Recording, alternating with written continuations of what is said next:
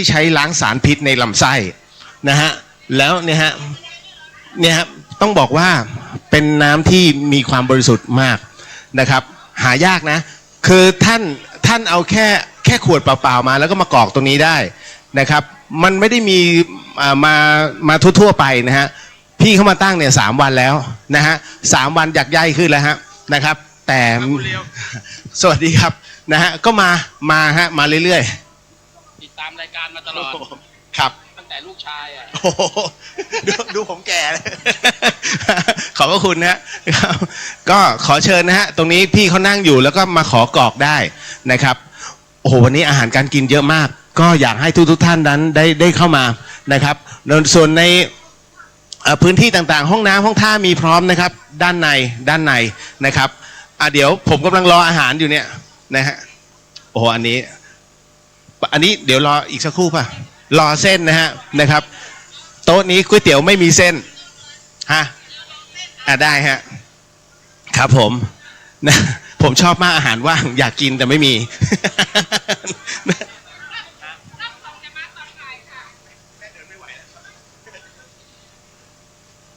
ใช่ก็อยู่ที่กรุงเทพครับก็ให้พี่สาวดูแลอยู่โอ้ขอบคุณครับโอ้ฮะหมดแล้วนะยังเหลือน้ำนะฮะน้ำของป้าสุอ๋อฮะไม่ให้หมดเดี๋ยวมีอีกนะฮะอ๋ออันนี้หมายถึงว่ารอบเช้าหมดไปแล้วเดี๋ยวรอรอบบ่ายนะครับเดี๋ยวอีกสักครู่หนึ่งนะครับเป็นรอบเพลนนะฮะคือช่วงเพลนเนี่ยต้องบอกก่อนนะฮะว่าเราซึ่งเป็นคฤหัสถ์เดี๋ยวเพิ่งรับประทานเพราะว่าต้องให้พระท่านมาทานกันก่อนเขาเรียกทานบุญนะฮะก็เมื่อท่านให้พรเสร็จปุ๊บเนี่ยคราวนี้ก็โยมเขาจะตักไว้ให้พระแล้วหลังจากนั้นถึงรับประทานได้นะฮะทั้งหมดทั้งมวลเดี๋ยววันนี้นะครับนะฮะวันนี้ครับหลายๆท่านก็เพิ่งจะเคยมานะฮะที่วัดฝายหินแห่งนี้มาไม่ยากครับแต่มาไม่ง่ายฮะเพราะต้องตั้งใจมาเพราะว่าที่นี่เป็นเส้นทางเดินเทรลอันดับ1ของจังหวัดเชียงใหม่นะฮะที่นักท่องเที่ยวนั้นผ่านไปผ่านมาค่อนข้างจะเยอะครับผมตอนแรกว่าจะวางไมค์แล้วฮะนะวางไม่ได้เลยจริงๆนะฮะยังออกอากาศอยู่ตลอดเวลานะในช่อง YouTube ครับด้านหลังนะฮะด้านหลังวิหารหรือว่าด้านหลังเจดีย์ทองนะครับก็จะเป็นศาลาอเนกประสงค์ซึ่งตรงนี้นะครับก็จะเป็นการประกอบพิธีนะของครูบาอาจารย์ในช่วงเย็นหากท่านเข้ามาตรงนี้นะครับก็จะเห็นว่าด้านหลังนะซึ่งเป็นบอร์ดเป็นชาร์ตต่างๆเนี่ยฮะชาร์ตต่างๆเนี่ยก็จะบอกถึงในเรื่องของพระภิกษุนะฮะคฤหัสถ์ที่อยู่ในวัดฝายหินเนี่ยมีรูปใดบ้างนะครับมีประวัติครูบาท่านมีในเรื่องของพระสารีริกธาตุและที่สำคัญก็คือมีสังเวเป็นภาพสังเวชนียสถานทั้ง4นะฮะแต่เพิ่มมา5ก็คือเป็นที่เผาสรีระสังขารถ้าท่านดูดีๆมันจะมีเขาเรียกว่าเป็นกระปุกดินตรงนี้เป็นดินของแท้นะฮะมาจากสถานที่ต่างๆของอินเดียนำมาโดยหลวงพี่อู๊ดก็คือท่านพระนันทวัฒน์นะฮะตอนนี้หลวงพี่อู๊ดนั้นกับท่านเอื้ออังกูลนะครับอยู่ที่อินโดนีเซียจาริกด้วยเท้านะครับ33รูปด้วยกันนะครับตอนนี้เป็นวันที่4ที่อยู่ที่อินโดนีเซียท่านเดินจากกรุงเทพนะฮะตั้งต้นจากกรุงเทพแล้วเดินด้วยเท้าทั้งหมดด้วยกันตอนแรกเท่าไหร่16รูปแล้วมีไปสมทบที่ภาคใต้นะตอนนี้เป็น33รูปนะก็เดินด้วยเท้าไปนะฮะรูปนี้แหละฮะหลวงพี่อู๊ดนี่แหละที่เดินจากเนบิดอร์ไปยังตุรกีด้วยเท้าเช่นกันนะครับก็เป็นกลุ่มของท่านนะที่มีพระภิกษุสงฆ์นะฮะร่วมกัน39รูปอันนั้น39รูปแล้วมีคนที่แสดงเป็นพระพุทธเจ้าฮะนำพี่น้องประชาชนราวๆท่านบอก2 ล้านคนนะ2 ล้านคนมารอต้อนรับนะที่ผมไม่แน่ใจว่ารัฐไม่ใช่รัฐพิหารรัฐอะไรสักอย่างหนึ่งนะฮะนั่นแหละครับแล้วก็จากนั้นท่านก็เดินไปสถานที่ต่างๆแล้วก็ขอนะฮะให้เขาขอพื้นดินนะฮะ นะตรงที่ต่างๆที่องค์พระสัมมาสัมพุทธเจ้านั้นท่านได้เคยอยู่ตรงนั้นไม่ว่าจะเป็นสถานที่ประสูติตรัสรู้ปรินิพพานรวมถึงสถานที่ที่เผาพระสรีระสังขารก็อยู่ตรงนี้เป็นที่เรียบร้อยนะฮะผมมั่นใจว่าน่าจะเป็นวัดเดียวเลยฮะที่มีดินแยกกันนะฮะมีดินแยกกันแต่ที่เหลือนั้นเป็นดินผสมหมายถึงว่าวัดอื่นๆเพราะว่าทางอันนี้อินเดียเนี่ยมอบให้เป็นพิเศษแต่ถ้าเราเอาพื้นดินของแต่ละที่มานั้นไม่ได้นะฮะไม่ได้จะมีเป็นเขาเรียกดินผสมของสังเวยทั้ง4นะฮะอันนี้เอามาขายแล้วก็ให้พระไทยเอากลับมาแต่นี่ไม่ใช่ฮะนี่โดนแยกมาเป็นที่เรียบร้อยนะครับ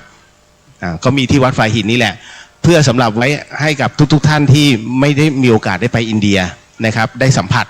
นะครับดินตรงนี้ครับก็รับประทานอาหารเป็นที่เรียบร้อยอิ่มหมีพีมันนะฮะก็พักผ่อนกันตามอัธยาศัยเพราะหลายๆท่านมาไกลนะฮะ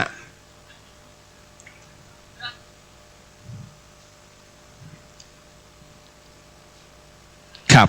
ถ้ารู้สึกเบื่อมันมีที่เที่ยวตรงไหนบ้างผมอยากจะบอกว่าวัดฝายหินเนี่ยนะครับถ้าออกไปนอกวัดเลี้ยวขวาขึ้นไปนะฮะตรงนี้ฮะมันจะไปสุดทางนะฮะก็ใช้ระยะทางสิ้น800 เมตรค่อนข้างจะร่มรื่นนะครับที่นักท่องเที่ยวเขาชอบเดินขึ้นไปนะแล้วเขาเรียกตรงนั้นเป็นประตูดอยเงินวัดฝายหินเนี่ย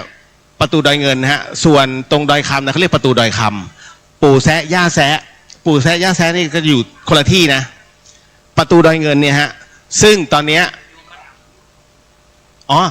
ด้านนู้นร่วมทำบุญของพระป่าใช่ไหมฮะพระป่าด้านนู้นมันจะมีปัก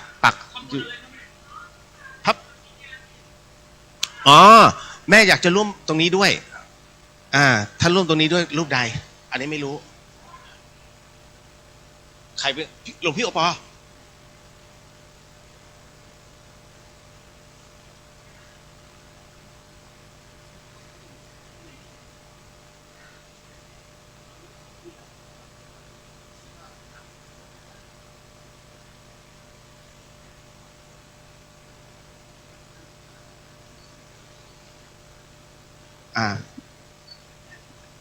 แม่จะทำบุญเดี๋ยวให้หลวงพี่คำจันทร์ก็ได้ครับนะฮะหลวงพี่เขมฮะลืมไปนะฮะผมก็ติดหลวงพี่คำจันทร์หลวงพี่เขมนะฮะแล้วเดี๋ยวท่านจะเอาไปรวมกับกองใหญ่เลยนะฮะเมื่อกี้ในเรื่องของประตูนะครับก็ต้องบอกว่าประตูดอยเงินนะของแท้เลยจะอยู่ตรงกาแลนะตรงสวนอาหารกาแลซึ่ง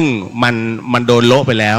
นะฮะล่าสุดก็เลยเป็นการฟื้นใหม่ก็คือเป็นประตูดอยเงินประตูดอยเงินก็คือทางด้านนี้แหละฮะตรงวัดฝายหินขึ้นไปนะฮะหากท่านขึ้นไปสุดทางนั้นตรงนั้นจะเป็นประตูดอยเงินสมัยก่อนที่เขาสังเวยทั้งควายและวัวเนี่ยฮะที่สังเวยควายกันเนี่ยนะฮะเขาจะสังเวยครั้งละ2 ตัวประตูดอยเงิน1 ตัวประตูดอยคำ1 ตัวนะฮะแต่คราวนี้ครูบาหลวงวัดฝายหินเนี่ยอยู่ตรงเนี้ยท่านรู้สึกว่าหดหู่มากเห็นการฆ่าทุกปีในการสังเวยนะฮะสงสารควายนะฮะท่านก็เลยนั่งอธิษฐานจิตแล้วก็บอกว่าตอนที่นิมนต์ครูบาไปเนี่ยท่านก็เลยขอนิมนต์นะฮะขอนิมนต์ของปู่ตรงเขาเรียกปู่แซะนะขอนิมนต์ปู่แซะว่าขอปู่แซะนั้นให้ถือศีล 5ซะนะฮะสุดท้ายแล้วเนี่ยท่านก็บอกว่าตอนนี้ปู่แซะขอถือศีล 5แล้วเนาะนะฮะท่านก็ไม่ขอยุ่งเกี่ยวในเรื่องของการฆ่าสัตว์ตรงนี้นะดังนั้นเนี่ยท่านก็บอกว่าอยากให้รวมเอาประตูดอยเงินไปร่วมกับประตูดอยคำนะเพราะฉะนั้นปู่แซะกับย่าแซะให้ไปอยู่ตรงนั้นซะทีเดียวเพราะฉะนั้นจึงเกิดการจักควาย2 ตัวก็เลยเหลือควายตัวเดียวนะในสมัยก่อนนะฮะก็เลยมีการเป็นประเพณีขึ้นมาว่าทุกๆครั้งที่จะต้องมีการบูชานะเรียกบูชายันแล้วกันนะครับทำไมมันก็จะมีเหตุอีกว่าทำไมจะต้องบูชายันเพราะว่าในสมัยโบราณนั้นเนี่ยมันมีโรคระบาดเกิดขึ้นแล้วทำให้เหล่าชาวบ้านนะที่อยู่ทางด้านประตูดอยคำนั้นเนี่ยล้มตายเป็นจำนวนมากแล้วก็ไม่รู้สาเหตุแล้วหลังจากนั้นประตูจากดอยคำมันเลื่อยมาตรงฝายหินนะฮะมันเลื่อยมาตรงถึงผาลาดเส้นทางถ้ามันเชื่อมต่อกันนะฮะ น้อยคนที่จะรู้นะครับว่ามันมีเส้นทางที่เดินเชื่อมต่อกันแต่มีชาวบ้านของฝ่ายหินที่ไปหาของป่าเนี่ยเขาจะบอกเลยว่าเส้นนี้ไปถึงดอยคำเส้นนี้ไปถึงดอยคำซึ่งเส้นนี้มันโดนตัดขาดไปแล้วนะฮะแต่เดี๋ยวอีกไม่นานนะฮะจะมีการฟื้นฟูมาใหม่นะครับเพราะฉะนั้นหลังจากที่มีคนล้มหายตายจากอย่างไม่เป็นสาเหตุนะไม่รู้สาเหตุเขาเลยตั้งศาลตรงนี้ขึ้นมาอัญเชิญปู่แซะแล้วก็ขอนะจากที่จะต้องใช้คนมาบูชายันเขาก็ขอเปลี่ยนมาเป็นเอาสัตว์มาเป็นเครื่องบูชายันตรงนั้นนะฮะก็เลยเป็นที่มาที่ไปว่าจะมีประเพณีแบบนี้แล้วถูกล้มเลิกไปเมื่อไม่ถึง10 ปีที่ผ่านมานะครับเพราะว่ามันเป็นกฎหมายทารุณกรรมสัตว์นะฮะในส่วนของประตูดอยเงินตรงนี้ฮะต้องบอกว่าถ้าท่านเดินขึ้นไปคราวนี้ก็เป็นเส้นทางสำรวจเส้นทางธรรมชาติไปจนสู่วัดผาลาดระหว่างกลางนั้นท่านจะมีสถานที่ท่องเที่ยวนะก็คือเขาเรียกม่อนภาวนาม่อนภาวนานั้นเข้าใจไว้ว่าในสมัยก่อนนะฮะด้านบนนะพระท่านจะปลีกวิเวกมาภาวนาตรงนั้นมานั่งสมาธินะครับและหากเดินผ่านม่อนภาวนาไปประมาณอีกเกือบกิโลนึงตรงนั้นจะเป็นวัดสามยอบวัดสามยอบก็มีที่มาที่ไปครับนะในสมัยก่อนนั้นคำว่าสามยอบคือใช้กับช้างนะฮะคือการที่อัญเชิญพระสารีริกธาตุนะฮะที่ขึ้นไปวัดพระธาตุดอยสุเทพพระสารีริกธาตุจากวัดพระธาตุดอยสุเทพเนี่ยคือครึ่งหนึ่งที่แบ่งจากวัดสวนดอกไปนะฮะวัดสวนดอกได้มาจากศรีลังกาดังนั้นตอนที่อัญเชิญนะฮะตอนที่แบ่งพระสารีริกธาตุจากวัดสวนดอกนั้นเพื่อจะขึ้นไปสู่ดอยสุเทพนั้นจึงอัญเชิญด้วยช้างแล้วก็ต้องเดินมาตามเส้นถนนสุเทพผ่านหน้าวัดฝายหินขึ้นไปนะท่านจึงสังเกตไหมว่าทำไมมันชื่อถนนสุเทพทำไมมันไม่ชื่อถนนห้วยแก้วนะฮะเพราะห้วยแก้วมันขึ้นดอยสุเทพโดยตรงเพราะที่นี่คือเส้นทางที่ขึ้นสู่ดอยสุเทพนะตั้งแต่ตอนต้นแล้วเป็นเส้นทางโบราณนะครับหลังจากที่อัญเชิญช้างเนี่ยเอาอัญเชิญพระสารีริกธาตุขึ้นสู่หลังโคชสารช้างก็เดินขึ้นมาเรื่อยๆจนกระทั่งถึงวัดสามยอบถึงวัดสามยอบนั้นเหมือนช้างจะหมดแรงฮะมันย่อลงถึง3 ครั้งด้วยกันแต่ไม่ล้มนะฮะไม่ล้มนะฮะแล้วเมื่อมันจะเหมือนหมดแรงแล้วจากนั้นหยุดนิ่งสักพักหนึ่งแล้วเดินต่อไปจนถึงดอยสุเทพสุดท้ายถึงไปขาดใจตายบนดอยสุเทพนั่นคือที่มาที่ไปว่าทำไมตรงนี้ท่านจึงตั้งให้เป็นวัดที่ชื่อวัดสามยอบวัดสามยอบนั้นเนี่ยต้องบอกว่ายังไม่ผ่านการบูรณะและก็ไม่สามารถบูรณะได้ฮะเพราะว่ามันอยู่ในเขตอุทยานนะฮะจึงกลายเป็นสถานที่ท่องเที่ยวแบบปริศนานะก็ขอเชิญนะฮะขอเชิญนะแล้วก็อีกประมาณสัก400 เมตรห่างจากวัดสามยอดก็จะถึงวัดผาลาดนี่แหละฮะที่มาที่ไปเห็นไหมเส้นทางนี้รถขึ้นไม่ถึงนะฮะรถจะไปจอดตรงแค่ประตูเงินหรือว่าช่อง7เก่าครับนี่ที่มาที่ไปเห็นไหมวัดฝายหินมันมีอะไรมากมายต้องจงใจมานะครับขอเชิญรับประทานอาหารได้นะครับพ่อแม่พี่น้องที่อยู่ด้านล่างแล้วก็อยู่ในบริเวณวัดแห่งนี้นะครับน้องเนนฉันได้ไหมถ้ายังมีอยู่น้องเนนก็ฉันได้ฮะไม่เกินเพลนะครับหลายๆท่านก็สงสัยเนาะพระนี่ท่านฉันได้ถึงกี่โมงนะฮะก็เพลฮะวิกาลโภชนาหมายถึงว่าห้ามเลยเที่ยงวิกาละก็คือตามเหตุของบาลีนะครับเป็นอะไรที่ต้องห้ามและหลังจากตรงนี้แต่พระท่านยังสามารถนั่งได้ก็คืออีก1 นาทีจะเที่ยงเงี้ยฮะท่านนั่งได้เมื่อนั่งโต๊ะมีแค่น้ำแก้วเดียววางไว้ท่านสามารถฉันได้จนถึงบ่ายโมงนะฮะเที่ยงครึ่งถึงบ่ายโมงนะฮะแต่ถ้าพระเดินทางอนุโลมให้ถึงบ่าย 2นะครับส่วนผ้าขาวนะฮะก็คืออุบาสิกาทั้งหลายนะฮะหรือว่าชีพขาวทั้งหลายนะฮะไม่ว่าจะชายหรือหญิงนะครับที่เป็นโยคีนั้นอนุโลมให้ถึงบ่าย 2นั่นคือในส่วนของที่พระท่านจะฉันได้กับผู้ที่ถือศีลนะฮะอุโบสถศีลนั้นนะฮะฉันได้ดื่มทานได้นะครับเดี๋ยวต้องให้เข้าใจก่อนเดี๋ยวบางคนโอ้โหพระท่านนั่งนานจังฉันนี่เลยเวลาแล้วไม่เกี่ยวฮะนั่งฉันถือว่าฉันแต่ลุกเมื่อไหร่ห้ามนั่งฮะถ้าลุกแล้วกลับมานั่งอาบัติทันทีนะครับท่านถึงฉันอย่างเดียวแล้วก็ไม่ลุกแต่โยมเนี่ยในขณะที่พระฉันโยมก็แหมคำถามมันเยอะเหลือเกินไปถามได้นะฮะแม้กระทั่งพระยังฉันอยู่อันนี้ไม่สมควรนะครับสิ่งที่ไม่สมควรก็คือการถ่ายภาพพระ1ในขณะที่ฉัน2ในการปฏิบัติศาสนกิจส่วนตนห้ามถ่ายเด็ดขาดนะครับ อันนี้ถือว่าเป็นกรรมที่ต้องติดตัวเลยเพราะอะไรเพราะว่าการฉันของพระนั้นนั่นถือว่าเป็นอากัปกิริยาส่วนตนนะครับซึ่งพระท่านจะฉันในที่รับเลยรับตานั่นหมายถึงว่าฉันในกุฏิยกเว้นว่าในกรณีช่วงเช้าที่ท่านจำเป็นจะต้องฉัน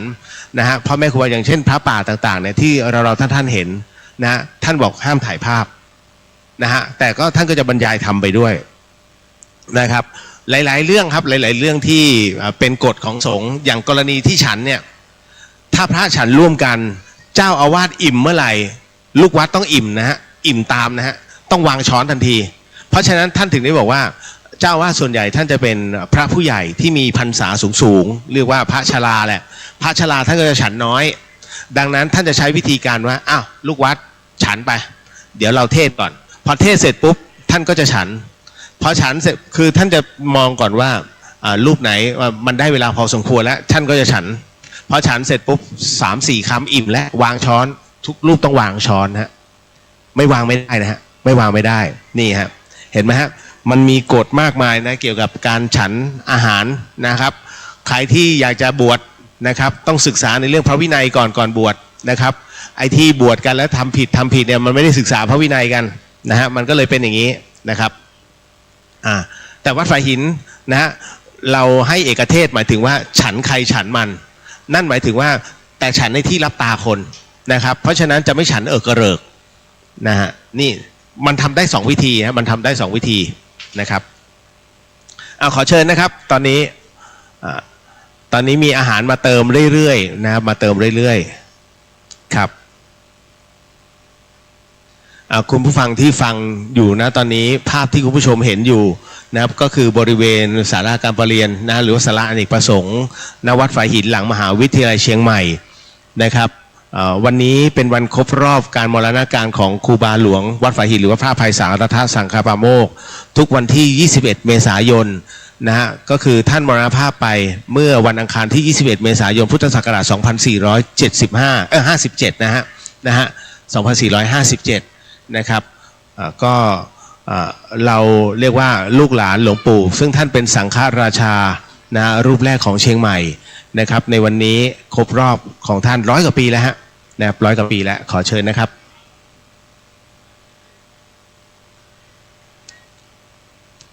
หลวงพี่โอปอมาแล้วนะฮะอันนี้นิมนต์อันนี้เป็นรุ่นนอนะฮะหลวงพี่โอปอนี่ท่านเป็นเชื้อหลวงปู่นะฮะก็คือรุ่นที่รุ่น6เหรอรุ่นที่5ของหลวงปู่ครูบาหลวงนะฮะนี่ฮะวันนี้ทายาทมายืนตรงนี้แล้วครับก็ทั้งหมดยังมีอยู่นะครับรุ่นที่4ก็โยมแม่ท่านนะฮะป้าดาอันนี้คือรุ่นที่4ของหลวงปู่ครูบาฝายหิน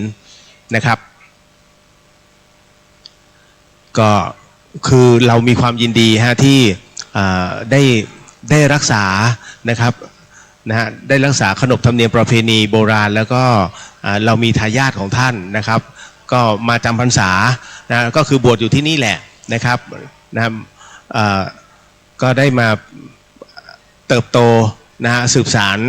นะครับต่อจากเรียกว่าหม่อนท่านนะครับก็คือครูบาท่านนะฮะเอาละฮะท่านห้องน้ำมีอยู่ด้านข้างทั้ง2ปีกซ้ายและปีกขวานะครับนะปีกซ้ายและปีกขวานะขอเชิญนะตอนนี้ก็กำลังสร้างห้องน้ำอยู่ด้านหน้าเช่นกันนะครับ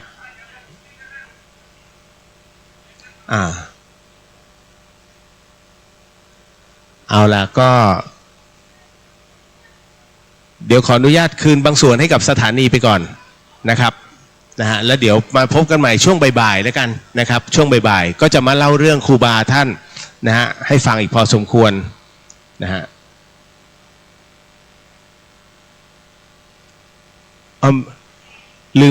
ลืมประชาสัมพันธ์นะฮะสาธุจ้ะสวัสดีจ้ะตีน้อยลืมบอกไปว่าเรามีเหรียญครูบาหลวงวัดฝายหินนะฮะซึ่งเรียกว่าพุทธาภิเษกไปเมื่อปีที่แล้วยังมีอยู่จำนวนเยอะแล้วล่าสุดหลวงปู่ศิลาสิริจันโทเมตตาอธิษฐานให้อีกแล้วนะเพราะฉะนั้นก็ไม่มีวางขาย ไม่มีวางจำหน่ายนะฮะนอกจากไปติดต่อท่านเจ้าอาวาสนะครับอันนี้ก็นะก็มีความยินดีฮะเพราะทั้งหลวงปู่มหาตุ่มแล้วก็หลวงปู่ศิลาสิริจันโทนะท่านก็เมตตาให้วัดฝายหินนะครับดีใจครับดีใจเพราะล่าสุดเลยที่ผมเอาไปนะครับ เอาละเดี๋ยวจะสักครู่นะฮะตอนนี้คืนเวลาก่อนแล้วเจอกันภาคบ่ายนะฮะสวัสดีครับ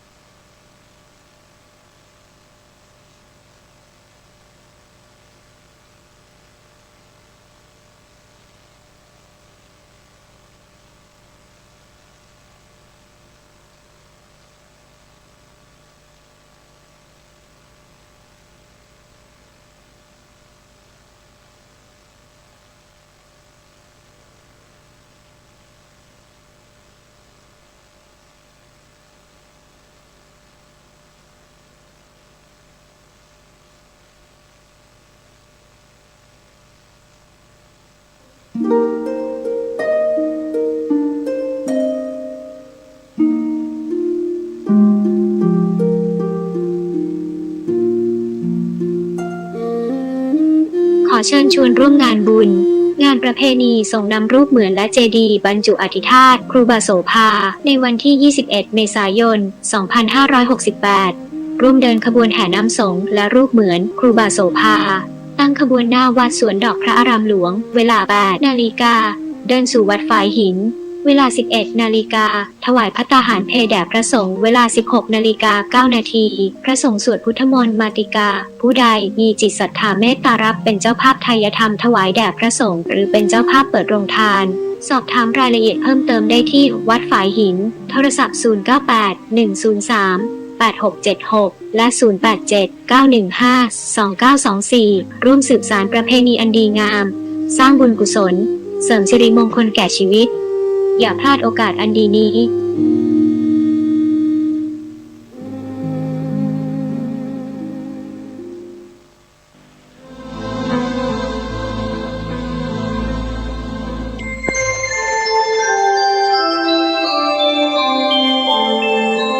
ขณะนี้ท่านกำลังฟังสถานีวิทยุกระจายเสียง FM 104.5 เมกะเฮิรตซ์ แจ้งเหตุมีเหตุด่วนจำเป็นไม่สามารถไปเลือกตั้งสมาชิกสภาเทศบาลและนายกเทศมนตรีได้สามารถแจ้งเหตุไม่อาจไปใช้สิทธิ์เลือกตั้งได้ระหว่างวันที่ 4 ถึง 10 พฤษภาคมและ 12 ถึง 18 พฤษภาคม 2568ผู้มีสิทธิ์เลือกตั้งสามารถแจ้งเหตุไม่ไปใช้สิทธิ์เลือกตั้งได้ดังนี้ 1. แจ้งเหตุไม่อาจไปใช้สิทธิ์เลือกตั้งด้วยตนเองโดยยื่นแบบสถทับผถ1/8ต่อนายทะเบียนอำเภอหรือนายทะเบียนท้องถิ่นที่ตนมีชื่ออยู่ 2. หากไม่สามารถยื่นได้ด้วยตนเองผู้มีสิทธิ์เลือกตั้งสามารถมอบหมายให้ผู้อื่นยื่นแทนได้หรือจัดส่งเอกสารทางไปรษณีย์ลงทะเบียนไปยังนายทะเบียน 3. แจ้งเหตุไม่อาจไปใช้สิทธิ์เลือกตั้งผ่านระบบออนไลน์ผู้มีสิทธิ์เลือกตั้งสามารถแจ้งเหตุไม่ไปใช้สิทธิ์เลือกตั้งผ่านเว็บไซต์ของสำนักบริหารการทะเบียนกระทรวงมหาดไทยหรือผ่านแอปพลิเคชันสมาร์ทโหวตได้เลยเป็นวิธีที่สะดวกรวดเร็วและประหยัดเวลาจริงๆนะจะบอกให้สร้างสรรค์ประเทศไทยพร้อมใจไปเลือกตั้ง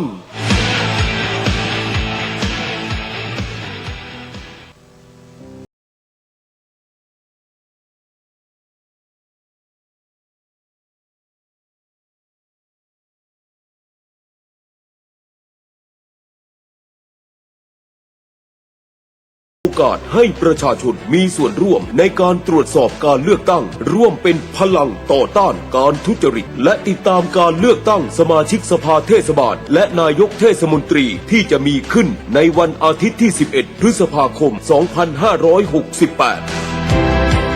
หากพบเห็นการทุจริตหรือการกระทำผิดกฎหมายเลือกตั้งสามารถแจ้งเบาะแสทุจริตการเลือกตั้งได้ที่สำนักงานคณะกรรมการการเลือกตั้งประจำจังหวัดและแอปพลิเคชันตาสับปะรดรายงานสถานการณ์ได้ทันทีผ่านข้อความภาพเสียงหรือวิดีโอเพื่อป้องปรามการทุจริตเลือกตั้งได้ตลอด 24 ชั่วโมงเบาะแสที่เป็นประโยชน์ต่อการสืบสวนจะได้รับเงินรางวัลสนับสนุนตั้งแต่ 100,000 ถึง 1 ล้านบาทขึ้นอยู่กับความสำคัญของข้อมูลและต้องไม่มีเจตนาหรือจงใจกลั่นแกล้งเพื่อทำให้บุคคลอื่นได้รับความเสื่อมเสียหรือเสียหายรวมทั้งต้องไม่แจ้งข้อมูลอันเป็นเท็จดาวน์โหลดแอปพลิเคชันตาสับปะรดได้แล้ววันนี้ทั้งอุปกรณ์ระบบ Android และอุปกรณ์ระบบ iOS สอบถามรายละเอียดเพิ่มเติมได้ที่สายด่วน 1444สร้างสรรค์ประเทศไทยพร้อมใจไปเลือกตั้ง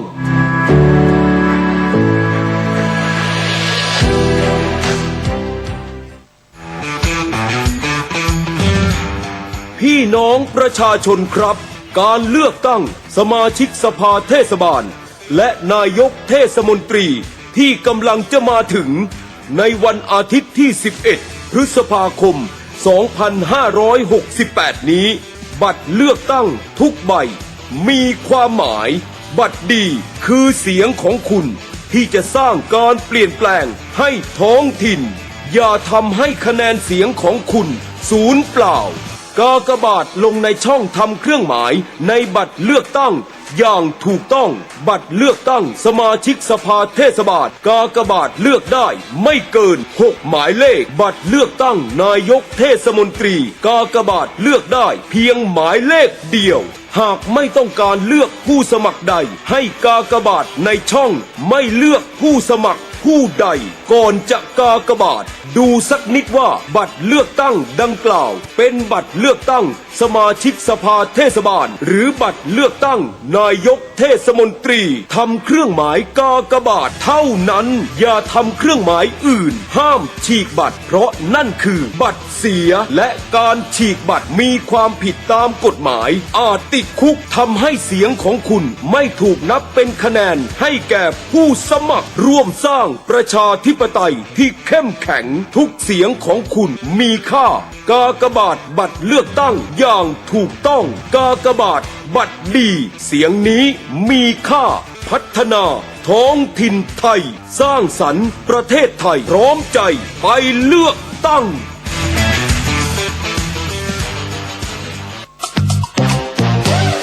เตรียมพร้อมอีกครั้ง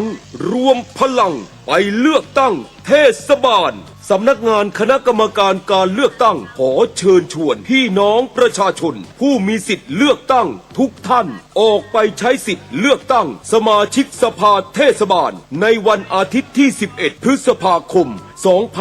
2568 ตั้งแต่เวลา 8 นาฬิกาถึง 17 นาฬิกาณหน่วยเลือกตั้งที่ท่านมีชื่ออยู่สามารถตรวจสอบรายชื่อของตนเองว่ามีสิทธิ์เลือกตั้งที่หน่วยใดได้ที่แอปพลิเคชัน Smart Vote ดาวน์โหลดได้ที่ Play Store และ App Store หรือหนังสือแจ้งเจ้าบ้านและหน้าหน่วยเลือกตั้งที่ท่านมีชื่ออยู่เลือกผู้แทนที่ดีเข้าไปแก้ปัญหาและพัฒนาท้องถิ่นของเราเตรียมบัตรประชาชนบัตรประจำตัวประชาชนที่หมดอายุก็ใช้ได้หรือหลักฐานอื่นใดของราชการหรือหน่วยงานของรัฐออกให้ที่มีรูปถ่ายและมีเลขประจำตัวประชาชนเช่นใบขับขี่หรือพาสปอร์ตเป็นต้นตรวจสอบสิทธิ์รับบัตรเลือกตั้ง1 ใบเข้าคูหากากบาทบัตรเลือกตั้งสมาชิกสภาเทศบาลกากบาทเลือกได้ไม่เกิน6หมายเลขก่อนที่จะกากบาทดูบัตรเลือกตั้งว่าเป็นบัตรเลือกตั้งประเภทใดเพื่อป้องกันบัตรเสียสร้างสรรค์ประเทศไทยพร้อมใจไปเลือกตั้ง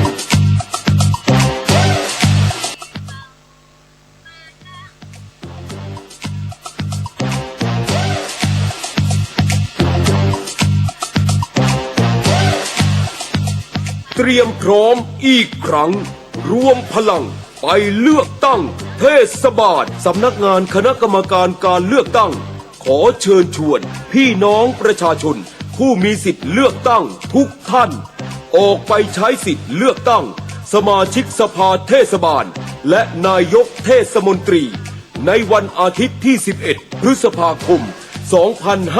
2568 ตั้งแต่เวลา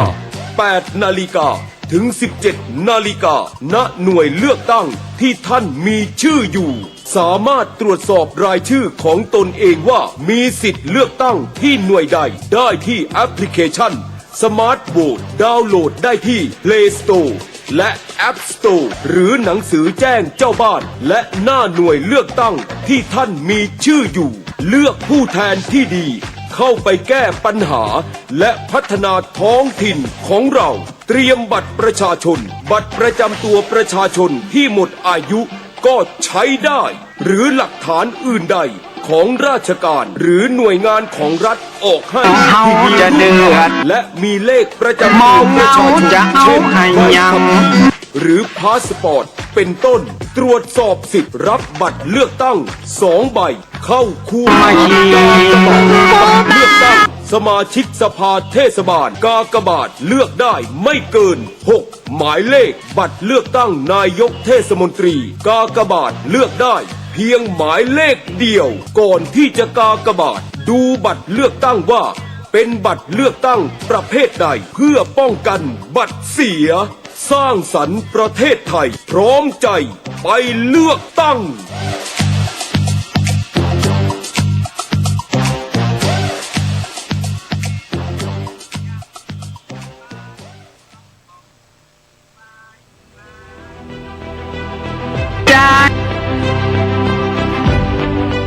ฉีกบัตรทำลายบัตรเลือกตั้งมีความผิดโทษถึงติดคุกห้ามขายจำหน่ายจ่ายแจกหรือจัดเลี้ยงเครื่องดื่มแอลกอฮอล์ทุกชนิดตั้งแต่ 18 นาฬิกาของวันที่ 10 พฤษภาคม 2568 จนถึง 18 นาฬิกาของวันที่ 11 พฤษภาคม 2568 ฝ่าฝืนมีความผิดติดคุกเงินซื้อเสียงมีความผิดโทษถึงติดคุกแจกเงินซื้อเสียงมีความผิดโทษถึงติดคุกถ่ายบัตรเลือก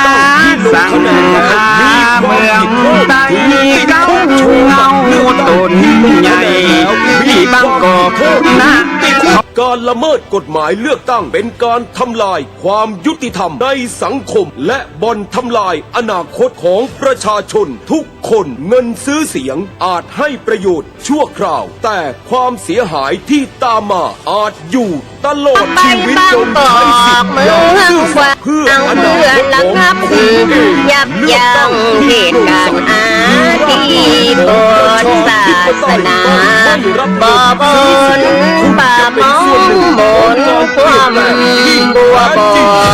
เพื่อจำน้ำบ่คือคนการเลือกตั้ง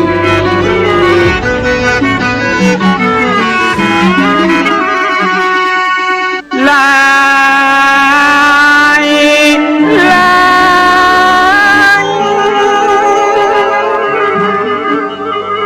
ตูเจ้าพระนายใหญ่น้อยนักเผยแผ่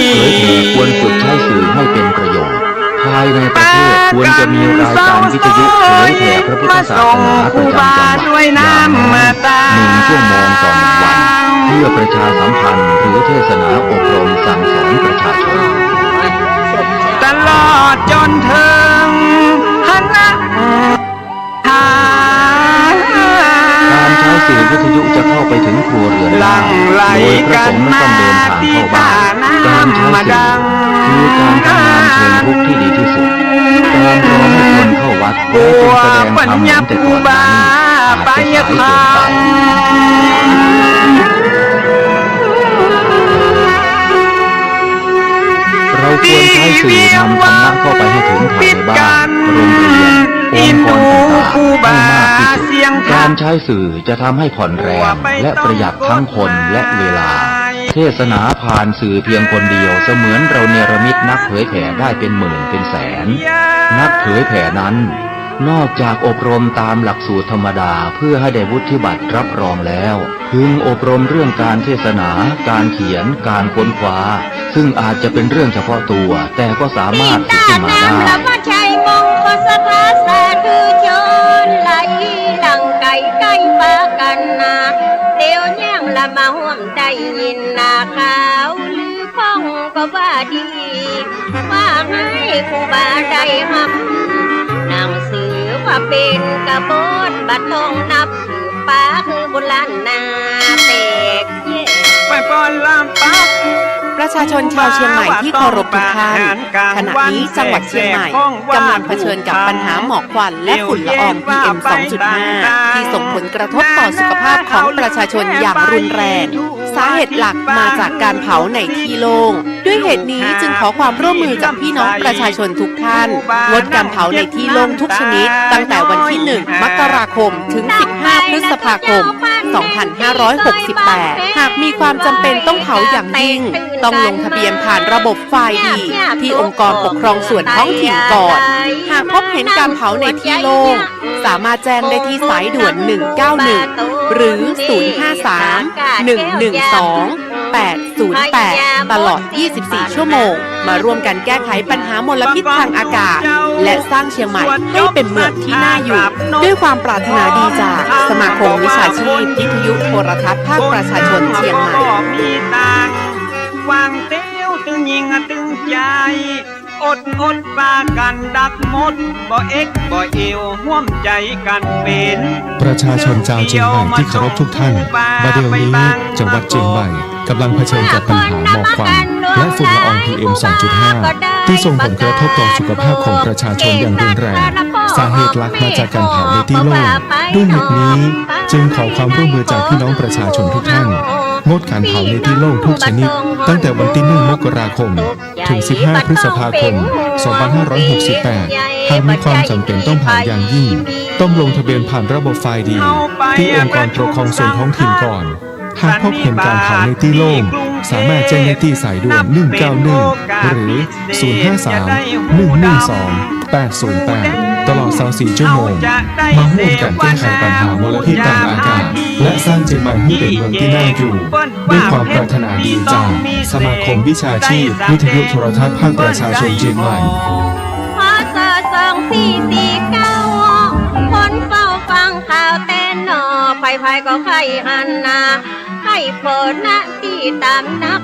วัดเดิมทำกลางในที่ประชุมเป็นที่จุนุมมหาเทนครูบาไปยินได้นั่งใหญ่ยินร่วมกับสังฆาผู้ใหญ่พระบาทสมเด็จร.5ประทับนั่งหน้าไกลตัดหามถึงความหอนหายไปในพระทรงงานเผยแผ่เป็นหัวใจสำคัญของพระพุทธศาสนาพระพุทธเจ้าอุบัติขึ้นมาบนเป้าหมายแห่งการเผยแผ่ความดีนำความดีไปแทรกไว้ในจุดที่มีความดีไม่มีพระราชปฏิสันทานกับท่านครูบาหลายสิ่งในตัวครูบามีใจแนวแน่ดูแลพระศาสนาสนับสนุนตั้งการศึกษาของพระสังฆาทุกฝ่ายทรงทราบถึงข้อเท็จจริงก็ยิ่งเข้ามากราบไหว้ทรงหันการเอาใจใส่และมีวินัยดีงดงามศีลาจารวัดผลงานประจักษ์เป็นสักขีสมเป็นสิทธิ์พระมุนีควรที่อวดอ้างยกย่องยังถวายนพระราชทานตำแหน่งเป็นการประกาศตรงและเป็นการเชิดชูยกย่องเป็นพระราชาใหญ่โตเพราะคุณและความดีมีนักสูงเกียรติสูงศักดิ์อักโกทำหน้าที่พระสาวกของพระพุทโธของโลกในพระราชทินนามพระอภัยสารทะสังฆปาโมก2449หายโศกเป็นโยกใจยักมงคลกลับมาสู่เวียงเจียงใหม่ยิ่งใจพร้อมกับพระสงฆ์หลายคนหลายลูกหลายตนต่างตั้งขบวนแห่ขบวนพระสงฆ์องค์เน้นนับเป็นเส้นตามลำน้ำเมบ่ว่าตุนนุ่มตุนเกเลเหลืองอลามเหลืองลองยาวไปถึงเมืองลาปุญย้ำลุงอรุณเต็มถึงฝั่งสองถึงวัดใหญ่มงคลเนืองนองพี่น้องมีสองฝากฝั่งบ่ว่าบนบกในน้ำลายล้ำปากันไหลหลังบ่มีไผ่ปังขับสั่งมาด้วยจิตใจศรัทธาน้อมถวายการต้อนรับครูบามาด้วยยศถาได้เป็นประมุขสังฆาคงเขตล้านนาเชียงใหม่สังฆราชานายกะคนคารวะกลับไปศาสนาล้านนาจะได้น่าเจริญรุ่งเรืองกว่าเดิมโตอายุของพุทธศาสนาอันใดมันขาดก็เสริมปริยัติปฏิบัติต่อเติมจะเพิ่มคนมาไว้กล้าในด้านคันธะธุระวิปัสสนาทุละบ่ขาดผู้นำผู้มีบทบาทเสริมสร้างวัดวาอารามวิหารศาลากุฏิบ่มีติ เกียรติยามวัดวาเจริญ งอกงามสมนามเวียงพิงยิ่งใหญ่ศาสนาเจริญที่สุดและบ่มีจำยุดมองใหม่เมตตาประมุขสงฆ์ใดแลดูใจใสอย่างดีพอโส27นาสิริอายุ83 ปีชราภาพแล้วเต็มที่สิ้นปารมีบุญญาพระอาภัยสาลาทะที่คารวะมรณะภาพิษยานุสิทธิ์หลายหลากสร้างอนุสาวรีย์ไว้ที่วัดฝ่ายหินเป็นถิ่นดินแดนสักกี่วันกี่เดือนกี่ปีบ่มีวันสูญสิ้นจืดวันที่21เดือนเมษายนลูกศิษย์ผู้คนเปิ้นเมตตาคุณล้านนาละพมาไตลือลดน้ำหูปันปูบาเป็นประเพณีประจำปีวัดเลี้ยวก็ยังจัดบวชเน้นโดยหน้าพักเดินล้านที่ศีลภาวนาอบรมธรรมะทายาคือหมู่เหล่าเยาวชนฝึกฝนสวดมนต์ไว้กราบหูถึงหลักพุทธศาสตร์ข้อวัดปฏิบัติเจ้าเล่งเพื่ออนุภาพพระพุทธธรรมพระสงฆ์มีแสงทานธรรมจะได้เข้มแข็งมั่นคงอยู่คู่มนุษย์โลกท่านเจ้าอาวาสองค์ปัจจุบันจัดกิจกรรมละมีประโยชน์อาราธนาละพระสงฆ์มาโพเทศธรรมเป็นวางเป็นข่าวรถด่วนขบวนพิเศษร่วมกับกลุ่มหนุ่มบ่าวสาวจังหวัดเชียงใหม่ของเฮาช่วงกลางวาสาตาลอจัดงานตักบาตรเทโวใหญ่โตก็ได้สืบทอดหลังวัดสาแหมค่ำมาฮอดประยุทธ์ยังจอดขาดเลยวันสำคัญรอบปีบ่เว้นบำเพ็ญบุญบ่นิ่งเฉยตั้งกลุ่มหนุ่มสาวบ่ละเลยพุทธมามะกะหลายลุ่นญาติพำนักพาส่งหลายองค์พระน้อยตุ้มหนุ่มต่างประเทศเข้ามาลุ่มเพื่อมาศึกษาพระ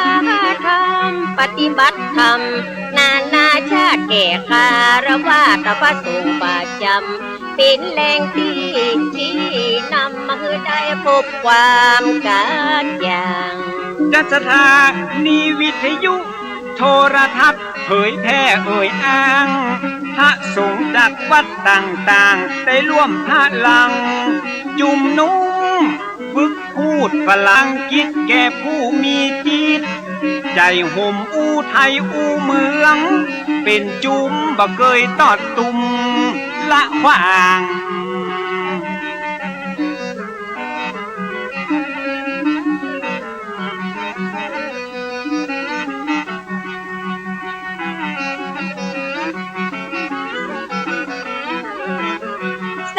ความดีที่ต้านธรรมาต้านครูบาโสภโนตนนี้ไม่คุณงามความดีของท่านครูบาวัดไฟหินดำอ่อนก่อนกีคุณงามความดีบ่มีสิ้นสุดขอเชิญพระภิกษุสามเณรวัดไฟหินนะครับขอเชิญนิมนต์นะฮะที่วิหารนะครับบัดนี้คณะศรัทธานั้นได้จัดเตรียมภัตตาหารเป็นที่เรียบร้อย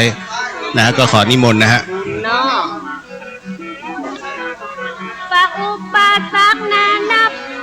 นิมนต์นะครับนิมนต์ไฟมานาลุลอดมาได้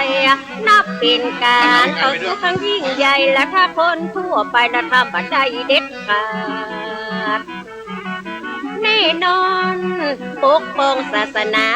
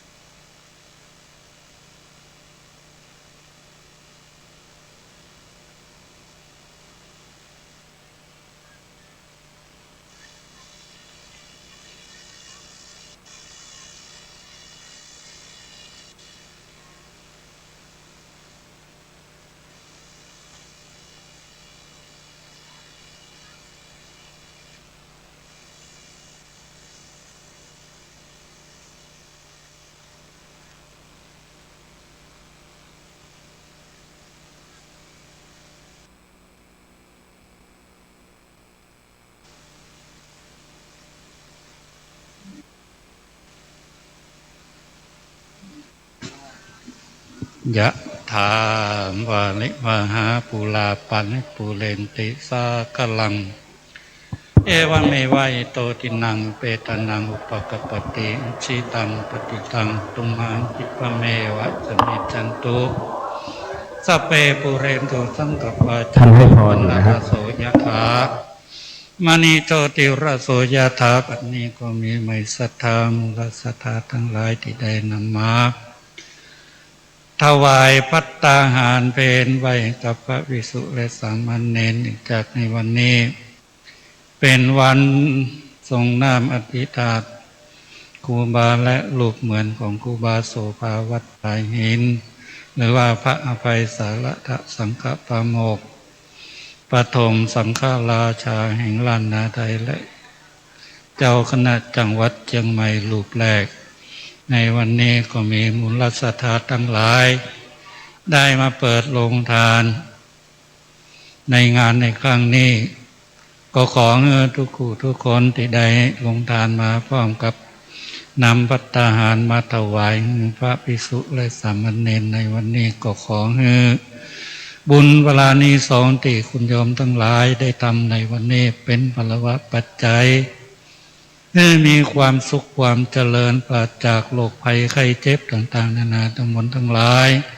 อย่าได้มาแปรผันคุณโยมทุกคู่ทุกคนที่ได้มาในวันนี้และก็ขอทุกคู่ทุกคนนั้น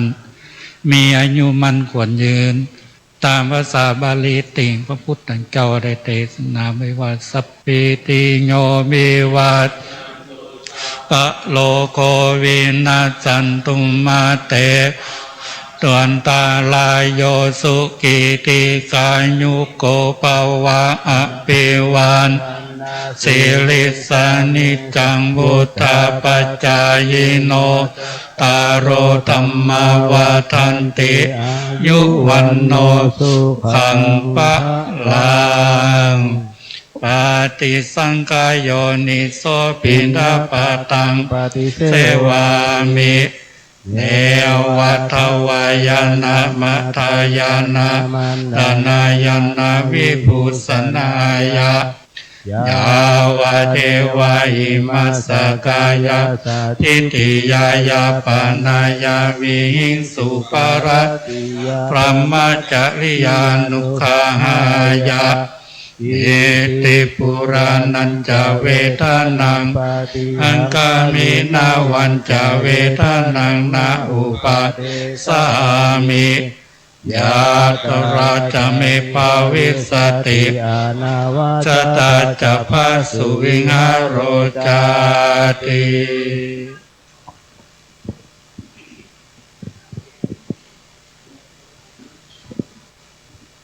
ครับก็ตอนนี้เหล่าคณะพระภิกษุสงฆ์สามเณรนะฮะก็ได้ฉันเพลอยู่ที่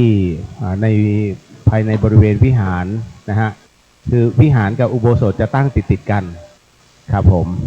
นะฮะก็ตอนนี้ก็ขอเชิญนะคณะศรัทธานะสามารถร่วมรับประทานอาหารกลางวันนะตามโรงทานนะในวันนี้ได้นะคือบางจุดบางช่วงนั้นนะอาจจะหมดไปบ้างเดี๋ยวก็มาเติมกันอยู่เรื่อยๆนะครับมาเติมกันอยู่เรื่อย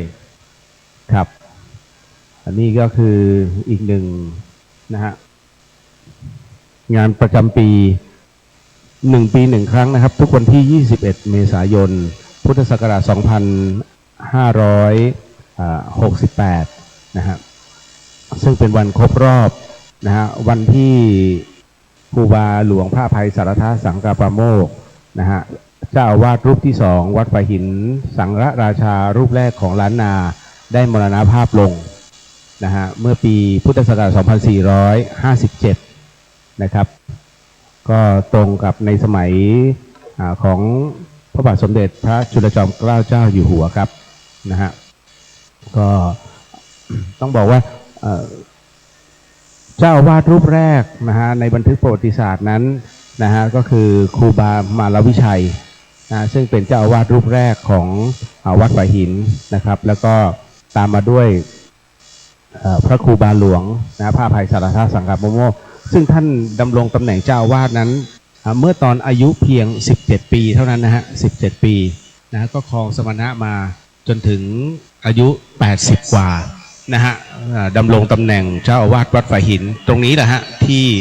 เหล่าคณะศรัทธานั้นได้มาอยู่ตรงนี้นะฮะแล้วก็วันนี้นะครับก็เป็นการเปิดให้เหล่าพุทธศาสนิกชนได้ส่งน้ำทั้งพระบรมราชารีริกธาตุองค์พระสัมมาสัมพุทธเจ้า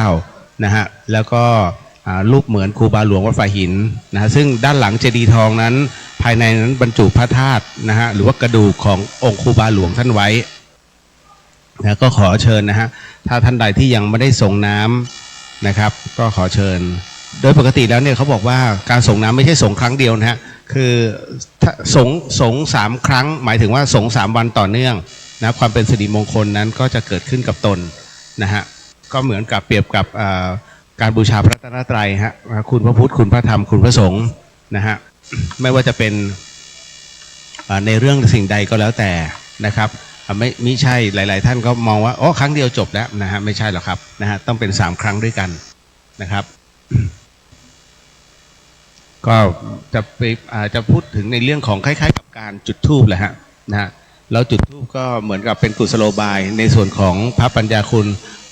พระมหากรุณาธิการพระมหากรุณาธิคุณนะฮะ พระบริสุทธิ์ที่คุณทั้งหมดทั้งมวลนั้นนะฮะต้องบอกว่าเป็นสิ่งที่เราท่านนั้นสามารถกระทำได้ตลอดเนาะนะครับเดี๋ยวในวันนี้ช่วงเย็นนะครับบ่าย3 โมงเป็นต้นไปก็เราก็เตรียมรอรับนะคณะครูบาอาจารย์ที่จะมาร่วมสวดมาติกากันเป็นศาลาการประเรียนแห่งนี้ว่าศาลาอเนกประสงค์บทนะครับทั้งหมดด้วยกัน35 รูปนะฮะ35 รูปต่างวัดนะฮะที่ได้นิมนต์มาทั้งหมดทั้งมวลก็จะพบจะเจอได้ก็วันนี้แหละฮะช่วงเย็นนะตอนนี้ก็ตามอัธยาศัยก่อนนะครับ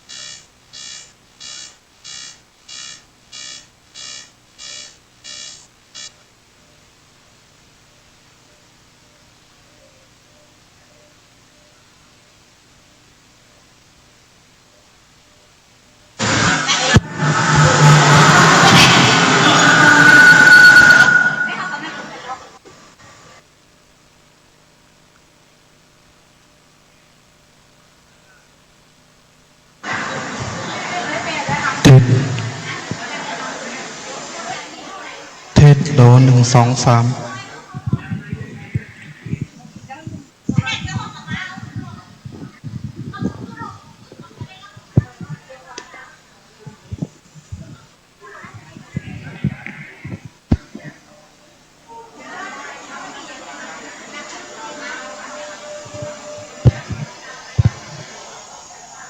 โอเคได้ละหัวมันใครไปหมุนหัว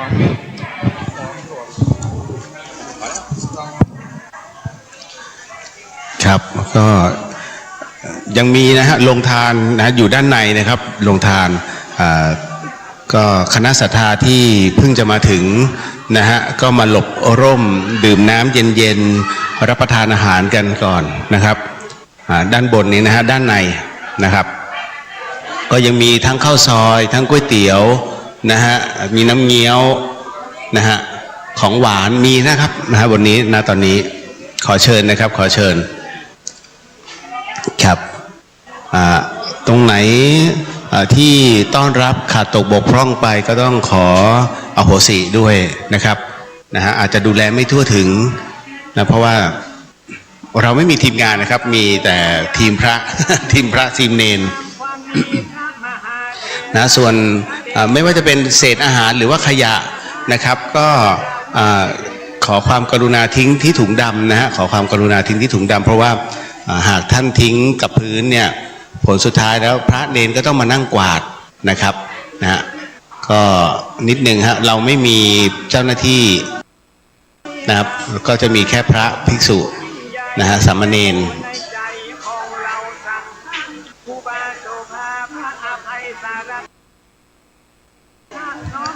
นะครับ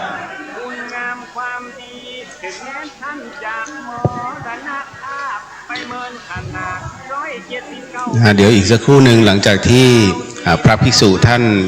ฉันภัตตาหารเป็นที่เรียบร้อยแล้วก็ขอคณะศรัทธาอาจจะช่วยเคลียร์โต๊ะนะฮะตอนนี้ท่านยังฉันกันอยู่นะครับเพิ่งจะได้ฉันนะครับเพิ่งจะได้ฉันท่านก็ทำงานทั้งวันสอนเป็นครูกำผู้เป็นอาจารย์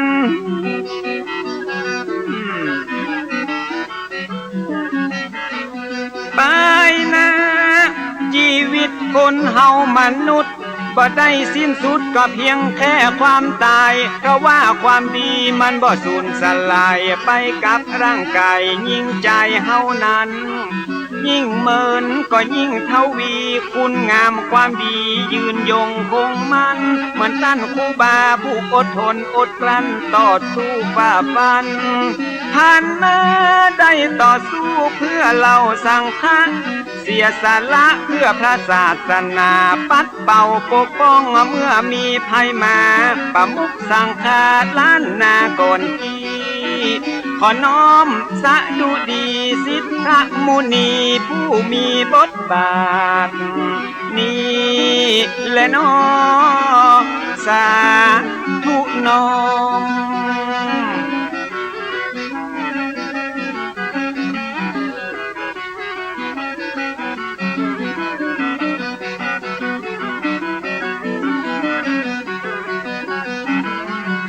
นายมนต์ได้จะลึกเป็นประวัติศาสตร์ผู้คนไว้กราบอย่างภาคภูมิใจการต่อสู้เพื่อคนหลวงหลายสมควรที่ได้ยกย่องอวดอ้างเหมือนเป็นผู้แปลงต่างให้คนรุ่นหลังก้าวย่างเตียวต่อนี่แหละน้อไว้ดีเลิศล้ำวันนี้จะมาปลายแม่บัวซอนไปผู้ประวัติของหลวงพ่อครูบาตนเก่าตนแก่ของเมืองเชียงใหม่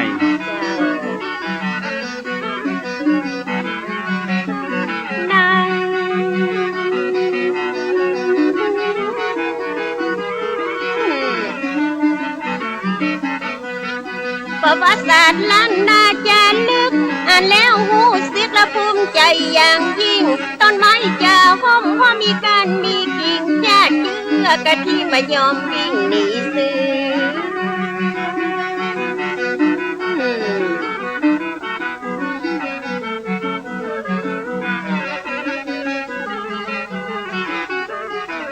เจ้าเอ่ย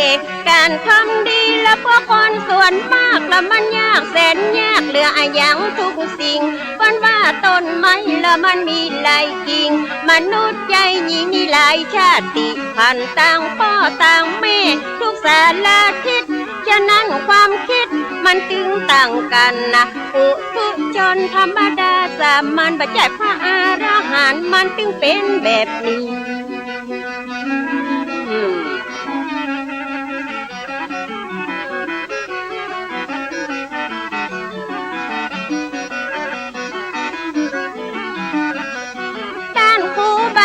ก็สู้ดิ้นรนมุ่งมั่นอดทนเพื่อศาสนา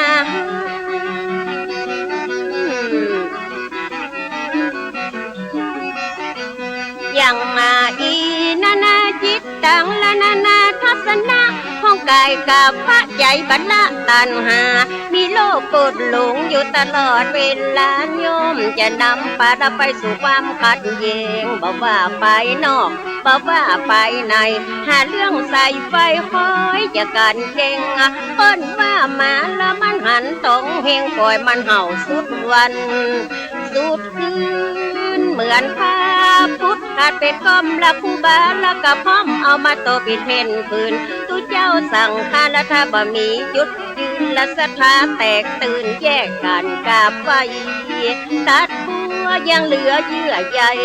ทิศต่างไปเตะใหญ่ได้เตะนี่เลยน้องยานี่เลยน้อง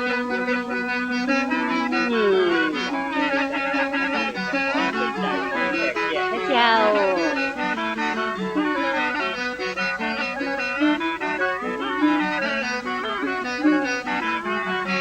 นายมนต์ครูบามีจุดยืนและว่าสิทธาคตย่อมบักโคดและบอกว่าคือไผ่มันขึ้นอยู่กับความเชื่อและจิตใจไผ่จะเลื่อมใสฝ่ายใดก็ได้ขอคือได้เป็นคนไทยมีรัตนะไตนั้นเป็นที่ปึง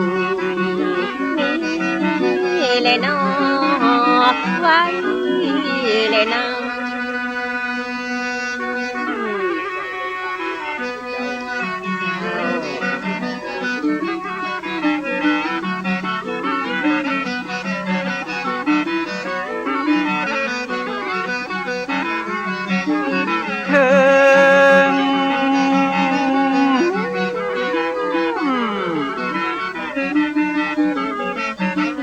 ความแตกแยกเป็นเรื่องธรรมดาต้องมีปัญญาคอยมากำกับแยกผิดแยกถูกนั่งนับนอนนับทิฏฐิบ่ดับก็ต่างคนต่างแท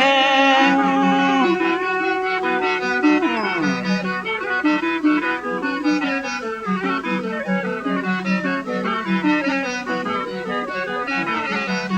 แจ่มแจ้งความขัดแย้งเกิดได้ทุกเวลาต้องมีปัญญาเป็นตัวกำกับต่างฝ่ายต่างถอยตั้งนึกนอนนับ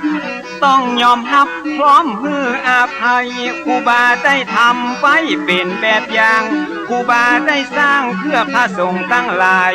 ได้ชี้แจงฮือคนเข้าใจได้อธิบายฮือคนได้หูบาหลวงปู่ได้ชี้แจงเนาะ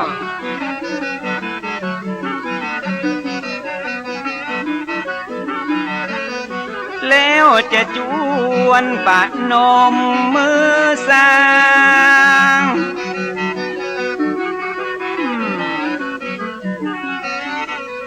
ครูบาโสภาผู้ดูแลศาสนามาเมือง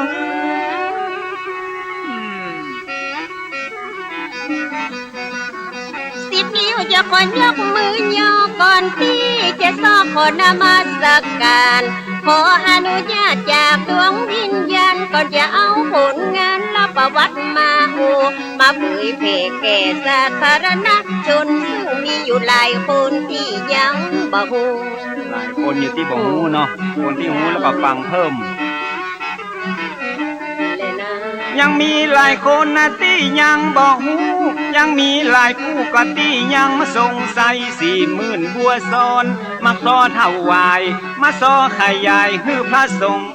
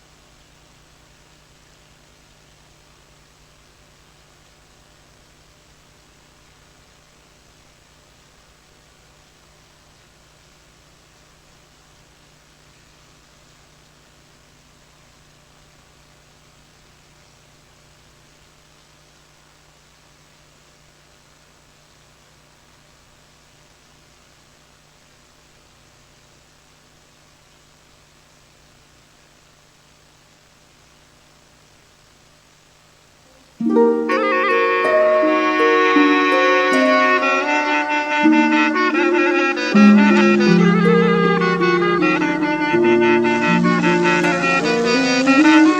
เชิญชวนร่วมงาน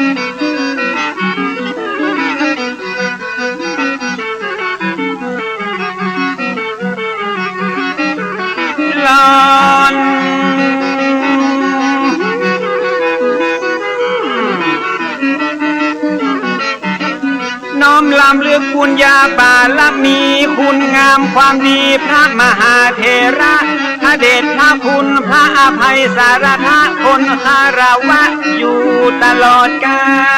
ล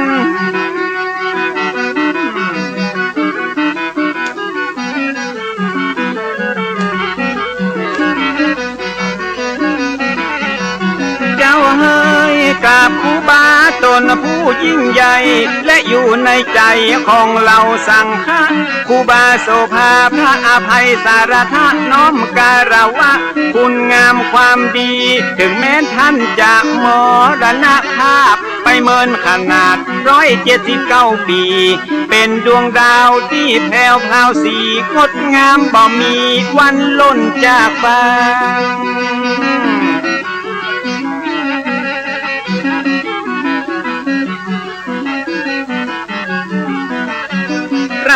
ผู้พังผลงานยังอยู่กำสอนเป็นครูกำผู้เป็นอาจา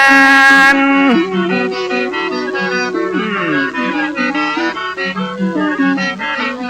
ไปนะชีวิตคนเฮามนุษย์บ่ได้สิ้นสุดก็เพียงแค่ความตายก็ว่าความดีมันบ่สูญสลายไปกับร่างกายยิ่งใจเฮานั้นยิ่งเมินก็ยิ่งทวีคุณงามความดียืนยงคงมันเหมือนท่านครูบาผู้อดทนอดกลั้นต่อสู้ฝ่าฟันท่านมาได้ต่อสู้เพื่อเราสังฆะเสียสละเพื่อพระศาสนาเบาปกป้องเมื่อมีภัยมาประมุขสังฆาล้านนาก่อนกีขอน้อมสะดุดีสิทธมุนีผู้มีบทบาทนี้และน้อสาธุน้อม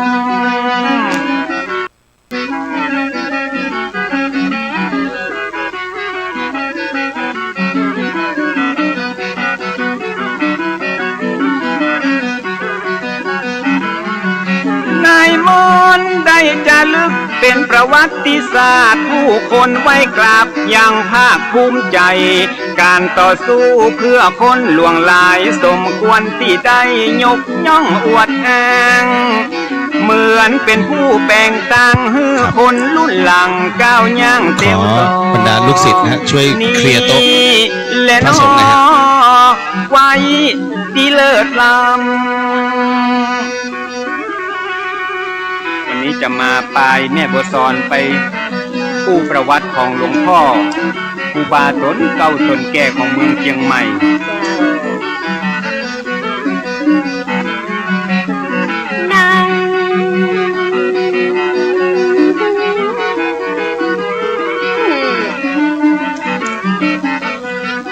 ประวัติศาสตร์ล้านนาจะลึกอ่านแล้วหูสึกและภูมิใจอย่างยิ่งต้นไม้จะห้อมว่ามีการมีกิ่งญาติเชื่อกันที่ไม่ยอมวิ่งหนี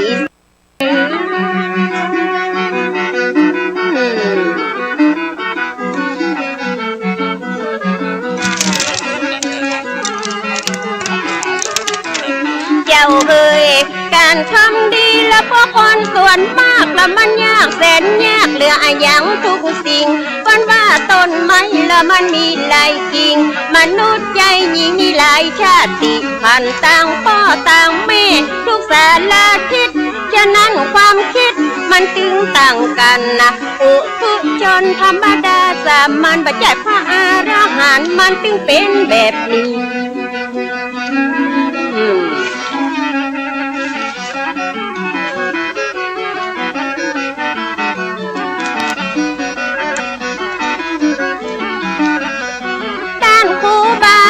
สู้ดิ้นรนมุ่งมั่นอดทนเพื่อศาสนา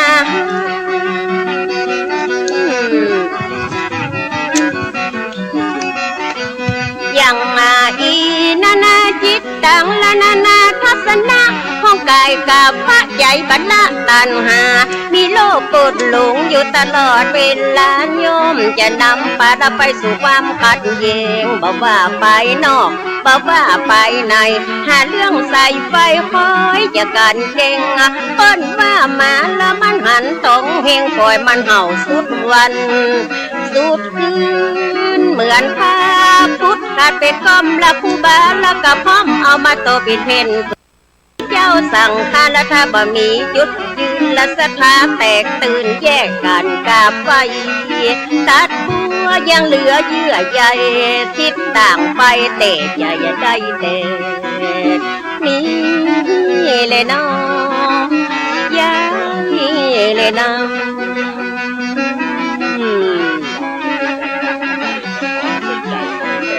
เจ้า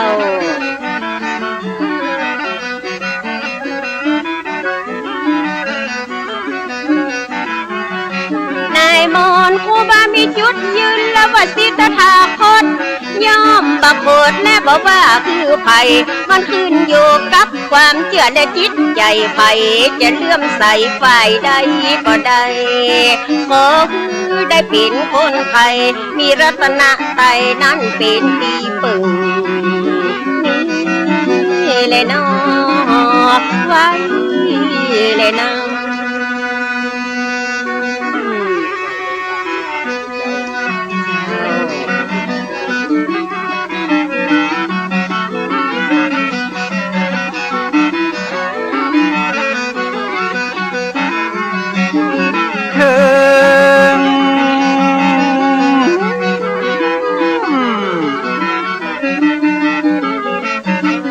ความแตกแยกเป็นเรื่องธรรมดาต้องมีปัญญาคอยมากำกับแยกผิดแยกถูกนั่งนับนอนนับทิฏฐิบ่ดับก็ต่างคนต่างแท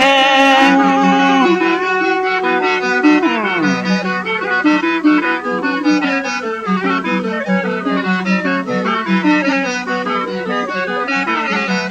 แจ่มแจ้งความขัดแย้งเกิดได้ทุกเวลาต้องมีปัญญาเป็นตัวกำกับต่างฝ่ายต่างถอยตั้งนึกนอนนับต้องยอมรับพร้อมฮืออภัยครูบาได้ทำไว้เป็นแบบอย่างครูบาได้สร้างเพื่อพระสงฆ์ทั้งหลายได้ชี้แจงฮือคนเข้าใจได้อธิบายฮือคนได้หูครูบาหลวงปู่ได้ชี้แจงเนาะ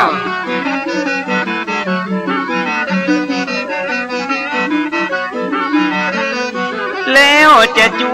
วนปะนมมือสร้าง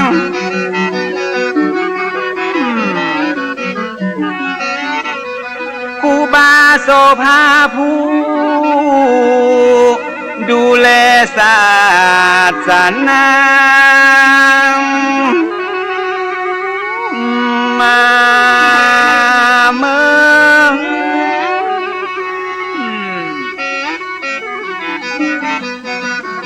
สิบนิ้วจะก่อนยกมือย่อก่อนที่จะสอบขอนมัสการขออนุญาตจากดวงวิญญาณก่อนจะเอาผลงานและประวัติมามาเผยแผ่แก่สาธารณชนซึ่งมีอยู่หลายคนที่ยังบ่ฮู้หลายคนอยู่ที่บ่ฮู้เนาะคนที่ฮู้แล้วก็ฟังเพิ่มยังมีหลายคนนะที่ยังบ่ฮู้ยังมีหลายผู้ก็ที่ยังสงสัย40,000บัวซ้อนมาขอถวายมาซอขยายฮือพระสงฆ์องค์เจ้าตลอดจนถึงศรัทธาญาติโยมบ่ใจกำลมที่จะอมมาเล่าเป็นเรื่องจริงตั้งแต่ปลายฮอดเก้ามาฮือหมู่เฮาได้อย่าฟังเป็นจะได้บ่ฮู้เนาะอย่างน้อยก็ได้ปลุกจิตสำนึกคือได้ละลึกนึกถึงความหลังบ่ฮือไผเลือกหักยังคนเรื่องเก่าหลังฮือคนตอบโต้เพื่อเอาไว้เป็นกรณีศึกษาถึงจะผ่านมาตั้งแต่ปีมาโวเมื่อขนาดเนาะเรื่องใหม่เรื่องเก่าละ7พระเจ้าหาผู้ที่จะเลือกเอามาอุลสาระเกณฑ์สารเทียบหาบใดละบ่มีไม่การมาบ่มีอ่านบ่ต้องเอามาอวดเปิ้นว่าเขาละมันสุขในไหละบ่ได้ในละตากาซาหวดบอกทุกเจ้าให้สิทธิ์ละบอกขยมไข่บวชตึงบ่เอามาอวดอันนั้นบ่มีสาระนะแม่เนาะเจ้าแต่นี่มันเป็นเรื่องดีมีสาระเรื่องของตุพระละเปิ้นบรรละเหล่าโกประวัติของเปิ้นละก็มีพี่น้องเอาเล่เอามาสอนละคือพี่น้องยาวบ้านปฐุมสังฆนายกะโสภาประวัติมีมาแต่เดิมอ่อนก่อนนั้น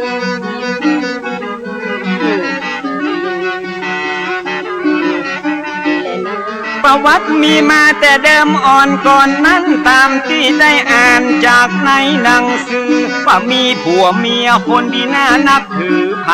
ก็เล่าลืออวดอ้างกันหมดผัวชื่อว่าป้อนานอินตะเคยบวชเป็นพระใจสะอาดหมดจดเมียชื่อสอนใจบ่หอนกดบ้านอยู่ตั้งวันตกงาของงาเวียงเมียเปิดกับเจ้าบัวซอนที่เจ้านอกกับเจ้าบัวซอนนี้นะเจ้า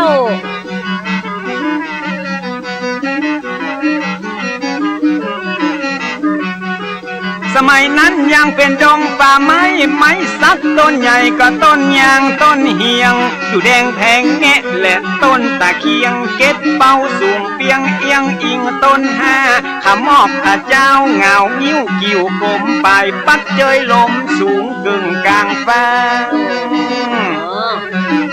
กินและนะวันนั้นมีเมียหนุ่มละประมาณนะอุ้มต้องละวันหนึ่งฟ้าห้องละมืดฟ้าบดคนผู้ซักงวงไฟโอยตามป่าดงพี่ควายไหวลงแล้วเข้าเล่งเข้าบ้านเป็นที่หน้าแปลกประหลาดหัวใจต่างกันสงสัยว่าเป็นอะไรอย่างอัน10 ปี20 ปีและที่ผ่านมานั่งเหตุการณ์อย่างอันบอกเคยมีเกิดเหตุการณ์อัศจรรย์แม่ก็เจ็บต้องและจะเกิดลูกลักที่ได้ฟูมฟักและนานนับเกือบปีตัดวันอังคารละเดือนเป็ดปอดีละคืน1 ปี4มาลงเม่นมันพศ2 3 7 4นั้นนาแม่ซ่อนเกิดลูกมาพร้อมเหตุการณ์นั้น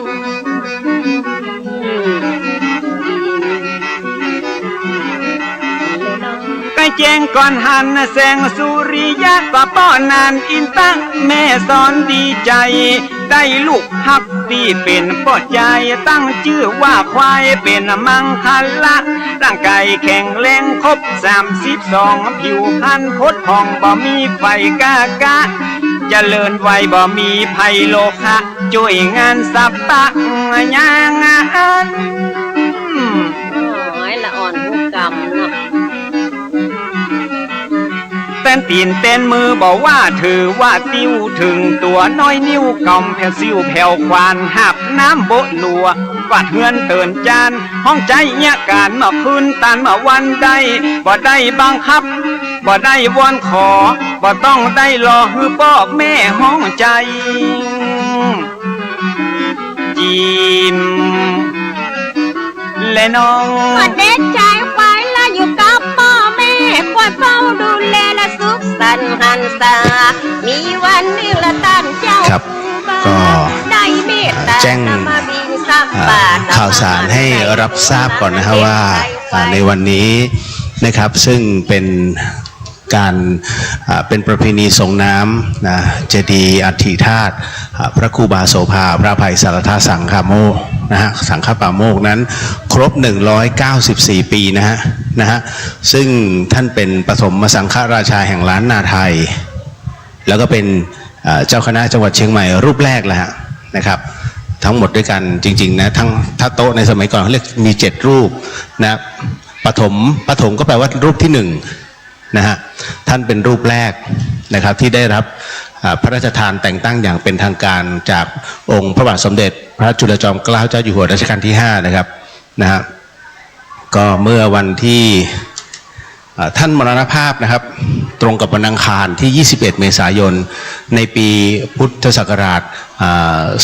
2457นะครับณวัดฝายหินแห่งนี้แหละครับนะฮะและในวันนี้นี่เองเนี่ยครบรอบ194 ปีของท่านครับวัดฝายหินก็นะเป็นประจำทุกปีก็จะจัดเป็นขบวนแห่ส่งน้ำนะฮะรูปเหมือนนะครับของพระครูบาอภัยสารทสังฆปาโมกนะก็เริ่มต้นจากวัดสวนดอกมายังวัดฝายหินแห่งนี้นะฮะโดยพิธีในช่วงเช้าได้ผ่านพ้นไปนะก็จะเป็นการให้เปิดโอกาสให้พุทธศาสนิกชนนั้นได้ส่งน้ำองค์พระธาตุรวมถึงพระบรมสารีริกธาตุขององค์พระสัมมาสัมพุทธเจ้าที่ได้รับมาจากคุณลุงทองดีหันษะคุณารมณ์ประธานชมรมพระธาตุแห่ง สังฆราชินูปถัมภ์นะฮะก็เป็นพระบรมสารีริกธาตุเรียกว่ากลุ่มเดียวกันนะฮะกับที่นำถวายสู่ประเทศภูฏานโดยสมเด็จพระราชินีของประเทศภูฏานนั้นนะฮะได้อัญเชิญไปนะประดิษฐานไว้ร่วมกว่า200กว่าวัดนะที่ประเทศภูฏานทั้งหมดนะฮะแล้วก็ยังเป็นองค์สันฐานเดียวกันกับที่กระจายอยู่ทั่วประเทศไทยและศรีลังกาดังนั้นจึงถือได้ว่าวัดฝายหินก็เป็นหนึ่งในวัดที่ได้รับองค์พระบรมสารีริกธาตุมานะครับมากที่สุดในเขตภาคเหนือก็คือ19องค์นะโดยแบ่งเป็น2ชุดด้วยกันชุดที่1นั้นนะพระอาจารย์ท่านพระครูสมุวิศวัตรวรกิจโจเจ้าวาดวัดฝายหินนั้นท่านให้แบ่งเอาไว้นะฮะสำหรับให้เหล่าพุทธศาสนิกชนนั้นได้ส่งน้ำนะฮะพระบรมสารีริกธาตุ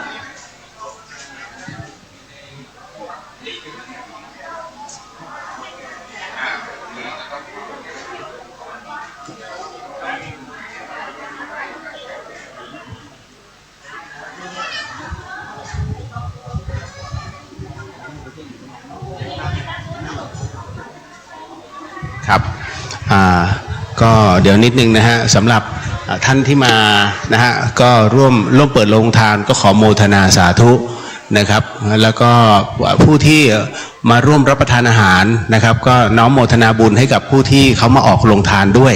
นะแล้วก็วัดฝายหินเองก็ร่วมโมทนาบุญในส่วนตรงนี้สำหรับท่านที่มาร่วมใช้ในโรงทานนั้นนะฮะถ้าเป็นไปได้อย่าเอากลับบ้านนะฮะไม่ต้องร่วมกันที่บ้านไม่มีหรือว่าไอ้นู้นเอาเฉพาะที่นี่ก่อนฮะเพราะท่านเอากลับบ้านไปฮะเอามา100 ชุดก็ไม่พอฮะนะครับเพราะนั้นท่านไปเผื่อคนที่บ้านนะฮะโรงทานนั้นวัตถุประสงค์ก็คือนะฮะบริการให้กับทุกท่านที่อยู่ในพื้นที่ตรงนี้หากท่านนำไปทั้งหมดทั้งมวลคนข้างหลังนั้นเขาก็จะไม่มีถามว่าวันนี้เรามาร่วมบุญร่วมกุศลกันเนาะนะฮะเพราะฉะนั้นเนี่ยก็มีการเผื่อแผ่มีความเมตตาซึ่งกันและกันนะครับ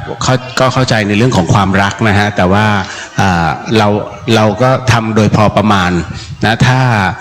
ผู้ที่ออกโรงทานเข้าของมาจำกัดนะครับแล้วก็คำนวณเป็นที่เรียบร้อยก่อนหน้านี้เนี่ยเขาก็จะถามทางวัดก่อนว่ามีหลายๆท่านมาสักประมาณกี่ท่านนะเราก็จะบอกไปก็ประมาณ400 500ประมาณนี้ฮะเขาก็จะเตรียมอุปกรณ์ตรงนี้มาแต่ถ้าท่านมาแล้วท่านขอกลับบ้านไปด้วยมันไม่พอฮะนะมันไม่พอแล้วคนหลังมันไม่ได้นะครับก็ต้องอยากให้ท่านเห็นความทุกข์ของคนที่มาทีหลังด้วยแล้วกันนะครับเผื่อแผ่ซึ่งกันและกันนะฮะเผื่อแผ่ซึ่งกันและกันขอบพระคุณมากฮะสำหรับก็ในส่วนของงานครูบาในวันนี้นะครับนะฮะต้องบอกว่าพระบรมสารีริกธาตุนั้นนะครับชุดที่2นะครับก็อยู่ที่อุโบสถวัดฝายหินนะครับอยู่ที่ตรงเปลวเพลิงพระเกศของพระประธานนะพระพุทธชินราชนะที่เป็นพระประธานในอุโบสถวัดฝายหินนั่นเองนะครับก็จะเป็นอย่างนี้ฮะส่งนะครับแล้วที่สำคัญก็คือว่าวันนี้ฮะในภาคเย็นเราก็จะเริ่มประมาณบ่าย3เนี่ยครับเราครูบาอาจารย์นะจากหัวเมืองหัววัดนะฮะก็จะเริ่มทยอยเดินทางมาถึงวัดฝายหินโดยทั้งหมดทั้งสิ้นนั้นก็มีด้วยกันนะที่นิมนต์อาราธนานิมนต์ไปมีด้วยกัน35รูปนะครับโดยที่ยังมีท่านเจ้าวาดวัดพระธาตุดอยสุเทพนะครับก็นิมนต์ไว้นะฮะท่านเจ้าอาวาสวัดศรีโสดาเนาะนะฮะท่านเจ้าอาวาสวัดผาลาดนะครับท่านอาจารย์สง่าด็อกเตอร์นะครับแล้วก็เจ้าอาวาสวัดประธานพรนะฮะหลวงพ่อพระครูป่าแดงนะฮะเจ้าอาวาสวัดอุโมงค์สวนพุทธธรรมนะฮะเจ้าอาวาสวัดใหม่ห้วยทรายเจ้าอาวาสวัดโป่งน้อยนะฮะเจ้าอาวาสวัดช่างทองนะฮะแล้วก็ท่านเจ้าสำนักสงฆ์หลิง5แล้วก็ได้อาราธนาท่านเจ้าอาวาสสำนักศูนย์ปฏิบัติธรรมนะฮะของวัดปันเสานะอาราธนาพระครูสังฆบริหารธรรมนูญนะฮะจากวัดสันทรายหลวงนะฮะท่านแล้วก็พระครูโสพลปริยัตินะผู้ช่วยเจ้าอาวาสวัดพระสิงห์นะฮะอาราธนาพระครูอภิวัตรวิกรมนะฮะก็เป็นจากวัดปากทางเจริญดอยหล่อนะฮะอาราธนาท่านพระครูสมุชัยวัฒน์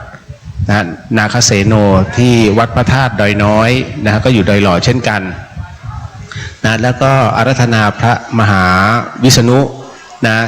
อยู่ที่วัดเจ็ดรินนะของพระสิงห์นะอาราธนาพระครูไพบูลย์เจติยานุรักษ์นะก็จากวัดโลกโมลีนะอาราธนาท่านพระมหาประสิทธิ์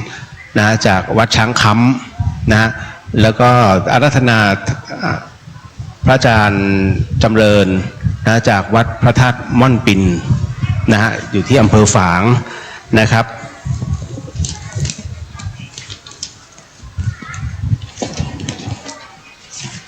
นะแล้วก็มี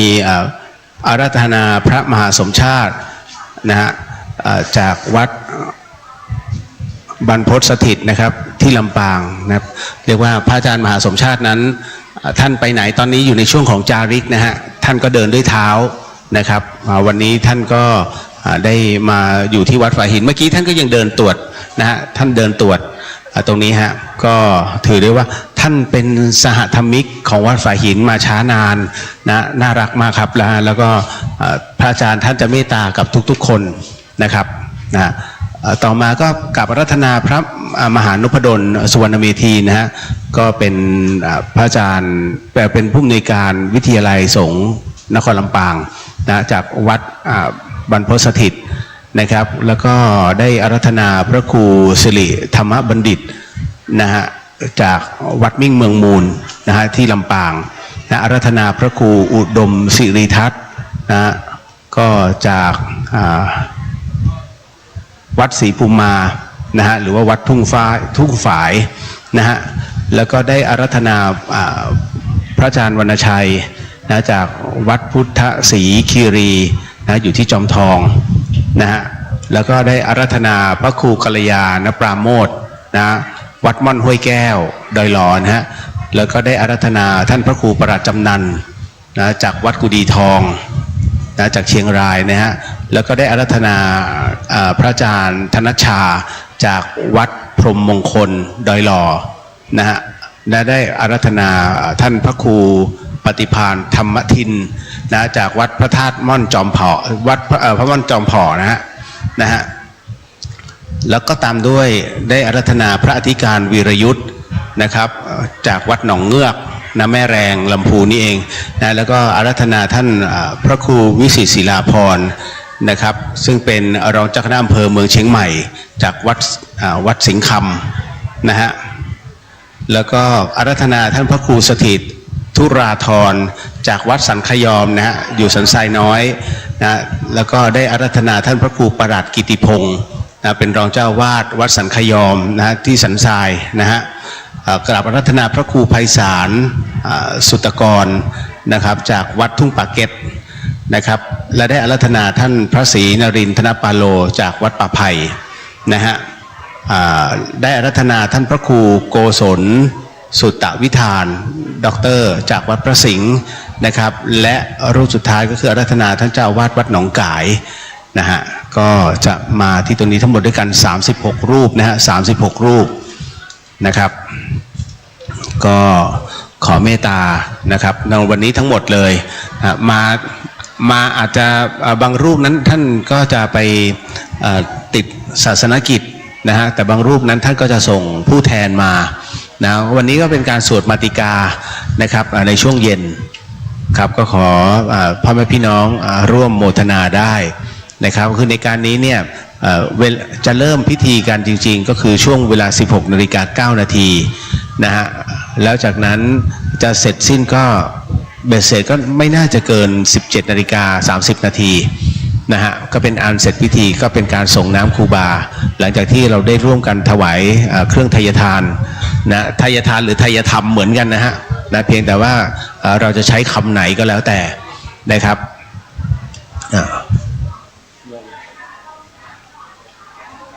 ชื่อมี36แต่ทรงธรรมะงงอาจารย์มันมาพี่เลยไม่มาพี่เลยจากฟ้าเหรอ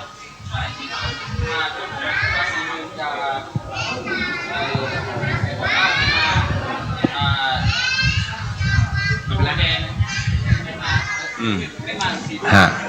ก็ตามรายชื่อต่างๆนะครับทั้งหมดทั้งมวลก็36รูปด้วยกันนะครับก็ในช่วงนี้ในลำดับนี้นะครับท่านใดที่จะร่วมส่งน้ำรูปเหมือนนะครับองค์ครูบาหลวงวัดฝายหินหรือพระอภัยสารทัศน์สังฆาปโมกข์ก็ขอเชิญนะฮะอยู่ด้านหน้าเจดีย์ธาตุของท่านก็คือเจดีย์ทองหลังวิหารนี่แหละนะครับด้านบนเป็นองค์พระบรมสารีริกธาตุนะครับที่ท่านเจ้าวาดท่านพระครูสมุวิศวัตรวรกิโจเป็นรุ่นที่11ของวัดฝายหินนะฮะพระอาจารย์ท่านก็เมตตานะฮะให้เอานำอัญเชิญพระบรมสารีริกธาตุลงมาให้ญาติธรรมได้ส่งน้ำกันนะ1 ปีแค่1 ครั้งเท่านั้นนะฮะ1 ปีมี1 ครั้งเท่านั้นนะแล้วก็เปิดให้ชมถ่ายรูปเลยนะว่าของแท้เป็นอย่างไรนะฮะที่ได้รับมาคือสมัยก่อนเนี้ยหายากมากแต่แน่นอนที่สุดฮะหลายๆท่านก็ได้ชมได้เห็นจากรายการทีวีนะรายการต่างๆนะฮะในส่วนของกรณีของคุณลุงทองดีหันศักดิ์คุณารมณ์ประธานชมรมมูลนิธิพระธาตุแห่งประเทศไทยในสังฆราชูปถัมภ์ขององค์สมเด็จพระสังฆราชนะฮะก็ต้องบอกว่าณตรงนี้ได้รับการรับรองว่าเป็นของแท้ของจริงนะฮะซึ่งทำให้เหล่าประเทศต่างๆทั้งศรีลังกานะฮะทั้งอินเดียบางส่วนนะฮะแล้วก็ภูฏานทั้งประเทศนะฮะได้ขอพระบรมสารีริกธาตุจากคุณลุงทองดีนั้นไปประดิษฐานณตรงนั้นนะก็ต้องบอกก่อนนะว่าด้วยความที่เราชาวพุทธโดยเฉพาะอย่างยิ่งเนี่ยประเทศไทยเหมือนกับได้รับคัดเลือกนะฮะให้เป็นดินแดนแห่งพระพุทธศาสนาโดยตรงนะครับเพราะฉะนั้นทุกชาตินะครับก็จะมารวมกันตรงนี้แม้แต่เมียนมาเองนะครับที่ว่าในส่วนของพระพุทธศาสนานั้นแข็งแกร่งนั้นนะในครั้งหนึ่งนะพระพุทธศาสนาในเมียนมานั้นก็ถูกชาวต่างชาติก็คืออังกฤษนั้นนะอังกฤษนั้นเข้ากวาดล้างนะและไม่ให้นับถือแต่ณตรงนี้นี่เองครับบางส่วนได้ถูกทำลายไปนะครับด้วยความที่เราเป็นเมืองพี่เมืองน้องทั้งเมียนมาแล้วประเทศไทยนะฮะแล้วก็ได้มีอัญเชิญนะฮะพระบรมสารีริกธาตุนะครับจากประเทศไทยนั้นไปประดิษฐานไว้ยังประเทศพม่าก็เยอะนะทางพม่าก็เอื้อเฟื้อในส่วนต่างๆนะพระบรมสารีริกธาตุก็มาที่ประเทศไทยก็เยอะฮะนี่คือหลักของเมืองพุทธที่เรามีใจเอื้อเฟื้อต่อกันและกันมันเป็นอย่างนี้มาสืบมาแต่ช้านานครับนะฮะดังนั้นวัดฝายหินของเราเนี่ยยังคงสืบสานประเพณีอย่างดั้งเดิมนะในรูปแบบของลานนานะก็เดี๋ยวพิธีทั้งหมดนั้นก็จะเริ่มในช่วงค่ำนะฮะขออภัยไม่ใช่ช่วงเย็นฮะช่วงเย็นนะครับของวันนี้นะก็ขอให้หลายๆท่านที่กำลังเดินทางมาก็ไม่ต้องรีบร้อนนะครับนะไม่ต้องรีบร้อนเพราะช่วงนี้มหาวิทยาลัยก็หยุดโรงเรียนก็ปิดเทอมนะรถไม่ติดฮะรถไม่ติดนะครับวัดฝายหินก็มาง่ายหลังมหาวิทยาลัยเชียงใหม่นี่เองนะครับเป็นวัดที่อยู่บนเนินเขานะฮะแต่ว่ามันไม่ใช่ชันมากมายนะครับรถนั้นก็สามารถจอดได้บนวัดแล้วก็หน้าลานจอดรถของธรรมสถานด้านล่างนะตรงหมู่บ้านฝายหินครับก็ขอเชิญนะฮะส่วนประวัติคร่าวๆของครูบานั้นเดี๋ยวเอาไว้ในช่วงเย็นนะครับก็จะบรรยายแล้วก็ให้ทุกท่านนั้นได้รับทราบชีวประวัติของท่านโดยสังเขปนะว่าความเป็นมานะของครูบาหลวงนั้นประมาณไหนนะความสำคัญของวัดฝายหินประมาณไหนนะแม้เป็นวัดเล็กๆแต่ก็เป็นวัดที่เก่าแก่โดยเฉพาะอย่างยิ่งต้นโพที่อยู่ข้างหลังไว้วิหารนะฮะซึ่งเดี๋ยวเราต้องทำป้ายติดเอาไว้นะเป็นโพจากพุทธคยานะเป็นโพแท้ๆที่องค์พระสัมมาสัมพุทธเจ้านั้นได้ตรัสรู้แต่อันนี้เป็นรุ่นที่2ฮะ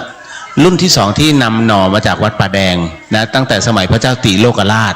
นะเพราะว่าในสมัยก่อนนั้นนะฮะมันจะมีด้วยกัน9หน่อที่นำมาจากศรีลังกานะฮะซึ่งแตกศรีลังกาก็ไปเอามาจากศรีมหาโพธิ์เช่นกันนะแล้วเราก็ได้รับตรงนี้นะมีด้วยกัน9ต้นที่เขาใช้ก็ที่เขาเรียกว่าโพ9ต้นนะฮะได้อัญเชิญมานะครับแล้วเราเนี่ยส่วนใหญ่จะเป็นวัดหลวงนะในสมัยก่อนนั้นวัดป่าแดงก็จัดอยู่ในวัดหลวงวัดฝายหินกับวัดป่าแดงเป็นวัดพี่น้องกันดังนั้นเนี่ยก็ได้มีการแยกหน่อนะจากวัดป่าแดงมาปลูกไว้ที่วัดฝายหินดังนั้นรุ่นนี้ต้น ต้นโพฮะต้นโพที่ท่านเห็นอยู่บริเวณด้านหลังนะตรงกู่นะตรงหลังเจดีย์ทองเลยนั่นนะฮะนั่นคือโพรุ่นที่สองนะฮะของพุทธคยานะที่องค์พระสัมมาสัมพุทธเจ้าท่านได้ตรัสรู้ก็หลังจากที่ณตรงนี้ที่เราสืบค้นประวัติเป็นที่เรียบร้อยแล้วทางวัดก็จะจัดทำเป็นป้ายนะเอาไว้ติดเอาไว้ครับเพราะถือว่าเป็นโพที่เก่าแก่มากๆนะฮะในตอนนี้ก็อยากให้ทุกท่านนั้นได้รับรู้ว่าคือวัดเราเนี่ยเป็นวัดที่เรียกว่าไม่ได้ให้คนมาเที่ยวมากมายนอกจากคณะศรัทธามานะฮะแล้วก็มีปัญหาธรรมอยากร่วมบุญอยากทำบุญก็ขึ้นมานะตรงนี้นะไม่ได้มีความสวยงามหรอกครับเพราะว่าวัดสวยงามนั้นพระจะอยู่ไม่สงบฮะเพราะโยมเดินเที่ยวกันนะฮะตรงนี้นี่เองฮะที่เรียกว่าท่านพระครูสมุวิศวัตบอกว่าเดี๋ยวไม่ได้ปฏิบัติกันนะฮะก็เลยเอาแค่พอประมาณให้ดูโล่งสบายตานะฮะแล้วก็ทำให้เมื่อโยมขึ้นมาแล้วรู้สึกว่าจิตใจร่มเย็นสงบเนี่ยฮะก็คือเป็นสิ่งที่หลายๆท่านชื่นชอบวัดฝายหินนะครับมันจะไม่พลุกพล่านครับไม่พลุกพล่านนะครับแต่ถ้าวัดเที่ยวท่านไปเถอะพระแทบจะไม่มีเวลาปฏิบัตินะฮะจะหลบกันเหมือนกับอะไรก็ไม่รู้ฮะเพราะว่าโยมเดี๋ยวขอถ่ายรูปมุมนั้นมุมนี้มันไม่ใช่ศาสนสถานเนาะมันจะกลายเป็นสถานที่ท่องเที่ยวไปนะฮะมันก็จะลืมในเรื่องของเขาเรียกว่ามุมหลักนะฮะปณิธานหลักของการที่เป็นวัดเกิดขึ้นนั่นเองเอาละฮะเดี๋ยวขอสักครู่นะก็อยากให้ครูฟังนั้นพักผ่อนก่อนนะเดี๋ยวคืนเวลาแป๊บหนึ่งแล้วเดี๋ยวเจอกันในภาคบ่ายนะฮะสวัสดีครับ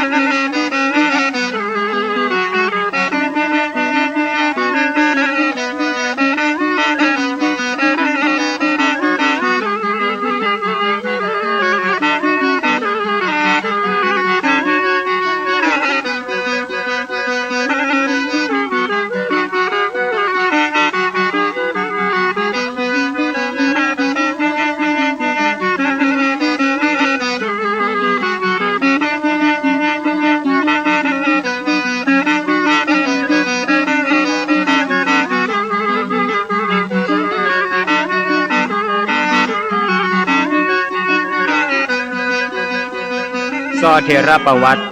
พระเดชพระคุณพระอภัยสารทะประถมสังฆราชาแห่งล้านนาครูบาโสภาโสพโนวัดฝายหินอำเภอเมืองจังหวัดเชียงใหม่ซอโดยแม่บัวซอนเมืองป้าว40,000เมืองยองจังปีก้อยวิทวัฒทิโนน้องหลอนปีกาง วิสิตชัยวงศ์น้องดิวปีเล็กกวินดวงแก้วสลามือซึงพิษณุการสายแก้วน้องจ๊อบเชิญรับฟังได้แล้วครับ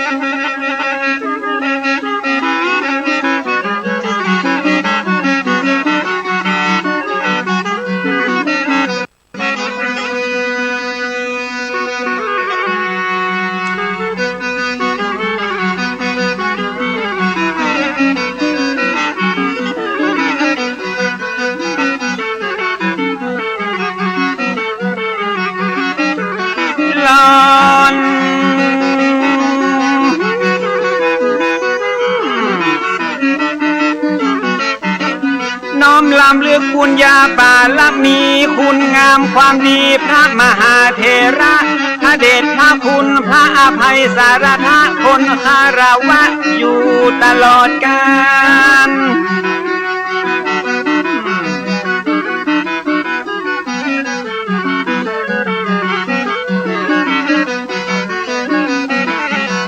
เจ้าเฮ้ยกับครูบาตนผู้ยิ่งใหญ่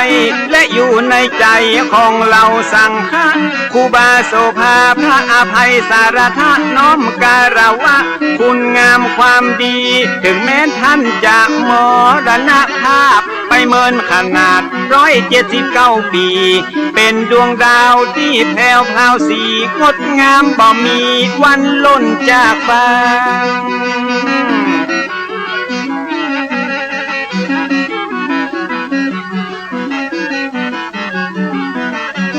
ร่างกายคู่พังผลงานยังอยู่กำสอนเป็นครูกำผู้เป็นอาจารย์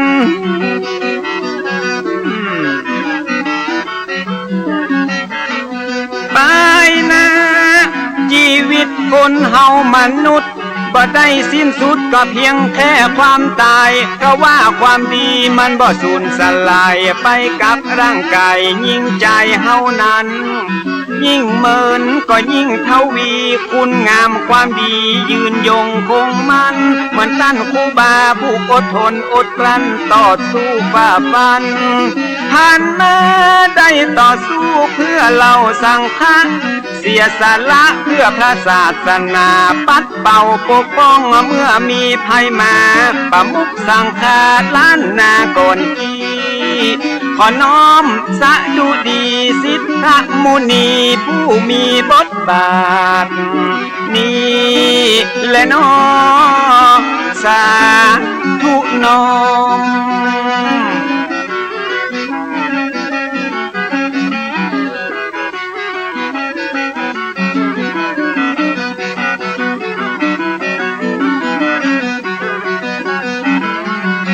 นายม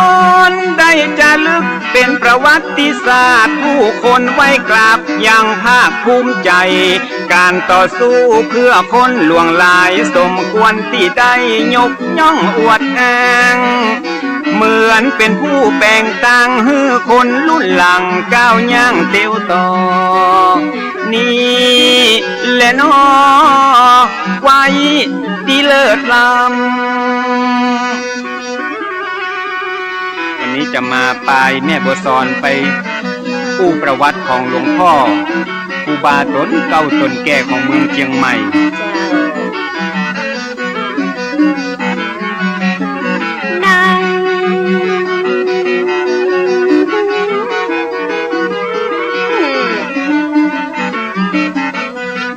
ประวัติศาสตร์ล้านนาจะลึกอ่านแล้วหูสึกและภูมิใจอย่างยิ่งต้นไม้จะห้อมว่ามีการมีกิ่งญาติเชื่อกะที่มายอมวิ่งหนีซื้อ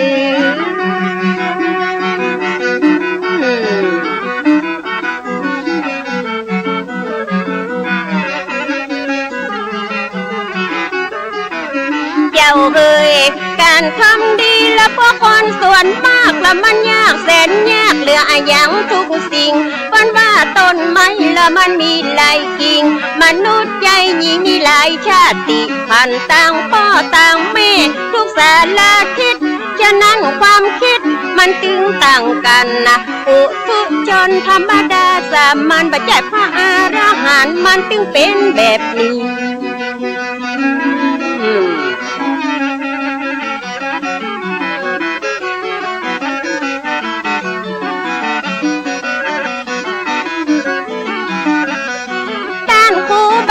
ต่อสู้ดิ้นรนมุ่งมั่นอดทนเพื่อศาสนา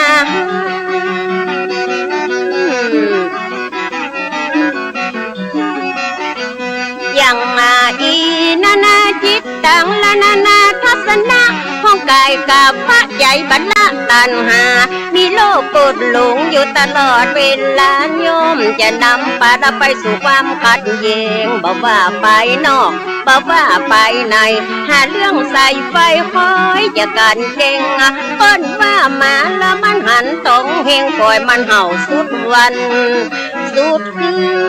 นเหมือนพาพุทธขาดเป็นก้อมละคูบาแล้วก็พร้อมเอามาโตเป็นเพนคืนตุเจ้าสั่งทานและถ้าบ่มีจุดยืนและศรัทธาแตกตื่นแยกกันกาบไฟตัดบัวยังเหลือเยื่อใยทิศต่างไปเตะใหญ่ได้เตะนี่เลยน้องยานี่เลยน้อง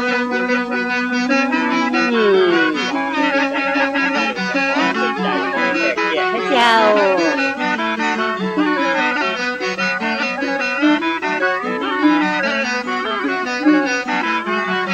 นายมนครูบามีจุดยืนและว่าสิทธาคต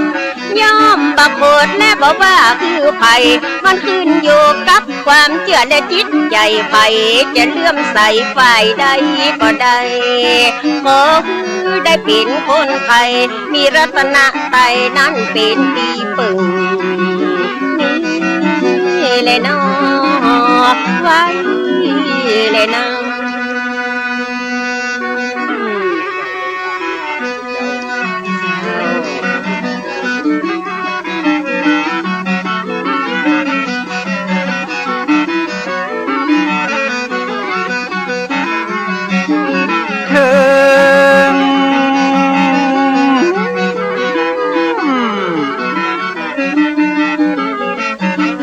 ความแตกแยกเป็นเรื่องธรรมดาต้องมีปัญญาคอยมากำกับแยกผิดแยกถูกนั่งนับนอนนับทิฏฐิบ่ดับก็ต่างคนต่างแทง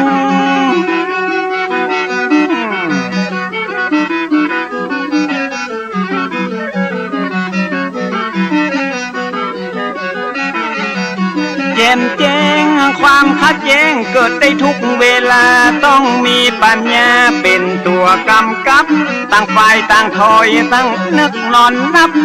ต้องยอมรับพร้อมฮืออาภัยครูบาได้ทำไว้เป็นแบบอย่างครูบาได้สร้างเพื่อพระสงฆ์ทั้งหลาย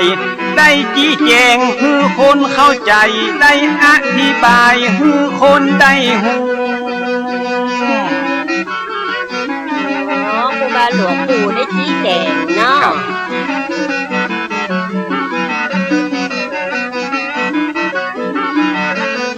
แล้วจะจ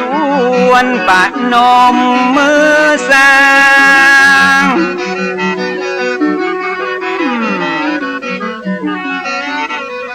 ครูบาโสภาผู้ดูแลศาสนามาเมื่อ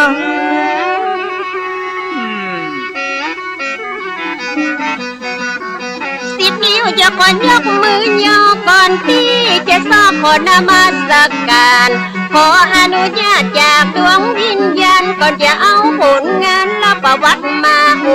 มาเผยแผ่แก่สาธารณชนซึ่งมีอยู่หลายคนที่ยังบ่ฮู้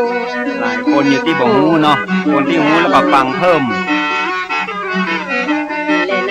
ยังมีหลายคนนะที่ยังบ่ฮู้ยังมีหลายผู้ก็ที่ยังสงสัย40,000บัวซ้อนมาขอถวายมาซอขยายฮือพระสงฆ์องค์เจ้าตลอดจนถึงศรัทธาญาติโยมก็ใจกำลมที่จะอมมาเล่าเป็นเรื่องจริงตั้งแต่ปลายฮอดเก้ามาฮือหมู่เฮาได้ฟังเป็นจะได้บอกเนาะอย่างน้อยก็ได้ปลุกจิตสำนึกคือได้ละลึกนึกถึงความหลังก็ฮือไผ่เลือกพักหักยังคนเรื่องเก่าหลังฮือคนตอบโต้เพื่อเอาไว้เป็นกรณีศึกษาถึงจะผ่านมาตั้งแต่ปีมาโวเมื่อขนาดเนาะเรื่องใหม่เรื่องเก่าและ7พระเจ้าหาผู้ที่จะเลือกเอามาอู้ ละสาระเกณฑ์สารเรียกหาบใดละบ่มีไม่การมาบ่มีอ่านบ่ต้องเอามาอวดเปิ้นว่าเขาละมันสุกในไหละบ่ได้สุกในละตากาซาหวดหมกตุกเจ้าไข่ซีดละหมกขยมไข่บวดติ้งบ่เอามาอวดอันนั้นบ่มีสาระนะแม่เนาะเจ้าแต่นี่มันเป็นเรื่องดีมีสาระเรื่องของตุพระละเปิ้นบรรละเหล่าโกประวัติของเปิ้นละก็มีพี่น้องเอาเล่เอามาสอนละคือพี่น้องยาวบ้านปฐุมสังฆนายกะโสภาประวัติมีมาแต่เดิมอ่อนก่อนนั้น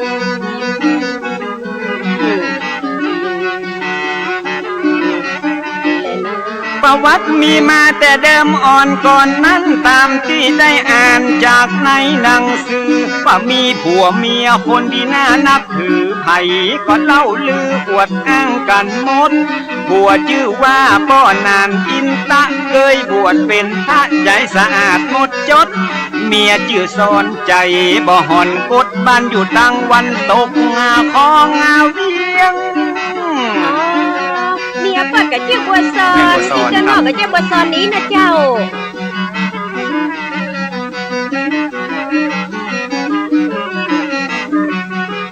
สมัยนั้นยังเป็นดงป่าไม้ไม้สักต้นใหญ่ก็ต้นยางต้นเฮียงอยู่แดงแพงแงะและต้นตะเคียงเก็ดเป้าสูงเปียงเอียงอิงต้นห้าขมอบข้าเจ้าเงานิ้วกิ่วกลมปลายปัดเจยลมสูงกึ่งกลางฟ้ากินและนะวันนั้นมีเมียหนุ่มละประมาณอุ้มต้องละวันหนึ่งฟ้าห้องละมืดฟ้าบดคนผู้ซักงวงควายป่วยตามป่าดงพี่ควายไหวลงแล้วเข้าเล่งเข้าบ้านเป็นที่หน้าแปลกประหลาดหัวใจต่างกันสงสัยว่าเป็นอย่างอัน10 ปี20 ปีและที่ผ่านมานั้นเหตุการณ์อย่างอันบ่เคยมีเกิดเหตุการณ์อัศจรรย์แม่ก็เจ็บต้องและจะเกิดลูกลักที่ได้ฟุ้งฟักละนานนับเกือบปีตัดวันอังคารละเดือนเป็ดพอดีละขึ้นน้ำปี4มาลงเม่นมันพศ2374นั้นนาแม่ซ่อนเกิดลูกมาพร้อมเหตุการณ์นั้น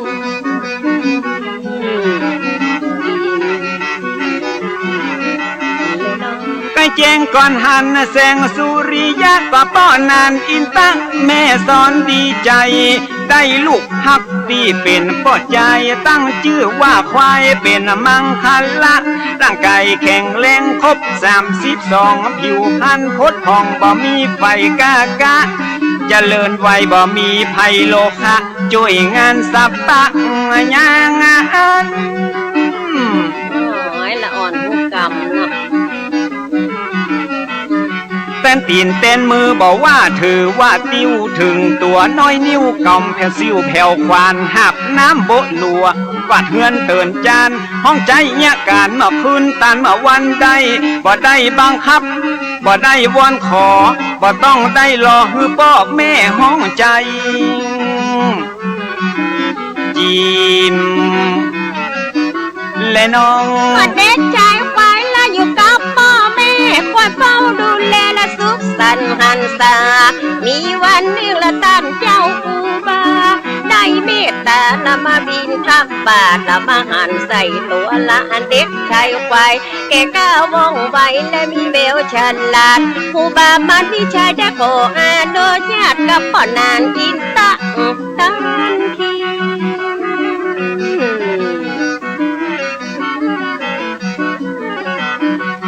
เป็นละขยอมละห้ำเฮียนเขียนอ่านฝึกฝนสันดานกอมเก่าคัดสีคือได้เป็นละคนเก่งคนดีที่วัดไฟหินใจนิ่มเตียงมันอยู่กับคนไปเหมือนผ้าไม้ตัดแต่พอยู่กับคนมีพญาจะมีวิชาหลายลำคำตกน้ำบ่หอนเป็นหินเนาะ อยู่กับคนพาลพาไปหาพิษอยู่กับบัณฑิตพาไปหาผลอยู่กับครูบาได้ศึกษาฝึกฝนมุ่งมั่นอดทนจนอายุ15เขียนตัวเมืองอ่านแถวตัวไทยอ่านออกเขียนได้ชะฉานเก่งกล้าครูบาพอหันอนาคตวันหน้าเลยบรรพชาเป็นสามเณร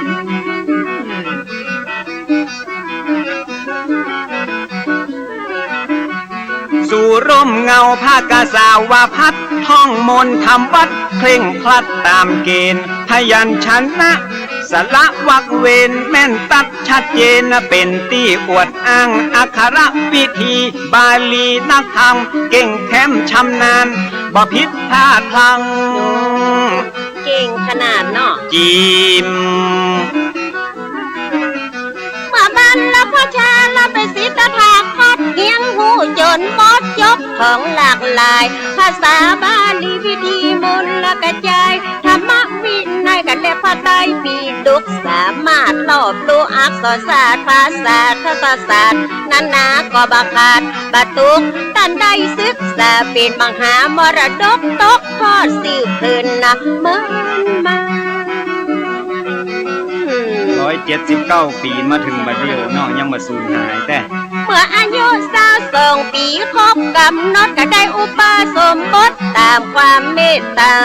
ของอาจารย์ท่านเจ้าครูบายิ่งเพิ่มศรัทธานักหนาปาปานะพระมหาเถระสวามีนันนาเป็นพระอุปชาติวัดป่าเด้งแห่งนั้น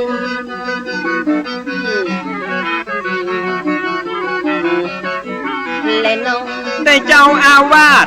วัดป่าแพ่งเมตตามาเป็นกรรมวาจาจารย์วัดไฟหินเป็นอนุสาวนาจารย์ได้ฉายางามว่าโสภาภิกขุได้ศึกษากะเฮียนต่อเพิ่มเติมจากของเก่าเดิมมาจากเนนฮอดตุเฮียนแตกฐานสำเร็จล่วงลุเป็นที่น่าสาธุยินนาดี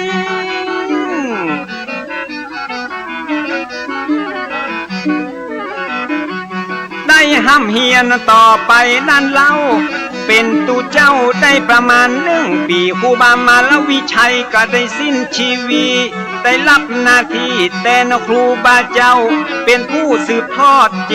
ตนาลมพ่อพระน้อยขยมเป็นผู้นำเป็นเก่าจีมและน้องตั้งแต่ปีพศ239เป็นเริ่มทำตามแบบละครูบาอาจารย์ครูบาโสภาละมีวิชาเตกฉานตั้งกรรมนาบทานนั่นและอาคารละจัดการเมละตั้งการศึกษาเกษบเนนลาและเราสังฆะมูลกัดยายและวิทยาสามัญญาภิธานนาว่าเจ้าหูหลายแขนงวิชาตอนนั้นห้องว่ากันสถาเป็ดมัก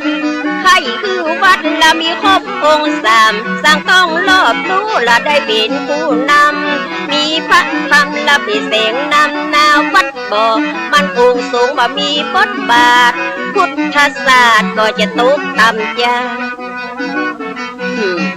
ถ้าบ่เก่งเต้หน่อยเนาะนั่นแหละครับครูบาโสภาได้รับการยกย่องเป็นผู้จบทองกะหลากหลายสาขาพระไตรปิฎกอัฏฐดีกาวิปัสสนากรรมฐานเข่งครัดจบนิรุตทางอักษรศาสตร์เอาสูตรนักปราชญ์และการปฏิบัติท่านเอาเงิมผ่าอยู่ตั้งหลังวัดบำเพ็ญวิปัสสนาถึงวันเงิมผ่าหลังวัดเอาปริยัติปฏิบัติปฏิเวทเป็นขอบเขตและเป็นพื้นฐานพุทธศาสตร์จะอยู่ยั่งยืนนานวัดเป็นสถานที่น่ากลับไว้คนบ่ฮู้บ่มีผู้นำคนบ่มีคุณธรรมบ้านเมืองจะฮ้อนหายจิมและน้องนอกจากด้านปริยัติ และด้านปฏิบัติสิ่งสาราสัตว์ท่านยังหูภาษาเสียงนกเสียงหนูเสียงไก่เสียงกาถ้าท่านนึกกัดถ้าก็เข้ามาหาอดครูบาท่านเก่งเวทมนต์กัดถ้าเหาะขืนไปมาบ่ต้องได้ขี่รถกัดถ้าอาโคมเป็นร้อยบทปันบทบ่ต้องจดยำใดถ้าได้เป็นสมัยประเดี๋ยวเนาะเสียงนกเสียงกาได้เฮียนหูมาเพิ่นมีตำราจากโบราณอาจารย์ต้องอาศัยและในปัญญาญาณตั้งกับละมาทานฉันเกกาผู้แต่มีแต่ในอดีตตะการในปัจจุบันขับมาใครยืนยันตาถึงวันนี้ถ้าจะเขียมนะแม่เนาะเจ้าแฮมมาเรื่องนั้นก็หันกันจะกับพี่น้องอังวะตะกงหงสาเปิ้นเล่าลือกันแต่เหินเมินมาว่าหันครูบาไปเดินบินทบาทศรัทธาตัดเอากะลงบาเป้าคัดจนเป็นเงางามจนสะอาดเอาใส่น้ำเมียงแล้วเอาใส่บาตรถวายท่านเจ้าครูบา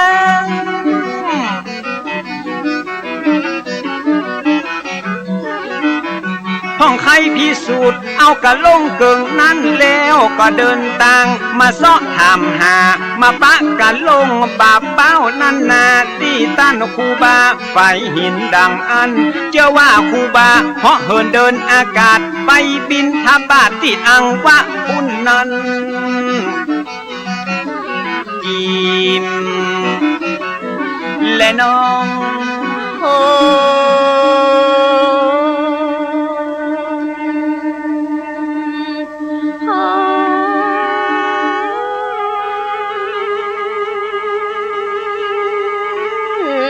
ความดีที่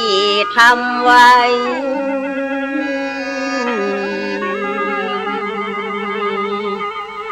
ผลแห่งความดีได้มาตอบสนอง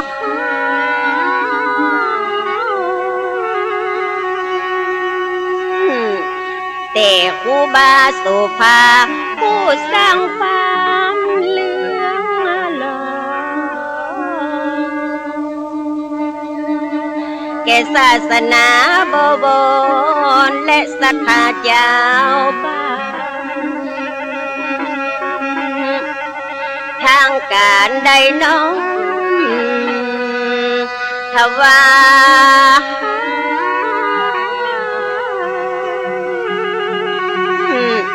ตำแหน่งสังฆนายกาดังอันปกครองดูแลพระสงฆ์นั้นทั่วองค์เขต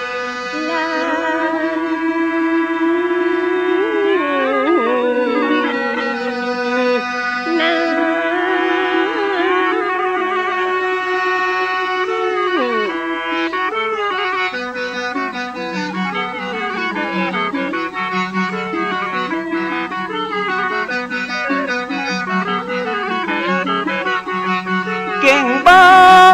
ริหารจัดการทุกด้านตั้งวัดตั้งบ้านไปนอกไปในความดีมีหลายไผ่ก็ชอบสู้และมีความหูเก่งการปกครองตั้งการได้มองหันความเก่งอาการมีประทานนำหน้าพระเจ้าวิชญาณนถวายตำแหน่งเบื้องบนสมานาศักดิ์เทระเป็นปฐมสังฆนายกาโสภา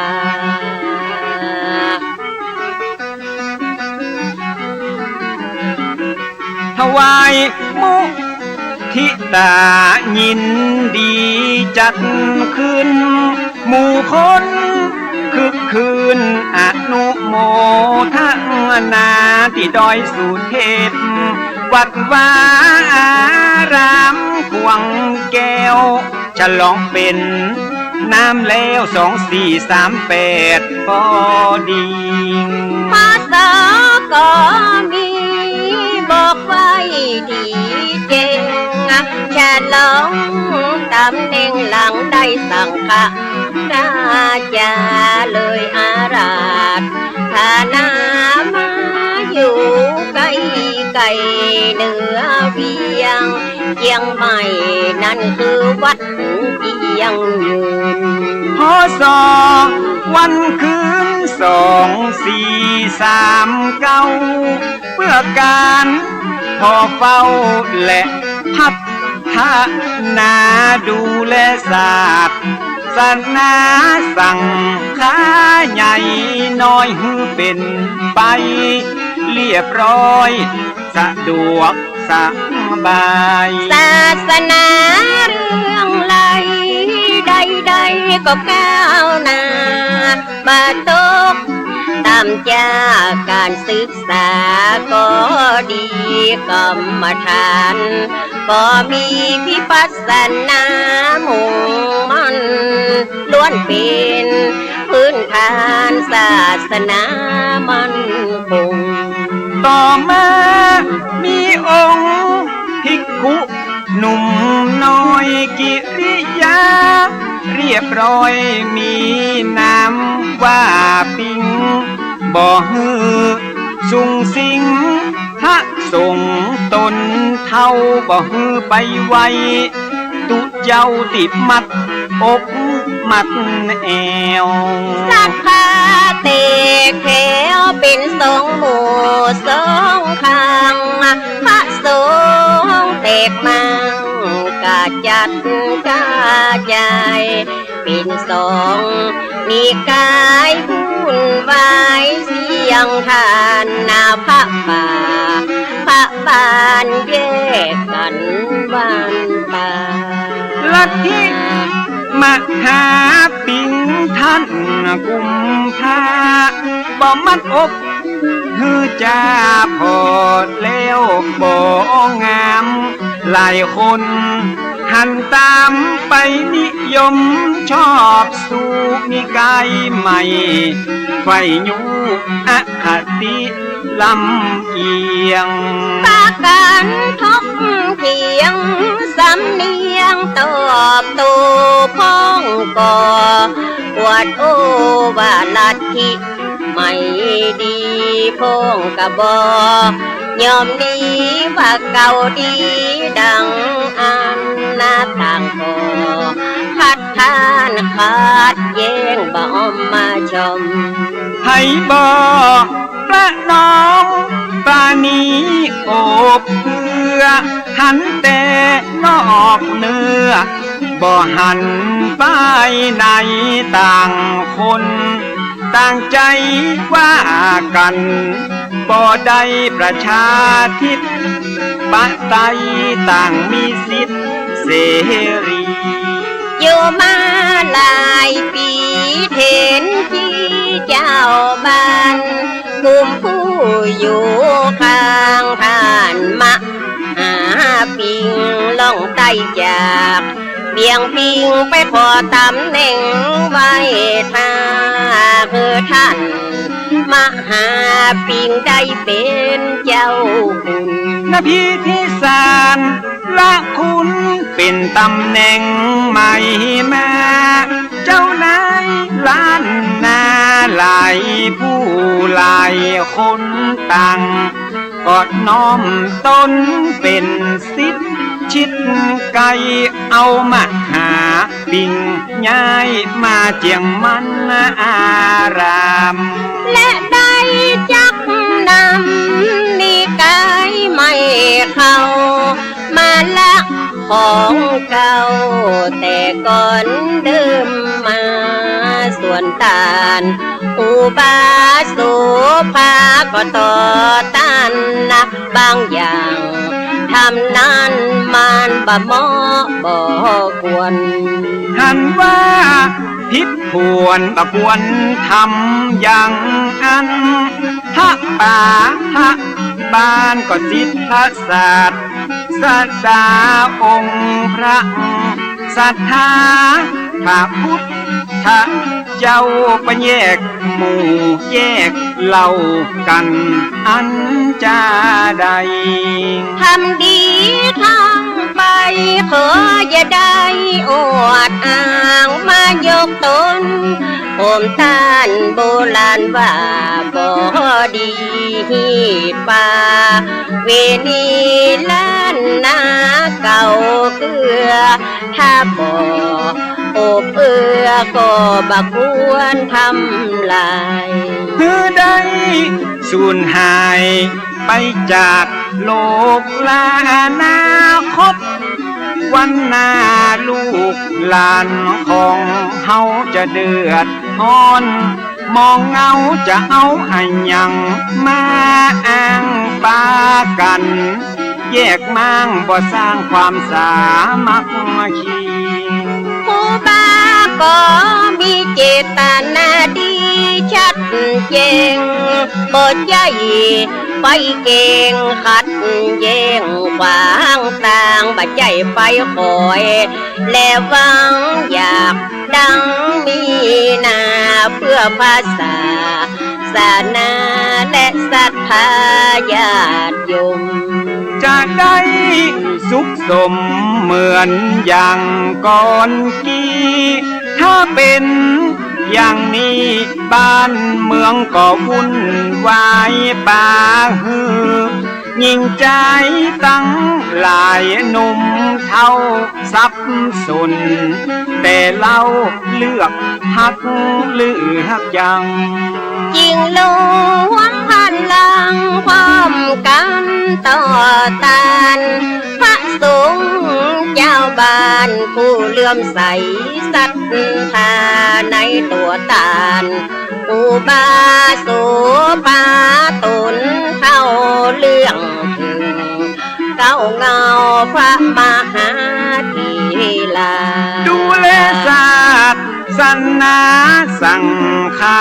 เมืองไต้เก้าเงาตนใหญ่ที่บางกอกนะครหูความสั่นคลอนเดือดฮ้อนดังอันมีคำสั่งมานั้นหือตั้นครูบางอาราธท่านนาไปบางกอกเมืองกว้างเพื่อระงับยับยั้งเหตุการณ์อาทิกรศาสนาบ่บนป่ามองมนความบัวบ่อคือจำน้ำบ่คือคุณมัว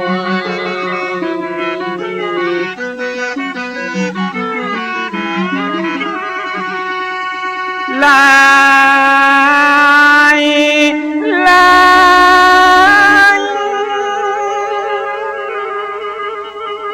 ตุเจ้าพระนายใหญ่น้อยปากันเศร้าซอย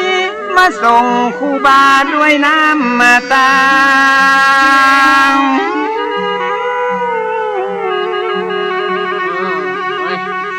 ตลอดจนถึงคณะศรัทธาหลั่งไหล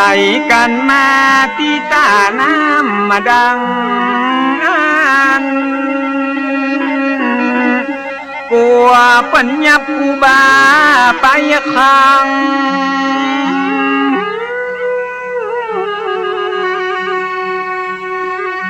ที่เวียงวังปิดกันอินดูคูบาเสียงทานกลัวไปต้องกฎหมาย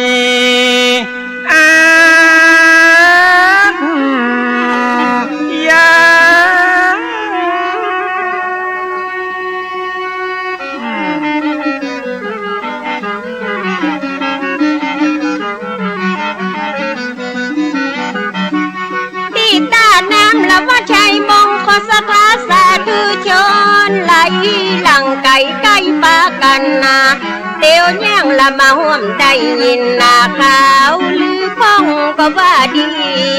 ว่าให้ครูบาได้หับหนังสือว่าเป็นกบฏบัดต้องนับถือป้าคือโบราณนาแตกแย่ไปปอนลำปักครูบาว่าต้องประหารกลางวันแสกพ้องว่าถูกขังเดี๋ยวแยกว่าไปต่างๆนาข่าวลือแพร่ไปทั่วทิศป่าฮือลูกศิษย์ลูกหาผู้ที่เลื่อมใสครูบานั่งเจ็ดน้ำตาย้อยอาบต้องไปละตัวเจ้าพันเน้นตีก้อยบำเพ็ญไว้กับเตกตื่นกันมาหยาบตกออกเหนือไตไหลมานั่งสวดใจยักมงคลนังครูบาตนเมตตากาดแก้วจากทุกพยาหมดสิ้นปัญหาทุกอย่างบังกองตูเจ้าสวดจบศรัทธากราบนบพร้อมพังบอกว่าคนยืนคนนั่งบ่มีตังวางเตี้ยวตึงยิงตึงใจอดปากันดักหมดบ่เอ็กบ่เอวห่วมใจกันเป็นหนึ่งเดียวมาส่งครูบาไปบางกอกเมื่อคนนำมากันดวงหลายครูบาก็ได้ประกาศบอกเกษัตริย์พาละพ่อออกไม่ออกเพราะว่าไปนอกไปในขอคือหมู่เฮาพี่น้องบัดต้องหอนอกตกใจบัดต้องเป็นห่วงเป็นใยบัดใยมีภัยมีเฮาไปประชุมสังฆะสันนิบาตที่กรุงเทพนับเป็นโอกาสพิเศษจะได้หูดำหูแดงเฮาจะได้เสวนาอูจาพาทีจี้แจงเปิ้นว่าเพชรดีต้องมีแสงได้สำแดงฮือเปิ้นได้พอพศ2449คนเฝ้าฟังข่าวแต่นอไผก็ไผหันนาให้โปรดณที่ตามนักวัดเด่นท่ามกลางในที่ประชุมเป็นที่จุมนุมมหาเทนครูบาฝ่ายหินได้นั่งใจเย็นร่วมกับสังฆาผู้ใหญ่พระบาทสมเด็จร.5ประทับนั่งหน้าไกลตัดถามถึงความหอนหายไปในพระทรงลานหน้าครูบาถวายพระพรตอบขั้นตอนของปัญหาชะชานไขข้อสั่งกาองค์มหาราชาพอพระไทยยิ่งมีพระราชปฏิสันผ่านกับท่านครูบาหลายสิ่งจนทำมาเพื่อพระไทยมิ่งเลื่อมใสในตัวครูบามีใจแนวแน่ดูแลพระศาสนาสนับสนุนตั้งการศึกษาของพระสังฆาทุกฝ่ายทรงทราบถึงข้อเท็จจริงก็ยิ่งเข้ามากราบไหว้ทรงหันการเอาใจใส่และมีวินัยดีงดงามศีลาจารวัดผลงานประจักษ์เป็นสักขีสมเป็นสิทธิ์พระมุนีควรที่อวดอ้างยกย่องยืนถวายนพระราชทานตำแหน่งเป็นการประกาศกงและเป็นการเชิดชูยกย่องเป็นพระราชาใหญ่โตเพราะคุณและความดีมีนักสูงเกียรติสูงศักดิ์อักโขทำหน้าที่พระสาวกของพระพุทโธของหลวงในพระราชทินนามพระอภัยสารทะสังฆปาโมก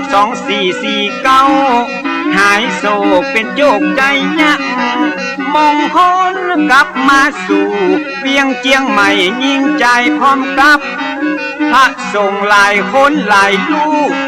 หลายตนต่างตั้งขบวนแห่ขบวนพระสงฆ์องค์เน้นไปเส้นตามลำน้ำเมบอกว่าตุนหนุ่มตุนเกเลเหลืองอลามเหลืองลองยาวไปถึงเมือง ำลุงอารุณเต็มถึงฝั่งสองถึงวัดใหญ่มงคลเนืองนองพี่น้องมีสองฝากฝั่งบอกว่าบนบกในน้ำไหลล้ำปากันไหลหลังบ่มีไผ่ปังขับสั่งมาด้วยจิตใจศรัทธาน้อมถวายการต้อนรับครูบามาด้วยยศถาได้เป็นประมุขสังฆาคงเขตล้านแน่เจียงใหม่สังฆราชานายกะคนคารวะกลับไปศาสนาล้านนาจะได้น่าเจริญรุ่งเรืองกว่าเดิมโตอายุของพุทธศาสตร์ละอันใดมันขาดก็เสริมปริยัติปฏิบัติต่อเติมจะเพิ่มคนมาไว้กลาในด้านคันธทุระวิปัสสนาทุละบ่ขาดผู้นำผู้มีบทบาทเสริมสร้างวัดวาอารามวิหารศาลากุฏิบ่มีตีเกียรติยามวัดวาเจริญงอกงามสมนามเวียงพิงยิ่งใหญ่ศาสนาเจริญที่สุดและบ่มีจำยุดมองใหม่เมตตาประมุขสงฆ์ใดแลดูใจใสอย่างดีพอโส2457นาสิริอายุ83ปีชราภาพแล้วเต็มที่สิ้นปาลมีบุญญาพระอาภัยสาราทะที่คารวะมรณะธาพิษยานุสิทธิ์หลายหลากสร้างอนุสาวรีย์ไว้ที่วัดฝ่ายหินเป็นถิ่นดินแดนสักกี่วันกี่เดือน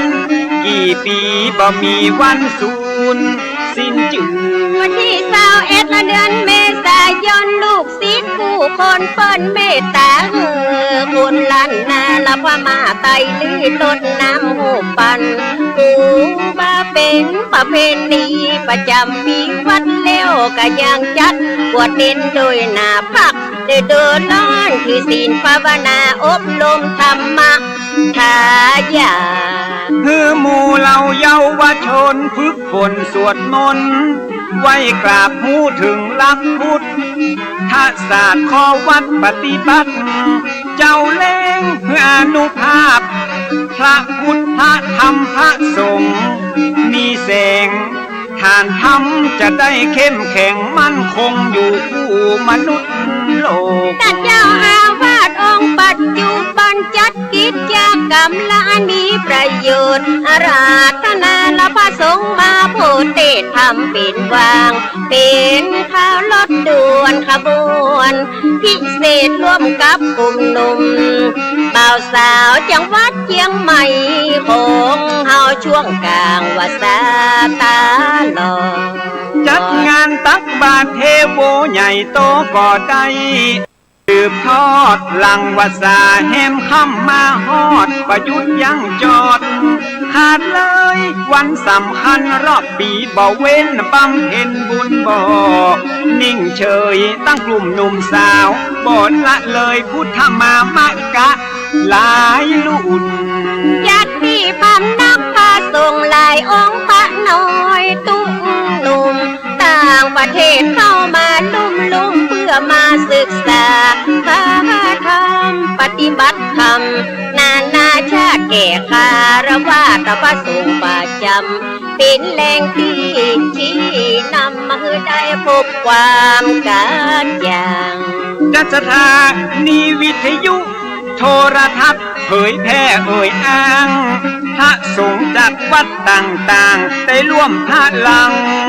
จุ่มนุ่มฝึกพูดพลังอัง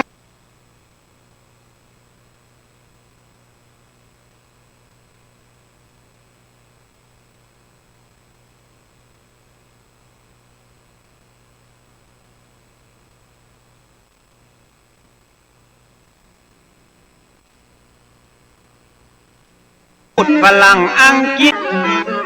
ศัตรูความดีที่ต้านธรรมาต้านครูบา โสภาโนตนนี้ไว้คุณงามความดีของท่านครูบาวัดไฟหินดำอ่อนก่อนกี้คุณงามความดีบ่มีสิ้นสุดถึงแม้จะมรณภาพผลยังไว้กาบอย่างทวีคุณปิ่นสูงตนที่ได้เกื้อกูลพุทธศาสนาบุญนาแห่งเวียงเจียงใหม่พุทธศาสนาบุญเนาะฝ่าอุปสรรคนานับประการฝ่าภัยมันรู้รอดมาได้นับเป็นการต่อสู้ครั้งยิ่งใหญ่และถ้าคนทั่วไปนะทำบัดได้เด็ดขาดแน่นอนปกป้องศาสนาโบบนมหากายคือปลดใจได้ไว้ได้กลางตั้งปริยัติปฏิบัติกรรมฐานครูบาสืบสานรักษาเอาไว้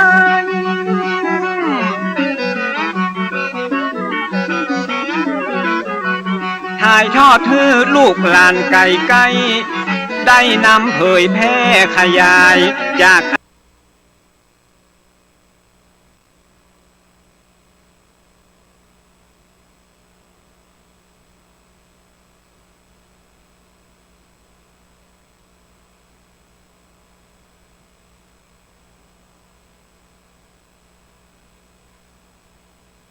อดีตจบบ่ฮือได้วิทย์ขาดจบนิรุตและอักษรศาสตร์ครูบาเป็นปราชญ์ล้านนาคนหนึ่งแต่นาถึงตั้นครูบานามว่าโสภาล้านนาจารึกจึงวัดไฟหินประสูติสิ้นคนดีได้พระสงฆ์ผู้มีภูมิธรรมและความรู้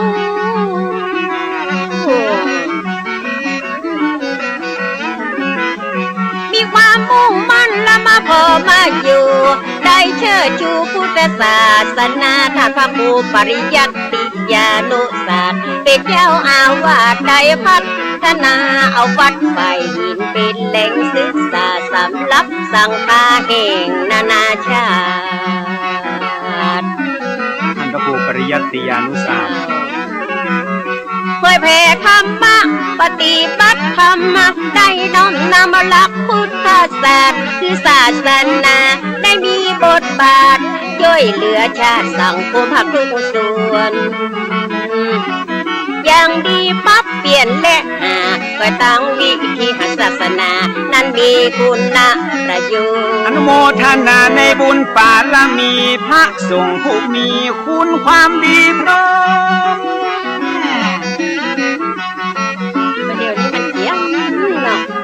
ดูแลศาสนาด้วยความนอบน้อมช่วยกันปกป้องไตรรัตน์ตั้งสามคือศาสนามีอายุยืนยาวเป็นห่มเงาคือคนใจมีงา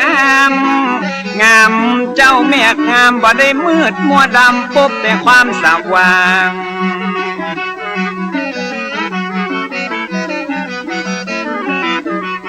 มีวัดว่าเป็นศูนย์รวมจิตใจพระธรรมอำไพพระส่งเสริมสร้างเป็นศาสนะยามใจพาดพังเป็นติจังยามใจหดหูอ่อนแอกิเลสมันตาตัณหาคอยแน่ปัจจัยปวนแปรต้องแลหาที่เปิงตุเจ้าตาดีนำสักลาตาบอดตายแล้วไปเกิดบนสวรรค์จันทร์ฟ้า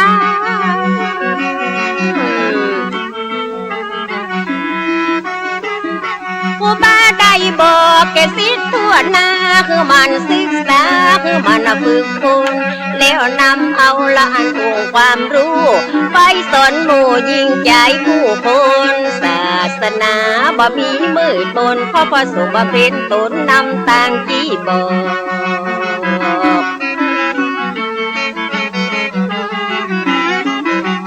ศาสนาจะสุดซอยทันทีและถ้าหากบ่มีและตุเจ้าตาบอดศรัทธาก็ตึงบ่ไปลอดตุเจ้าตาบอดบ่หูตีสว่างชีวิตตุเจ้าตาดีนำศรัทธาตาดีผู้ที่ปันปีศาสนาก็ยังอยู่ศาสนาจะอยู่ยั่งยืนยงบ่ใจแต่พระสงฆ์ฝ่ายเดียวเท่านั้น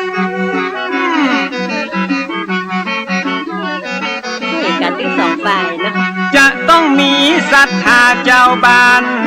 ช่วยกันดูแลอุปถัมภ์บ่ปล่อยให้พระสงฆ์องค์เน้นอยู่อย่างลำเค็ญอยู่อย่างลำพังศรัทธาต้องเป็นพลังช่วยกันทุกทางสองฝักสองฝ่ายช่วยกันเด้อพี่น้องศรัทธาเจ้าวัดไฟหินเป็นวัดเก่าวัดเดิมมาช่วยกันส่งเสริมบ่ฮือมองไม่สืบเจตนาของครูบาไว้เจริญรุ่งเรืองเหมือนในอดีตเดิมมาเหมือนกับสมัยครูบาศิลป์ปัญญามีครบทุกอย่างผลบุญที่พี่น้องเอาดูแลพ่อสั่งค้าส่งข้าวส่งน้ำ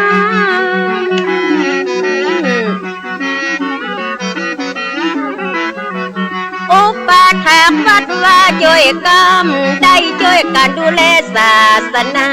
คือผลบุญละมาตอบสนองมีเงินมีทองทรัพย์สินนานาคือกาดแก้วจากโลกโลกาอยากไปยาเหลวไหลต่างๆ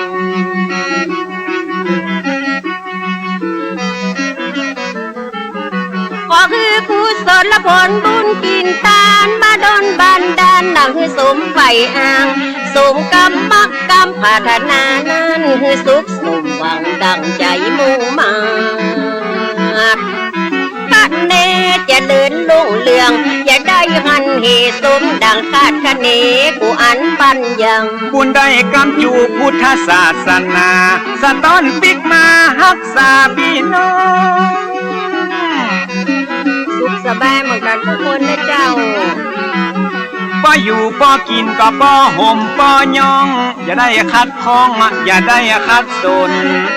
จะหิขอฮือปันมาจะหาฮือปันได้ด้านโดนอย่าเจ๊งอย่าเจ็บอย่าจนอย่าได้กังวลปนจากทุกโศก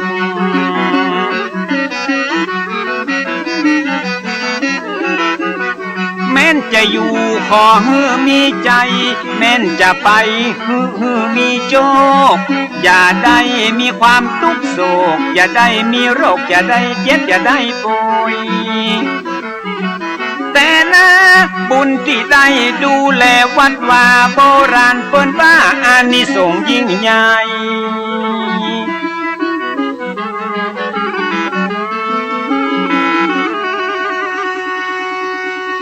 ว้า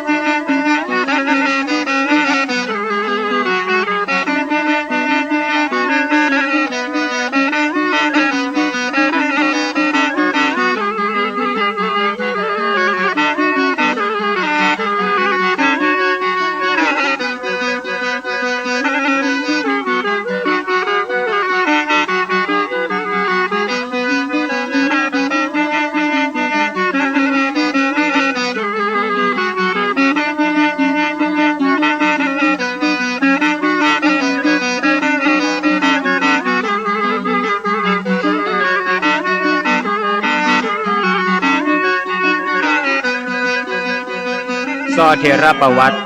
พระเดชพระคุณพระอภัยสารทะประถมสังฆราชาแห่งล้านนาครูบาโสภาโสพโนวัดฝ่ายหินอำเภอเมืองจังหวัดเชียงใหม่ซอโดยแม่บัวซอนเมืองป้าว40,000เมืองยองจังปีก้อยวิทวัฒทิโนน้องหลอนปีกาง วิสิตชัยวงศ์น้องดิวปีเล็กกวินดวงแก้วสลามือซึงพิษณุการสายแก้วน้องจ๊อบเชิญรับฟังได้แล้วครับ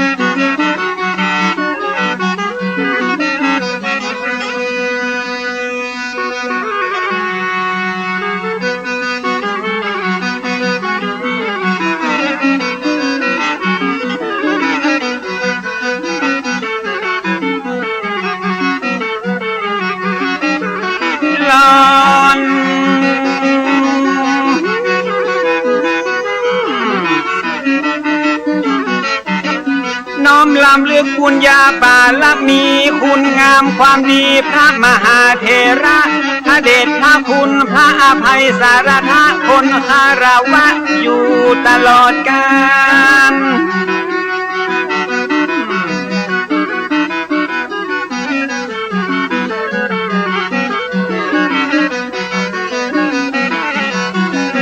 เฮ้ยกับครูบาตนผู้ยิ่งใหญ่และอยู่ในใจของเราสังฆะครูบาโสภาพระอภัยสารทะน้อมการวะคุณงามความดีถึงแม้ท่านจะมรณภาพไปเมินขนาด179 ปีเป็นดวงดาวที่แผ่วพราวสีงดงามบ่มีวันล่นจากฟ้า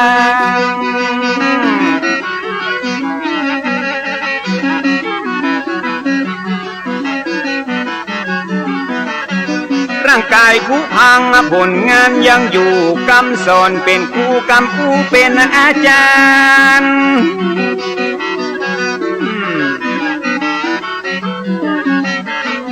ไปนะ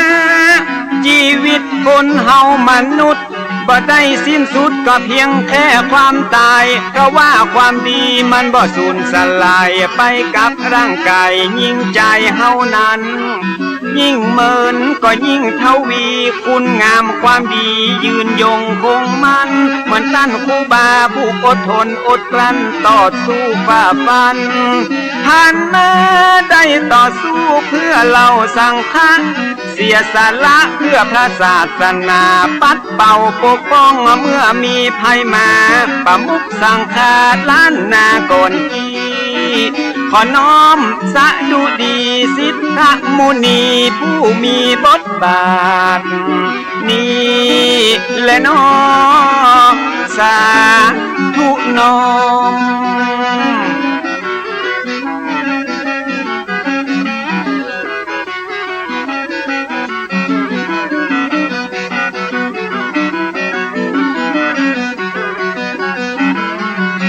นายมนต์ได้จะลึกเป็นประวัติศาสตร์ผู้คนไว้กราบอย่างภาคภูมิใจการต่อสู้เพื่อคนหลวงหลายสมควรที่ได้ยกย่องอวดอ้างเหมือนเป็นผู้แบ่งต่างให้คนรุ่นหลังก้าวย่างเตียวต่อนี่แหละน้อไว้ดีเลิศล้ำวันนี้จะมาปลายแม่บัวซอนไปอ ปูประวัติของหลวงพ่อครูบาตนเก่าตนแก่ของเมืองเชียงใหม่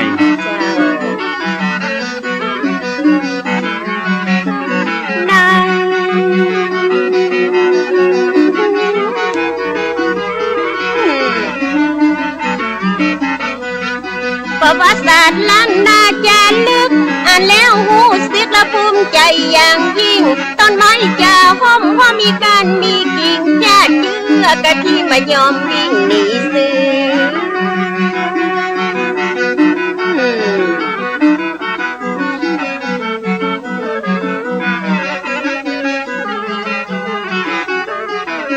เจ้าเอ่ยการทำดีและพวกคนส่วนมากละมันยากแสนยากเหลืออะอย่างทุกสิ่งวันว่าต้นไม้ละมันมีหลายกิ่งมนุษย์ใจหญิงมีหลายชาติพันธุ์ต่างพ่อต่างแม่ทุกสารทิศฉะนั้นความคิดมันตึงต่างกันนะอุทุชนธรรมดาสามัญปัจจัยพระอรหันต์มันตึงเป็นแบบนี้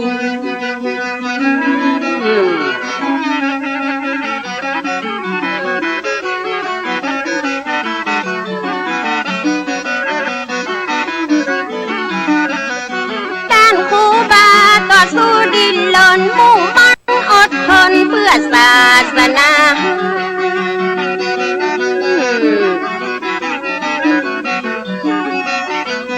ยังมาอินนานาจิตตังและนานาทัศนะห้องกายกับพระใจบรรละตัณหามีโลกกดหลงอยู่ตลอดเวลาโยมจะนำพาเราไปสู่ความขัดแย้งบอกว่าไปนอกบอกว่าไปในหาเรื่องใส่ไฟคอยจะกันเก่งเปิ้นว่ามาแล้วมันหันตรงเฮงปล่อยมันเห่าสุดวันสุดคืนเหมือนพาพุทธขาดเป็นกอมละผู้บาแล้วก็พร้อมเอามาโตปิดเพนปืนตู้เจ้าสั่งข้าและถ้าบ่มีจุดยืนและศรัทธาแตกตื่นแยกกันกาบไว้ตัดบัวยังเหลือเยื่อใยทิศต่างไปเตะใหญ่ได้เตะนี่เลยน้องยายเลยน้อง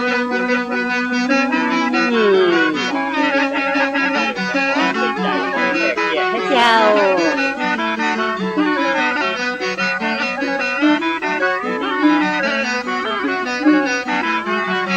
นายมนครูบามีจุดยืนและว่าสิทธาคตย่อมปรากฏและบอกว่าคือไผ่มันขึ้นอยู่กับความเชื่อและจิตใจไผ่จะเลื่อมใสฝ่ายใดก็ได้ขอคือได้เป็นคนไทยมีรัตนไตรนั้นเป็นที่ปึงนี่เลยน้อไว้เลยน้อ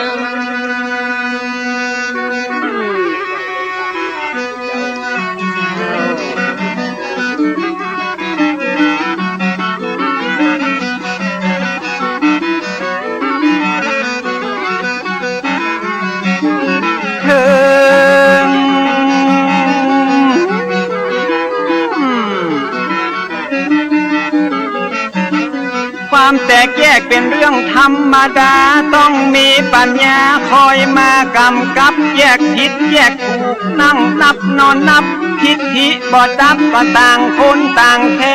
ง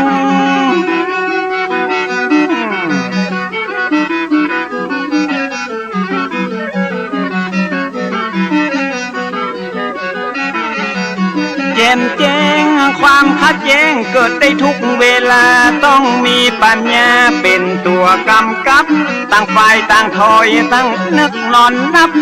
ต้องยอมรับพร้อมฮืออาภัยครูบาได้ทำไว้เป็นแบบอย่างครูบาได้สร้างเพื่อพระสงฆ์ตั้งหลายได้ชี้แจงคือคนเข้าใจได้อธิบายคือคนได้หูหลวงปู่ได้ชี้แจงเนาะ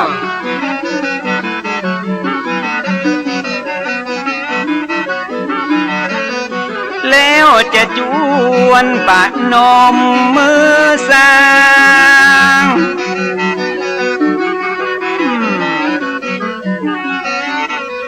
ครูบา ภาผู้ดูแลศาสนามาเมื่อ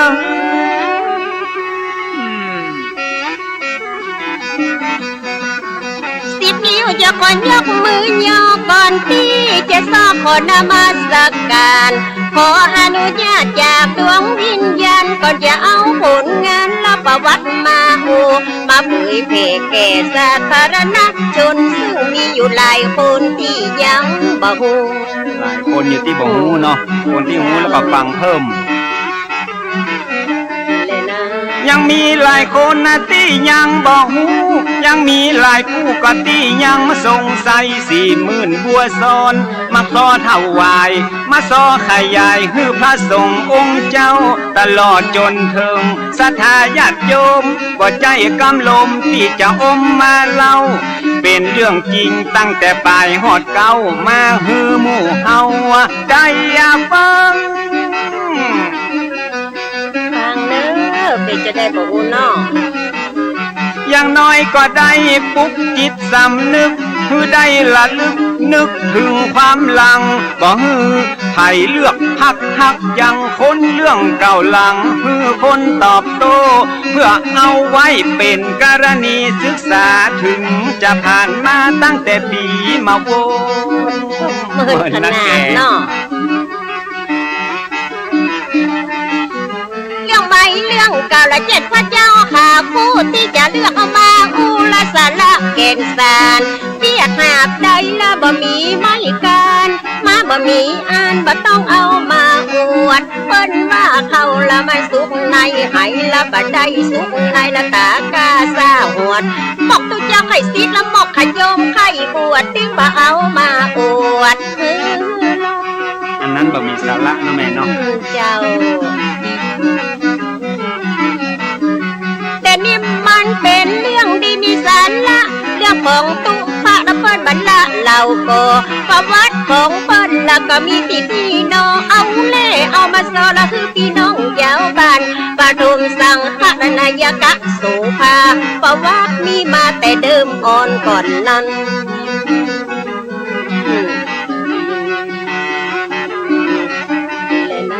ประวัติมีมาแต่เดิมอ่อนก่อนนั้นตามที่ได้อ่านจากในหนังสือว่ามีผัวเมียคนดีน่านับถือไผก็เล่าลืออวดอ้างกันหมดผัวชื่อว่าป้อนานอินตะเคยบวชเป็นพระใจสะอาดหมดจดเมียชื่อสอนใจบ่หอนกดบ้านอยู่ตั้งวันตกงาของงาเวียงเมียเปิดกับเจ้าบัวซอนที่จะนอกกับเจ้าบัวซอนนี้นะเจ้า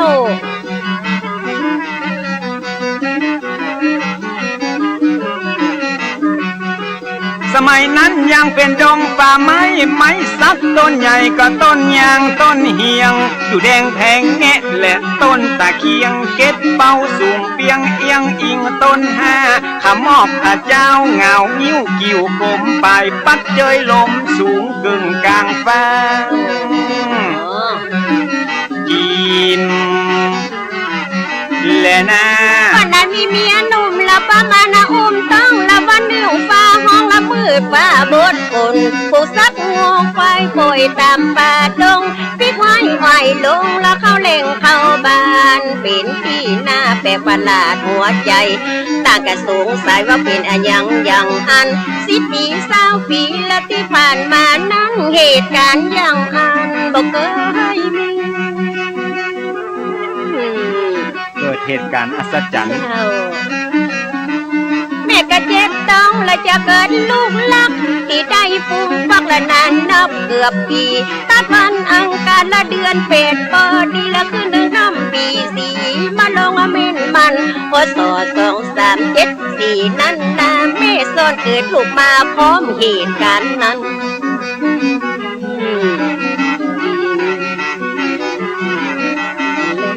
ใกล้ แจ้งก่อนหันแสงสุริยะก็ป้อนานอินตั้งแม่สอนดีใจ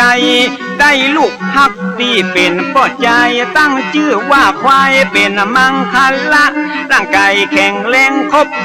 32ผิวพรรณพดผ่องบ่มีไฟกากะเจริญไวบ่มีภัยโลคะช่วยงานสับปะยางอันโอ้ยละอ่อนหูกำเนาะเต้นตีนเต้นมือบอกว่าถือว่าติ้วถึงตัวน้อยนิ้วกำแผ่วซิวแผ่วควานหับน้ำโบลัวกวาดเฮือนเตือนจานห้องใจเนี่ยการเมื่อคืนตันเมื่อวันใดบ่ได้บังคับบ่ได้วอนขอบ่ต้องได้รอฮือพ่อแม่ห้องใจจิ้ม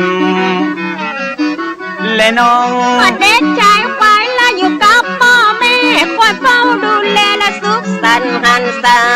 มีวันหนึ่งละท่านเจ้ากูบา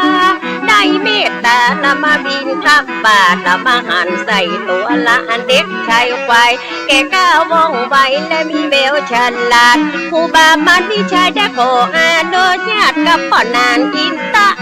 ทันที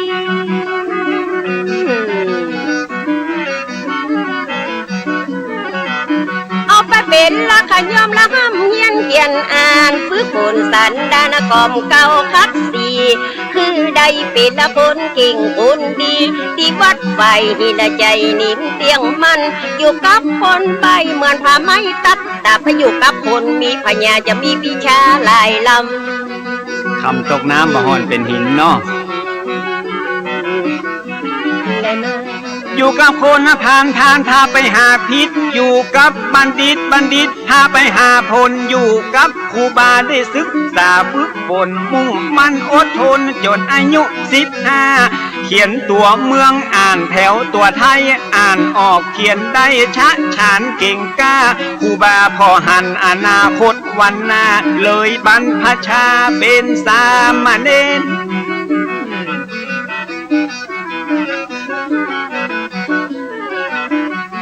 สู่ร่มเงาผ้ากาสาวาพัดท่องมนต์ทำวัดเคร่งครัดตามเกณฑ์พยัญชนะสละวักเวนแม่นตัดชัดเจนเป็นที่อวดอ้างอักขระวิธีบาลีนักธรรมเก่งแค้มชำนาญบ่ผิดพลาดพลังเก่งขนาดเนาะจิ้มมาบ้านละพ่อชาละไปศิษย์ถาคัดเฮียงหูจนหมดยกของหลากหลายภาษาบาลีวิธีมนต์ละกระจายธรรมวินัยกันและพระไตรปิฎกสามารถรอบรู้อักษรศาสตร์ภาษาศาสตร์นานาก็บังคัดบรรทุกท่านได้ศึกษาเป็นมหามรดกตกทอดสืบคืนนะเมื่อมา179 ปีมาถึงบัดเดียวเนาะยังบ่สูญหายแต่เมื่ออายุ22 ปีครบกำหนดก็ได้อุปสมบทตามความเมตตาของอาจารย์ท่านเจ้าครูบายิ่งเพิ่มศรัทธานักหนาปาปานะพระมหาเถระสวามีนั่นนาเป็นพระอุปชาติวัดป่าเด็งแห่งนั้น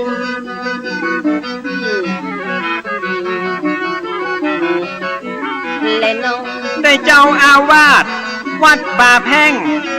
เมตตามาเป็นกรรมวาจาจารย์วัดไฟหินเป็นอนุสาวนาจารย์ได้ฉายางามว่าโสภาภิกขุได้ศึกษาก็เฮียนต่อเพิ่มเติมจากของเก่าเดิมมาจากเนนฮอดตุเฮียนแตกฐานสำเร็จล่วงลุเป็นที่น่าสาธุยินนาดี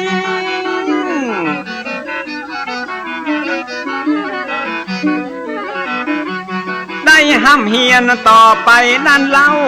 เป็นตูเจ้าได้ประมาณ1 ปีครูบามาลวิชัยก็ได้สิ้นชีวีได้รับหน้าที่แต่นครูบาเจ้าเป็นผู้สืบทอดเจตนาลมพ่อพระน้อยขยมเป็นผู้นำเป็นเก่าจีนและน้องตั้งแต่ปีพ.ศ. 239เป็นเริ่มทำตามแบบละครูบาอาจารย์ครูบาโส ภาและมีวิชาเตกชานตั้งกำนาบทานนั่นและอาคารละจัดการคือมีละตั้งการศึกษาเกษบนินลาและเหล่าสังฆะมูลกัดยายและวิทยาสามัญญาพิธานนั้นว่าเจ้าหูหลายแขนงวิชาตอนนั้นห้องว่ากัสถาเป็ดมักใครคือวัดละมีครบองค์สามสร้างต้องรอบรู้ละได้เป็นผู้นำมีพระธรรมละพิเศษนำนาวัดบอกมันคงสูงบ่มีบทบาทพุทธศาสตร์ก็จะตกต่ำยาถ้าบักเก่งเต้น้อยน้อนั่นแหละครับครูบาโสภาได้รับการยกย่องเป็นผู้จบทองกะหลากหลายสาขาข้าไตรปิฎกอัฏฐดีกาวิปัสสนากรรมฐานเข่งครัดจบนิรุตทางอักษรศาสตร์เอาสูตรนักปราชญ์และการปฏิบัติท่านเอาเงิมผ่าอยู่ตั้งหลังวัดบำเพ็ญวิปัสสนาถึงวันเงิมผ่าหลังวัดเอาปริยัติปฏิบัติปฏิเวทเป็นขอบเขตและเป็นพื้นฐานพุทธศาสตร์จะอยู่ยั่งยืนนานวัดเป็นสถานที่น่ากลับไว้คนบ่ฮู้บ่มีผู้นำคนบ่มีคุณธรรมบ้านเมืองจะฮ้อนหายจิมและน้องนอกจากด้านปริยัติและด้านปฏิบัติสิ่งสาราสัตว์ตันยังหูภาษาเสียงนกเสียงหนูเสียงไก่เสียงกาถ้าตันนึกกัดถ้าก็เข้ามาหาอดครูบาท่านเก่งเวทมนต์กัดถ้าเหาะขืนไปมาบ่ต้องได้ขี่รถกัดถ้าอาโคมเป็นร้อยบทบันบทบ่ต้องจดยำใดได้เป็นสมัยประเดี๋ยวเนาะเสียงนกเสียงกาได้เฮียนหูมาเพิ่นมีตำราจากโบราณอาจารย์ต้องอาศัยและในปัญญาญาณตั้งกับละมาทานฉันอันเกกะหูแต่มีแต่ในอดีตตะการในปัจจุบันขับมาให้ยืนยันตาถึงวันนี้ถ้าจะเขียมนะแม่เนาะเจ้าแถมเรื่องนั้นก็หันกันจะกับพี่น้องอังวะตะกงหงสาเปิ้นเล่าลือกันแต่เหินเมินมาว่าหันครูบาไปเดินบินทบาทศรัทธาตัดเอากะลงบาเป้าคัดจนเป็นเงางามจนสะอาดเอาใส่น้ำเมียงแล้วเอาใส่บาตรถวายท่านเจ้าครูบา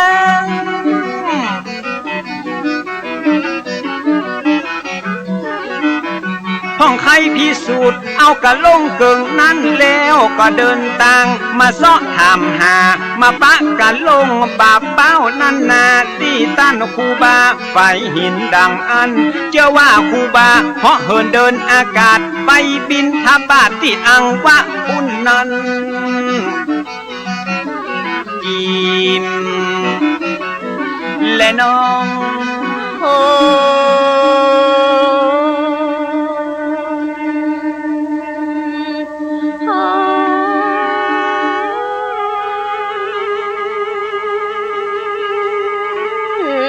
ความดีที่ทำไว้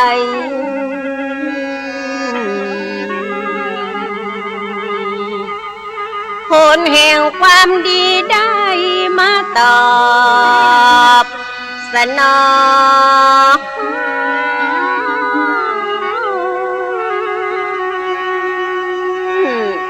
แต่ครูบาโสภาผู้สร้างความเลืองลอยแก่ศาสนาบวรและศรัทธาเจ้าบ้านทางการใดน้องทว่า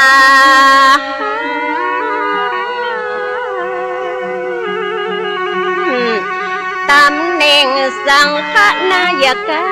ดังอันค ปกครองดูแลพระสงฆ์นั้นทั่วกรุงเทพ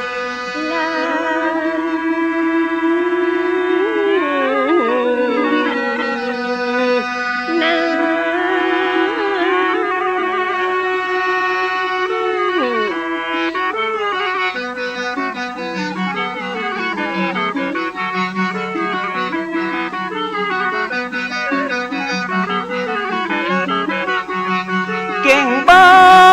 ริหารจัดการทุกด้านตั้งวัดตั้งบ้านไปนอกไปในความดีมีหลายไผ่ก็ชอบสู้และมีความหูเก่งการปกครองตั้งการได้มองหันความเก่งอาการมีประทานนำหน้าพระเจ้าวิชญานนท์ถวายตำแหน่งเบื้องบนสมานาศักดิ์เทระเป็นปฐมสังฆนายกโสภา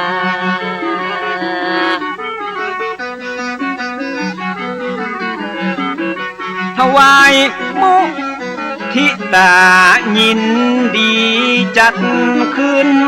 หมู่คนคึกคืนอนุโมทนาที่ดอยสุเทพวัดวาอารามขวงแก้วฉลองเป็นน้ำแล้ว2438พอดีภาษาก็มีบอกไว้ดีเก่งฉลองตำแหน่งหลังได้สังฆราชาเลยอาราธฐานามาอยู่ไกลไกลเหนือเวียง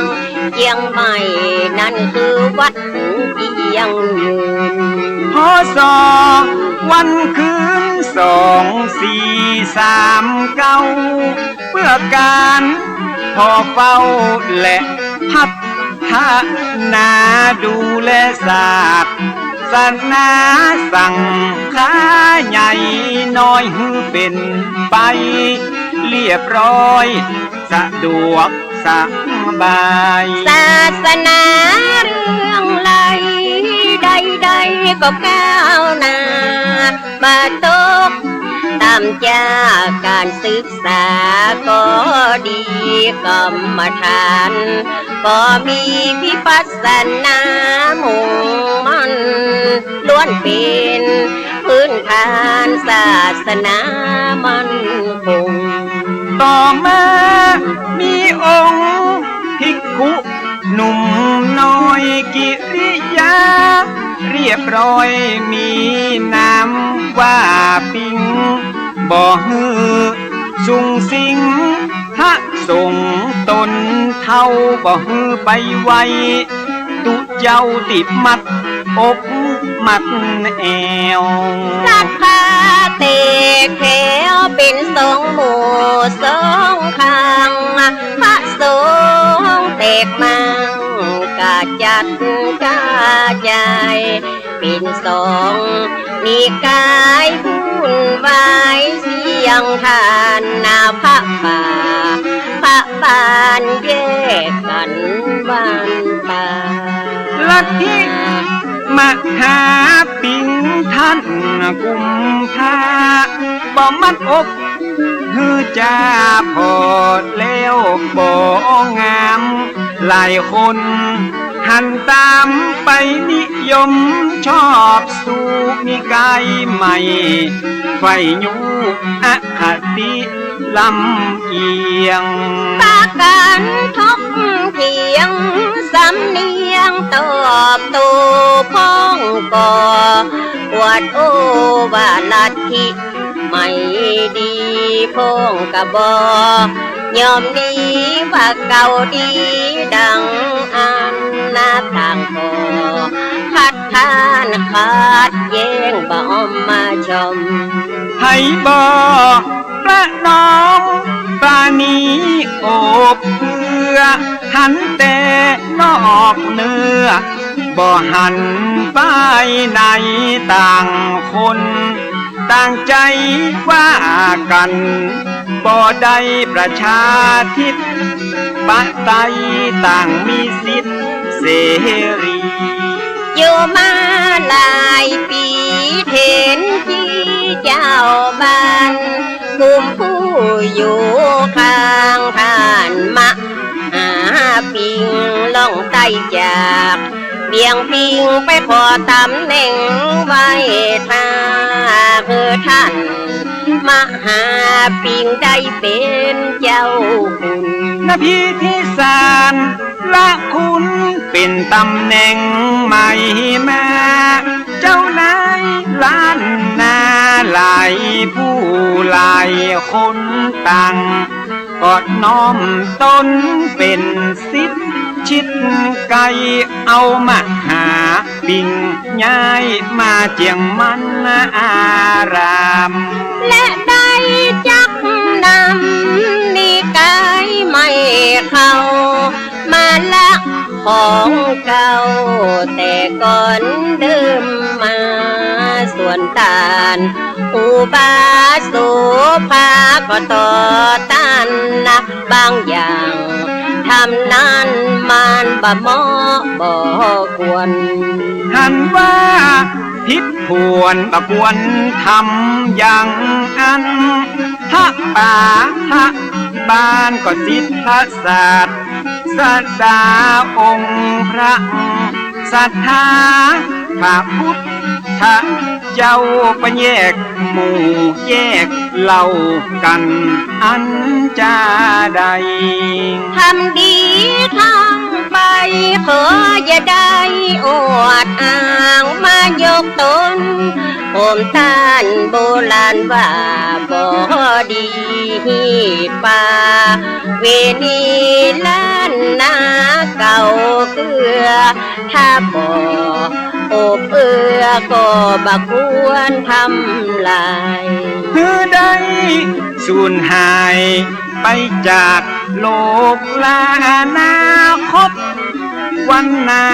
ลูกหลานของเฮาจะเดือดร้อนมองเงาจะเอาอันยังมาอ้างปากันแยกมั่งบ่สร้างความสามัคคีผู้บ้าก็มีเจตนาดีชัดเจนบ่ใจไปเก่งขัดแย้งขวางต่างบ่ใจไปคอยและหวังอยากดังมีนาเพื่อภาษาศาสนาและศรัทธาญาติโยมจะได้สุขสมเหมือนอย่างก่อนกี้ถ้าเป็นอย่างนี้บ้านเมืองก็วุ่นวายป่าฮือยิ่งใจตั้งหลายหนุ่มเท่าสับสนแต่เราเลือกหักเลือกยังยิ่งลวงพลังความกันต่อต้านพระสงฆ์เจ้าบ้านผู้เลื่อมใสศรัทธาในตัวตานอุบาโสภาตนเข้าเรื่องถึงเก้าเงาพระมหาธีลาดูแลศาสนาสังฆาเมืองไต้เก้าเงาตนใหญ่ที่บางกอกนะคอนหูความสั่นคลอนเดือดฮ้อนดังอันมีคำสั่งมานั้นหือตั้นครูบางอาราธนา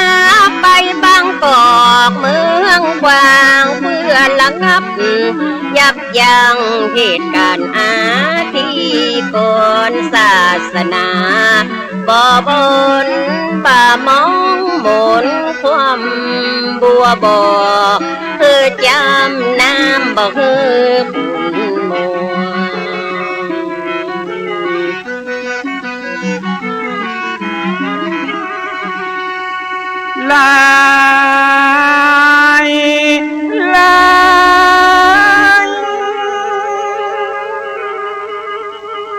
ตุเจ้าพระนายใหญ่น้อยปากันเศร้าซ้อยมาส่งครูบาด้วยน้ำมาตา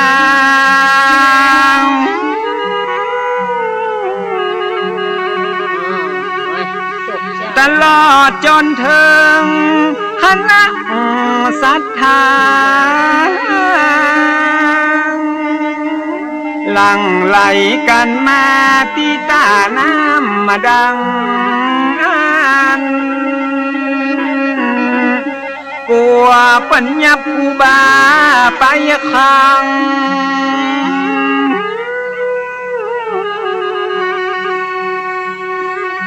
ที่เวียงวังปิดกันอินดูคูบา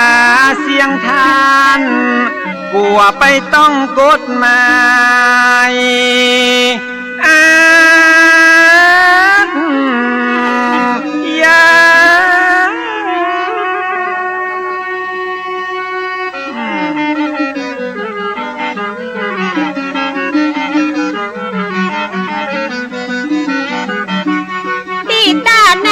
ว่าใจมงคลสถาสาธุช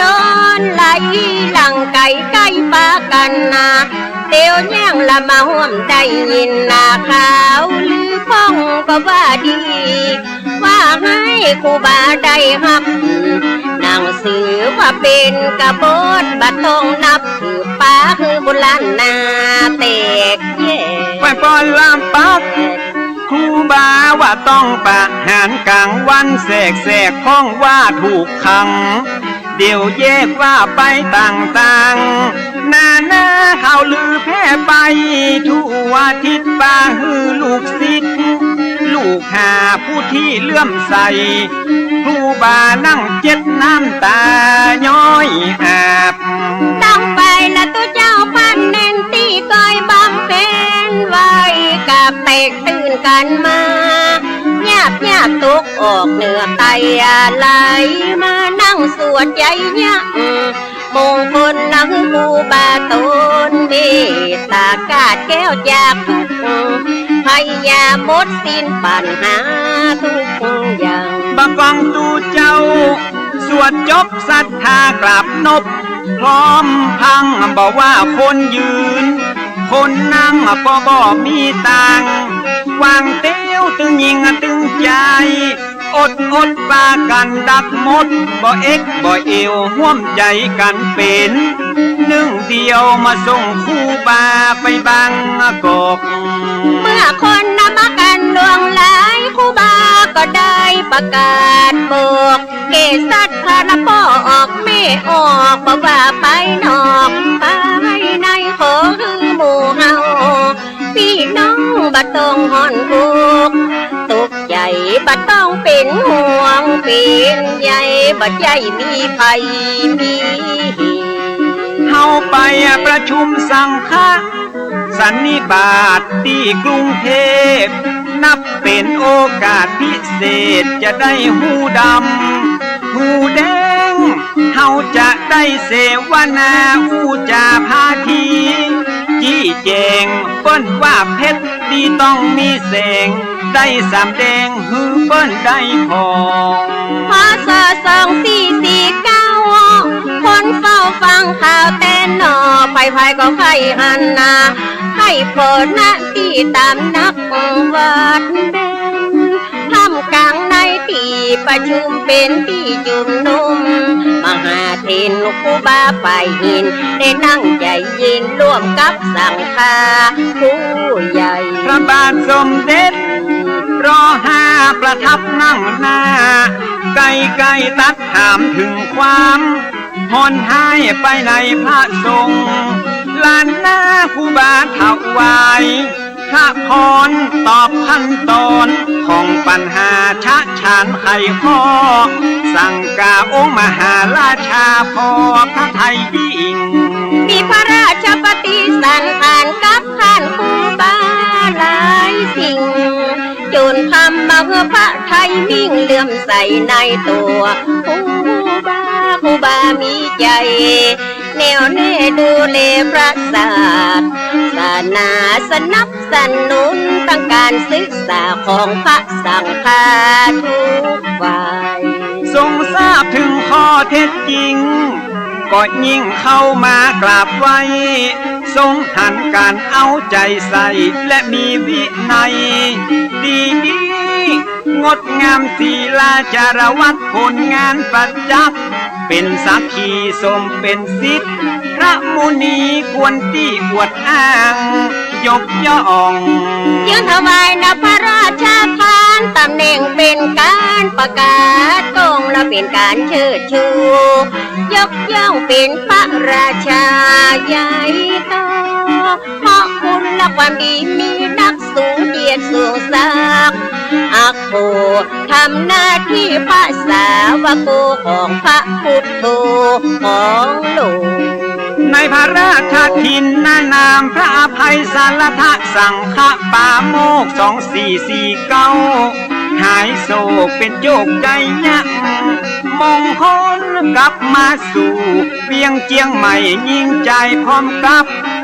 พระสงฆ์หลายคนหลายลูกหลายตนต่างตั้งขบวนแห่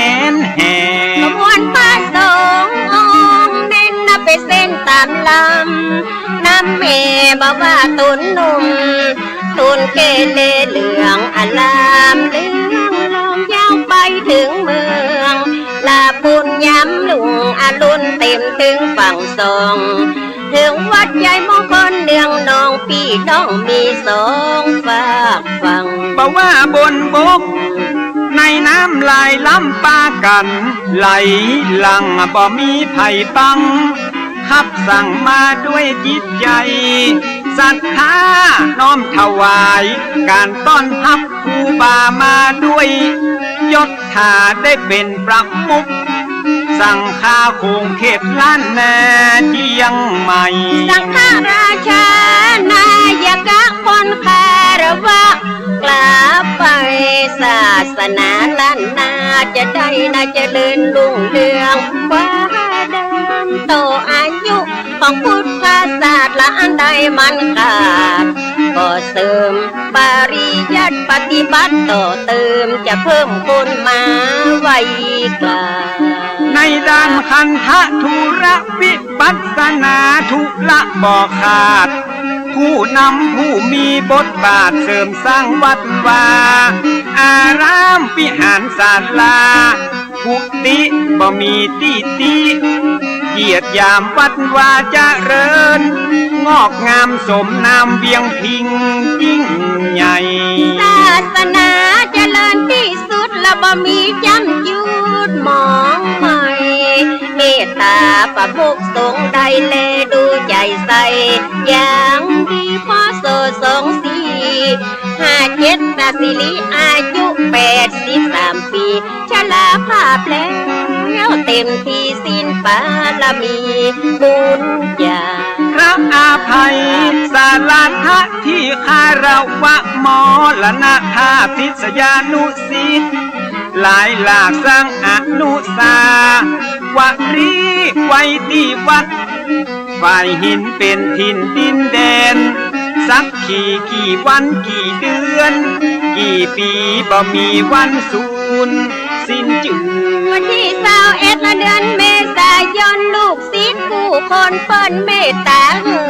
คุณล้านนาละพมาไตลือลดน้ำหูปันปูบาเป็นประเพณีประจำปีวัดเลี้ยวก็ยังจัดบวชเน้นโดยหน้าพักเดินล้อนคือศีลภาวนาอบรมธรรมะทายาคือหมู่เหล่าเยาวชนฝึกฝนสวดมนต์ไว้กราบหูถึงหลักพุทธศาสตร์ข้อวัดปฏิบัติเจ้าเล่งเพื่ออนุภาพพระพุทธธรรมพระสงฆ์มีแสงฐานธรรมจะได้เข้มแข็งมั่นคงอยู่คู่มนุษย์โลกท่านเจ้าอาวาสองค์ปัจจุบัน จัดกิจกรรมและมีประโยชน์อาราธนาและพระสงฆ์มาโพเทศทำเป็นวางเป็นข่าวรถด่วนขบวนพิเศษร่วมกับกลุ่มหนุ่มบ่าวสาวจังหวัดเชียงใหม่ของเฮาช่วงกลางว่าสาตาลอจัดงานตักบาตรเทโวใหญ่โตก็ได้สืบทอดหลังวาสาแหมค่ำมาฮอดประยุทธ์ยังจอด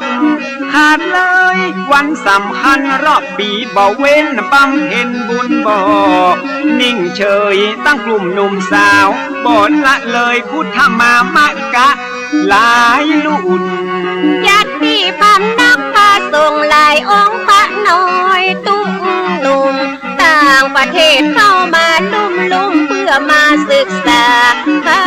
ธรรมปฏิบัติธรรมนานาชาติแก่คารวะพระสงฆ์ประจำเป็นแหล่งที่ชี้นำมาให้ได้พบความการอย่าง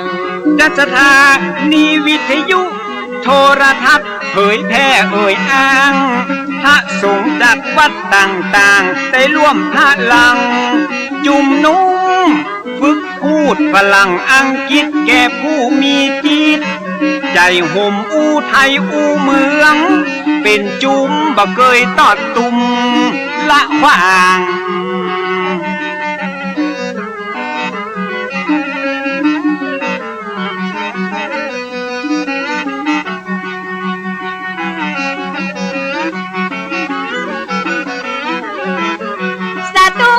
ดีที่ต้านธรรมาต้านครูบาโสภโนตนนี้ไว้คุณงามความดีของท่านครูบาวัดไฟหินดำอ่อนก่อนกีคุณงามความดีบ่มีสิ้นสุดถึงแม้จะมรณภาพคนยังไว้กาบอย่างทวีคุณปิ่นสูงตนที่ได้เกื้อกูลพุทธศาสนาบุญแห่งเวียงเชียงใหม่พุทธศาสนาบุญเนาะฝ่าอุปสรรคนานับประการฝ่าภัยมันรู้รอดมาได้นับเป็นการต่อสู้ครั้งยิ่งใหญ่และถ้าคนทั่วไปจะทำบัดได้เด็ดขาดแน่นอนปกป้องศาสนาโบบนมหากายคือปลดใจได้ไว้ได้กลางตั้งปริยัติปฏิบัติกรรมฐานครูบาสืบสานรักษาเอาไว้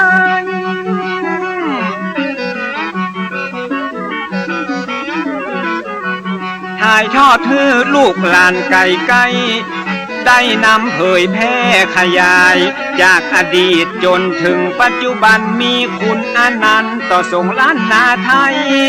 บาลีไวยากรณ์ทั่วไปอาขยาตสนธิและสัมมาต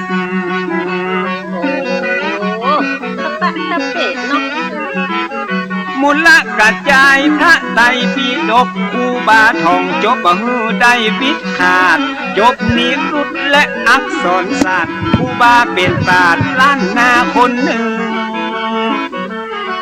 แต่นาเอ่ยถึงท่านครูบานามว่าโสภาล้านนาจารึกจึง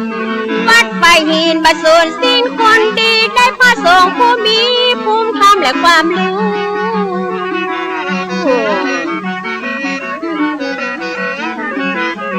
มีความมุ่งมั่นและมาพอมาอยู่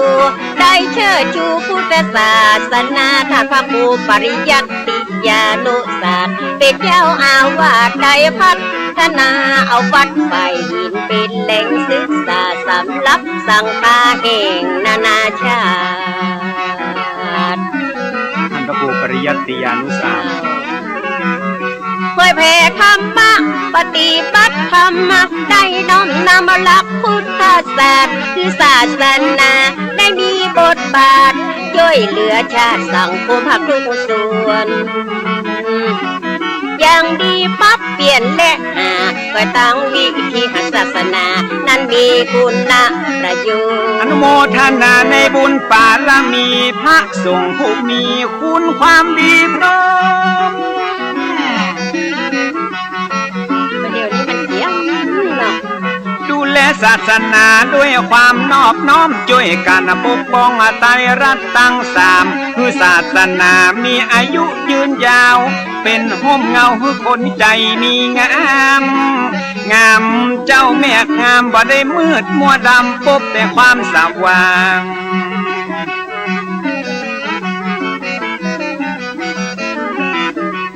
มีวัดว่าเป็นศูนย์รวมจิตใจพระธรรมอำไพพระส่งเสริมสร้างเป็นศักดิ์นะยามใจพาดพังเป็นติจังยามใจหดหู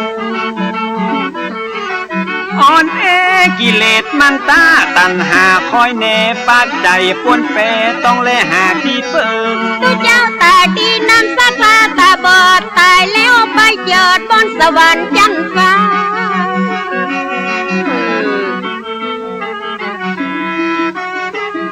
ผู้บ้าได้บอกแกสิทั่วหน้าคือมันศึกษาคือมันฝึกฝนแล้วนำเอาละอันองค์ความรู้ไปสอนหมู่ยิ่งใจผู้คนศาสนาบ่มีมืดมนเพราะพระสงฆ์บ่เป็นตนนำต่างที่บอกศาสนาจะสุดซ้อยทันทีและถ้าหากบ่มีและตุเจ้าตาบอดศรัทธาก็ตึงบ่ไปลอดตุเจ้าตาบอดบ่หูตีสว่างชีวิตตุเจ้าตาดีนำศรัทธาตาดีมือปีปันปีศาสนาก็ยังอยู่ศาสนาจะอยู่ยั่งยืนยงบ่ใจแต่พระสงฆ์ฝ่ายเดียวเท่านั้นกันทั้งสองฝ่ายนะจะต้องมีศรัทธาเจ้าบ้านช่วยกันดูแลอุปถัมภ์บ่ปล่อยให้พระสงฆ์องค์เน้นอยู่อย่างลำเค็ญอยู่อย่างลำพังศรัทธาต้องเป็นพลังช่วยกันทุกทางสองฝักสองฝ่ายช่วยกันเด้อพี่น้องศรัทธาเจ้าวัดไฟหินเป็นวัดเก่าวัดเดิมมาช่วยกันส่งเสริมบ่ฮือมองไม่สืบเจตนาของครูบาไว้เจริญรุ่งเรืองเหมือนในอดีตเดิมมาเหมือนกับสมัยครูบาศิลป์ปัญญามีครบทุกอย่างผลบุญที่พี่น้องเอาอาดูแลพระสังฆาส่งเข้าส่งน้ำ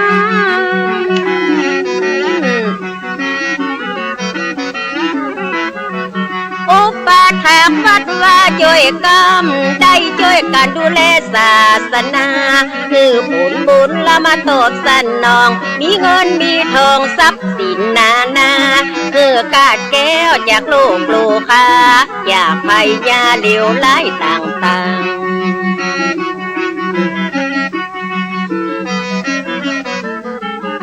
ก็คือกุศลผลบุญกินตานมาดลบันดาลนั่งคือสมไฟอ่างสมกรรมมักกรรมพัฒนานั้นคือสุขสมหวังดังใจมุ่งมา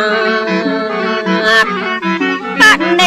จะเดินลุ่งเรืองอย่าได้หันเหสมดังคาดคะเน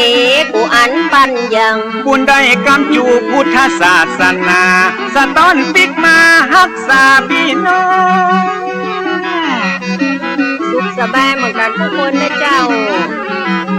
ป้ออยู่ป้อกินก็ป้อห่มป้อยองอย่าได้คัดคองอย่าได้คัดสนจะหิขอฮือปันมาจะหาฮือปันได้ดันโดนอย่าเจ๊งอย่าเจ็บอย่าจนอย่าได้กังวลพ้นจากทุกโศก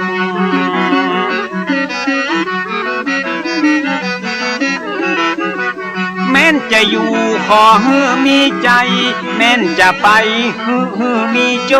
คอย่าได้มีความทุกข์โศกอย่าได้มีโรคอย่าได้เจ็บอย่าได้ป่วย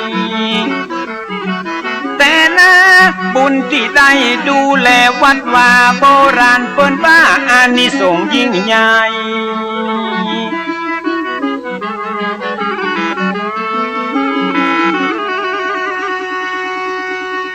ว้า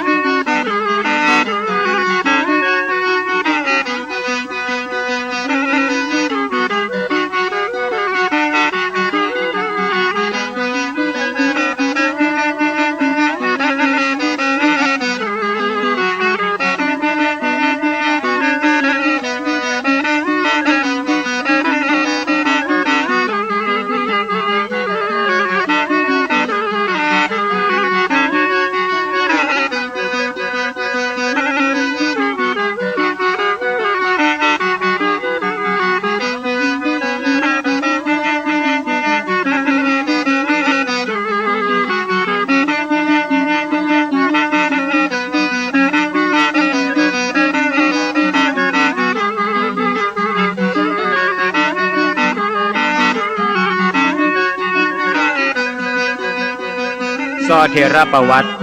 พระเดชพระคุณพระอภัยสารทะประถมสังฆราชาแห่งล้านนาครูบาโสภาโสพโนวัดฝ่ายหินอำเภอเมืองจังหวัดเชียงใหม่ซอโดยแม่บัวซอนเมืองป้าว40,000เมืองยองจ้างปีก้อยวิทวัฒทิโนน้องหลอนปีกาง วิสิตชัยวงศ์น้องดิวปีเล็กกวินดวงแก้วสลามือซึงพิษณุการสายแก้วน้องจ๊อบเชิญรับฟังได้แล้วครับ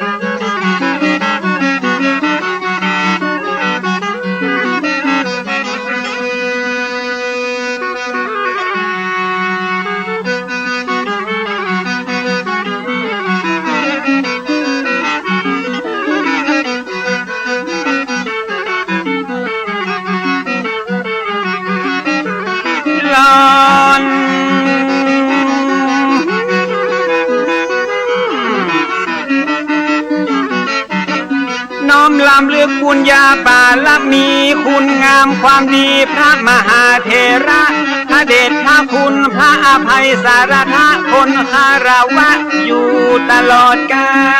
ล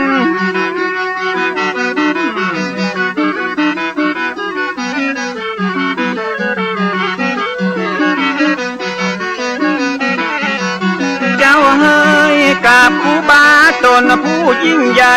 และอยู่ในใจของเราสังฆะครูบาโสภาพระอภัยสารทะน้อมการวะคุณงามความดีถึงแม้ท่านจะม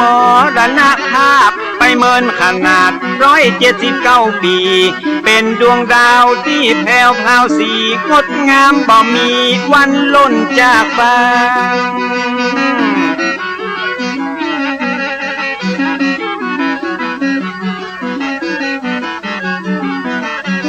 ร่างกายผุพังผลงานยังอยู่กำสอนเป็นครูกำผู้เป็นอาจารย์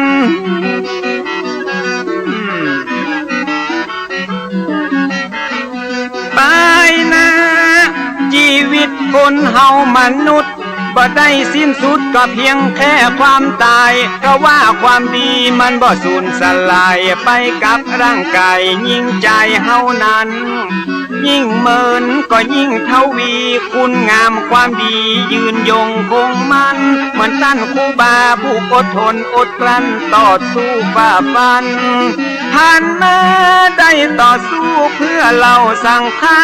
เสียสละเพื่อพระศาสนาปัดเป่าปกป้องเมื่อมีภัยมาประมุขสังฆาล้านนาโกนกีขอน้อมสะดุดีสิทธมุนีผู้มีบทบาทนี้และน้อสาธุน้อม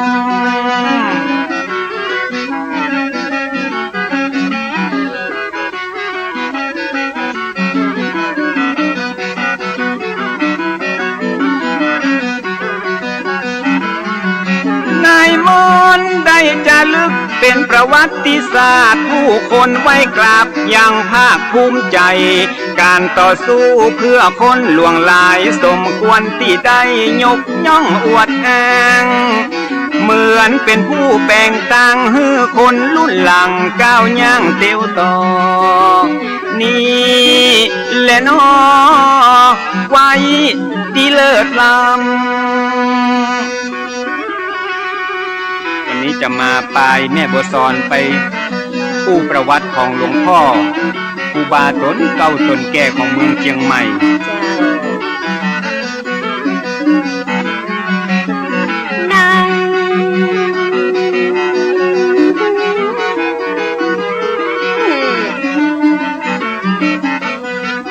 ประวัติศาสตร์ล้านนาจารึกอ่านแล้วหูสึกและภูมิใจอย่างยิ่งต้นไม้จะห้อมว่ามีการมีกิ่งญาติเยื่อกะที่มายอมวิ่งหนีซื้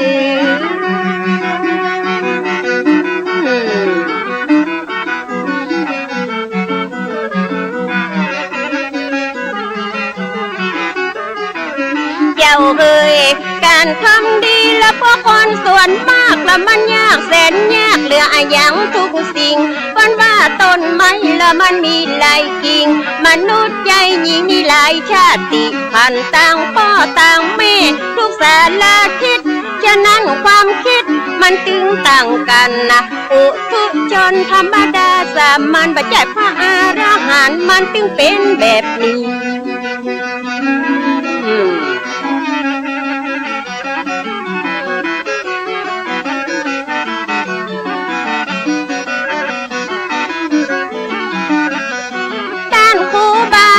สู้ดิ้นรนมุ่งมั่นอดทนเพื่อศาสนา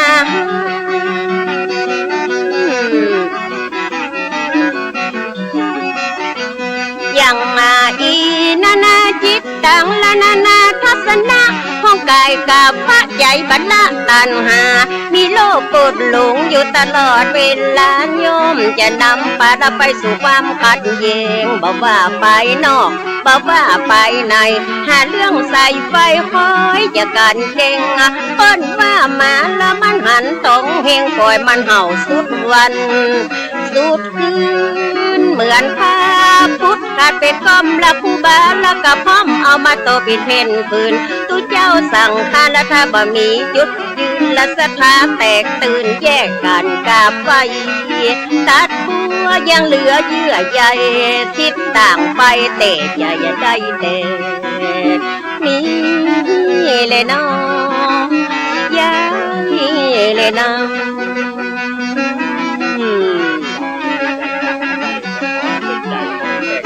เจ้า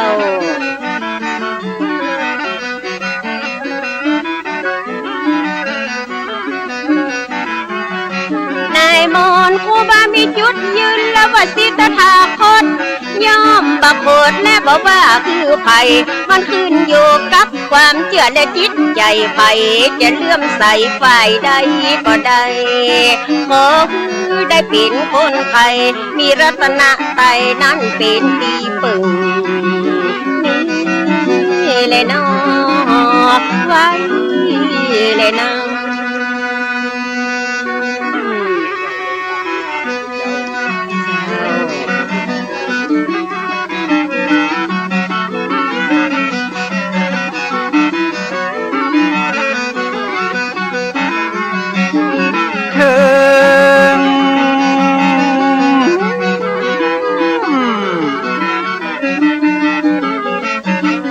ความแตกแยกเป็นเรื่องธรรมดาต้องมีปัญญาคอยมากำกับแยกผิดแยกถูกนั่งนับนอนนับทิฏฐิบ่ดับก็ต่างคนต่างแทง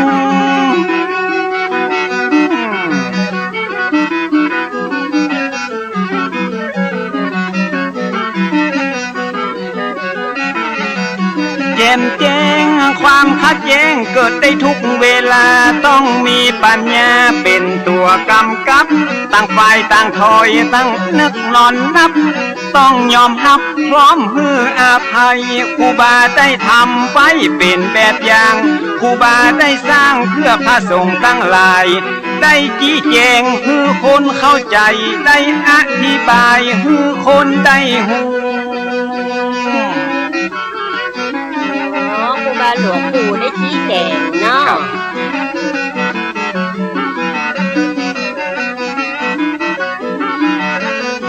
แล้วจะจวนปะนมมือสร้าง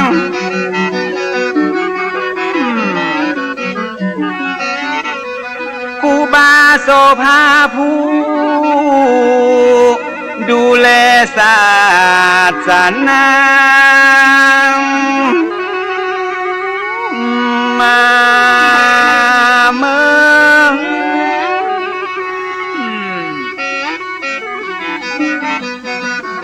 สิบนิ้วจะก่อนยกมือย่อก่อนที่จะสอบขอนมัสการขออนุญาตจากดวงวิญญาณก่อนจะเอาผลงานและประวัติมามาเผยแผ่แก่สาธารณชนซึ่งมีอยู่หลายคนที่ยังบ่ฮู้หลายคนอยู่ที่บ่ฮู้เนาะคนที่ฮู้แล้วก็ฟังเพิ่มยังมีหลายคนนะที่ยังบอกหูยังมีหลายผู้ก็ที่ยังสงสัย40,000บัวซ้อนมาขอถวายมาซอขยายฮือพระสงฆ์องค์เจ้าตลอดจนถึงศรัทธาญาติโยมก็ใจกำลมที่จะอมมาเล่าเป็นเรื่องจริงตั้งแต่ปลายหอดเก้ามาฮือหมู่เฮาได้ฟังเป็นจะได้บอกว่าน้อง อย่างน้อยก็ได้ปลุกจิตสำนึกคือได้ละลึกนึกถึงความหลังก็ฮือไผ่เลือกหักยังคนเรื่องเก่าหลังฮือคนตอบโต้เพื่อเอาไว้เป็นกรณีศึกษาถึงจะผ่านมาตั้งแต่ปีมาโวเมื่อขนาดเนาะเรื่องเก่าและ7พระเจ้าหาคู่ที่จะเลือกเอามาอูละสาระเก่งสารเปียกหาบใดละบ่มีไม่การมาบ่มีอ่านบ่ต้องเอามาอวดเพิ่นว่าเขาละมาสุขในไหละบ่ได้สุขในละตากาซาหวดหมอกตุเจ้าไข่ซิดละหมอกขยมไข่บวดติ้งบ่เอามาอวดอันนั้นบ่มีสาระนะแม่เนาะเจ้าแต่นี่มันเป็นเรื่องดีมีสาระเรื่องของตุพระและเปิ้นบรรละเหล่าโก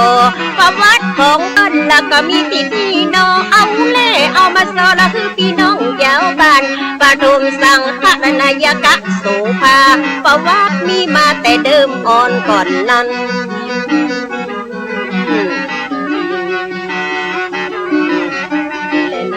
ประวัติมีมาแต่เดิมอ่อนก่อนนั้นตามที่ได้อ่านจากในหนังสือว่ามีผัวเมียคนดีน่านับถือไผ่ก็เล่าลืออวดอ้างกันหมด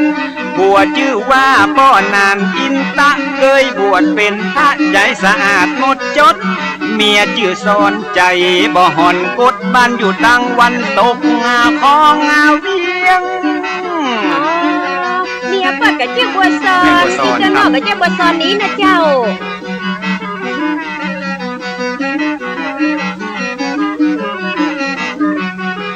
สมัยนั้นยังเป็นดงป่าไม้สักต้นใหญ่ก็ต้นยางต้นเฮียงอยู่แดงแพงแงะและต้นตะเคียงเก็บเป้าสูงเปียงเอียงอิงต้น5ขมอกข้าเจ้าเงานิ้วกิ่วกลมปลายปัดเจยลมสูงกึ่งกลางฟ้ากินและนะวันนั้นมีเมียหนุ่มละประมาณอุ้มต้องละวันหนึ่งฟ้าห้องละมืดฟ้าบดฝนผู้ซักงวงไฟโปยตามป่าดงพี่ควายไหวลงแล้วเข้าเล่งเข้าบ้านเป็นที่หน้าแปลกประหลาดหัวใจต่างกันสงสัยว่าเป็นอย่างอัน10 ปี20 ปีและที่ผ่านมานั้นเหตุการณ์อย่างอันบอกเคยมีเกิดเหตุการณ์อัศจรรย์แม่ก็เจ็บต้องและจะเกิดลูกลักที่ได้ฟุ้งฟักและนานนับเกือบปีตัดพันอังการละเดือนเป็ดปอดีละขึ้นเดือนน้ำปี4มาลงเม่นมันพศ2374นั้นนาแม่ซ้อนเกิดลูกมาพร้อมเหตุการณ์นั้น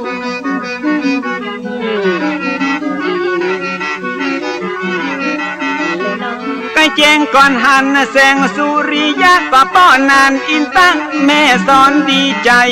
ได้ลูกฮักที่เป็นป้อใจตั้งชื่อว่าควายเป็นมังคัลละร่างกายแข็งแรงครบ32ผิวพรรณพดผ่องบ่มีไฟกะ เจริญไว้บ่มีภัยโลคะช่วยงานสับปะยางอันโอ้ยละอ่อนผู้กรรมเนาะเต้นตีนเต้นมือบอกว่าถือว่าติ้วถึงตัวน้อยนิ้วกำแผ่วซิวแผ่วควานหับน้ำโบหลัววาดเฮือนเตือนจานห้องใจเนี่ยการมาคืนตันมาวันใดบ่ได้บังคับบ่ได้วอนขอบ่ต้องได้รอฮือพ่อแม่ห้องใจจิ้มและน้องก็เด็กชายควายละอยู่กับพ่อแม่คอยเฝ้าดูแลและสุขสันต์หันษามีวันหนึ่งละท่านเจ้าครูบาได้เมตตาละมาบินทับบาทละมาหันใส่ตัวละอันเด็กชายควายแกก้าวว่องไวและมีแววฉลาดครูบามันวิชาทดสอบ1-2ทดสอบ1-2รัตนะคือแก้วใดในโลกนี้แม้จะมีหลายหลากมากหนักหนาหาได้มีแก้วใดในโลกาเทียบเทียมค่าพระพุทธวิสุทธารัตนะคือแก้วใดในโลกนี้แม้จะมีหลายหลากมากหนักหนาหาได้มีแก้วใดในโลกาเทียบเทียมค่าพระธรรมพระสัมมารัตนะคือแก้วใดในโลกนี้แม้จะมีหลายหลากมากหนักหนาหาได้มีแก้วใดในโลกาเทียบเทียมค่าพระสงฆ์พงพุทธาขอนอบน้อมแด่พระพุทธผู้สูงล้ำพระธรรมอันสูงทรงพระสงฆ์ผู้ประเสริฐทำให้บังเกิดครบเป็นพระรัตนตรัยกราบแทบไต้ไหวสาพระพุทธปิมปาสารูปเจ้าเก่าใหม่ใหญ่น้อยพระเจดีย์สรีระธาตุทีถ้อยต้นไม้สลีมหาโพธิ์อันมีหลายโกฏนานาเทวบุตรเทวดาเสื้อวัดเสื้อวาสิ่งศักดิ์สิทธิ์ทั้งหลายที่ปกปักอารักขาและประดิษฐานอย่างฐานันตระอันวิเศษของวัดฝ่ายหินแห่งนี้ไหวสาปรมีธรรมกุลศีลกุลธรรมกุลพระกรรมฐานศีราจารวัตรอย่างท่านเจ้าคุณอภัยสารทะปัทมะสังฆปราโมกกับของเมืองเชียงใหม่ล้านนาไทยอดีตนะครับเจ้าอาวาสวัดฝ่ายหินซึ่งวันนี้ตามชาตการครบ194 ปีมรณการครบ111 ปีกับเป็นวันที่21นะครับเมษายน 2568กับนับว่าเป็นเดือน7นะครับเดือน7เหนือแหม1 ค่ำพร่ำว่าเป็นวันที่หมู่เฮาท่านทั้งหลายจะได้มาปูชาคุณงามความดีปรมีธรรมของพระเดชพระคุณท่านเจ้าคุณพระอภัยสารทะหรือว่าครูบาอุ่นเรือนโสภโนครูบาโสภาวัดฝ่ายหินผู้มีคุณูปการต่อวงการคณะสงฆ์แห่งจังหวัดเชียงใหม่ล้านนาไทยวันนี้ตามกำหนดการประเพณีส่งน้ำเจดีย์อธิธาตุครูบาเจ้าโสภาหรือว่าพระอภัยสารทะสังฆปาโมกข์นะครับครบ194 ปีตามที่จ้างซอเปิ้นได้ซอไปหลายรอบนะครับตอนนั้นนี่ครูบากำลังกับอายุ89 ปีหมายถึงว่าเปิ้นครบ89 ปีในการมรณการเดี๋ยวนี้111 ปีแล้วนะครับกับวันนี้เป็นวันที่21 เมษายน 2568จะได้ทำพิธีการทางศาสนาในช่วง2 ช่วงด้วยกันนะครับเมื่อเจ้ากับเวลาตั้งแต่7 โมงเป็นต้นมาเขาได้ตั้งขบวนแห่น้ำสงฆ์ที่วัดสวนดอกพระอารามหลวงจากนั้น เวลา 8 นาฬิกาขบวนแห่น้ำสงฆ์ก็เริ่มเคลื่อนขบวนสู่วัดฝ่ายหินนะครับแล้วก็เวลา 11 นาฬิกาได้ถวายภัตตาหารเพลได้รับประทานอาหารกลางวันครับแล้วก็จากนี้ไปเนอะพี่น้องใครที่ยังไม่ได้รับประทานอาหารเนอะนะครับเข้าซอยที่อร่อยที่สุดในโลกของเจ๊กนกพิษชัยนาแม่เลี้ยงใหญ่จากเมืองฝางนะครับพร้อมกับคณะรถตู้นึ่งกันครับได้ออกจากบ้านนะครับมาตั้งแต่ตี 5กับตั้งจิตมาแต่ไกลตั้งใจมาแต่บ้านมาร่วมงานส่งน้ำเจดีย์อธิธาตุของครูบาเจ้าโสภาพร้อมกับนำเข้าซอยมานะครับเลี้ยงดูปู่เสือบรรดาพ่อพี่น้องท่านแขกเรือท่านผู้มีเกียรติทุกท่านเนอะนะครับก็ขอเรียนเชิญนะครับเข้าซอยนี้สุดยอดนะครับคือบักเข้มลำไปบักจางลำไปกับเหมาะกับคอวัยรุ่นอย่างพนัน74นะครับขอบพระคุณเจ๊กนกพิษแม่เลี้ยงกนกพิษชัยนาเป็นอย่างยิ่งนะครับวันนี้นะครับหลังจากช่วงเจ้าเขาจบไปเป็นที่เรียบร้อยนะครับเวลา 16 นาฬิกาคือบ่าย 4 โมงนะครับพระสงฆ์คณะศรัทธาก็จะได้มาพร้อมกันในพิธีเวลา 16.09 นาฬิกา4 โมง 9 นาทีก็จะได้เรียนเชิญประธานฝ่ายคฤหัสถ์นะครับได้จุดธูปเทียนบูชาพระรัตนตรัยมัคคณายกพ่ออาจารย์ก็จะได้นำกล่าวบูชาพระรัตนตรัยสมาทานเบญจศีลประธานสงฆ์ก็จะฮื้อศีลนะครับเสร็จสับเรียบร้อยแล้วจะได้กราบอาราธนาพระสงฆ์ทรงสมณศักดิ์36 รูป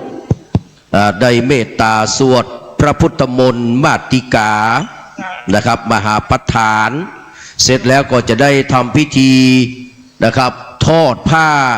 นะครับไตรบังสกุลจำนวน36 ชุดนะครับ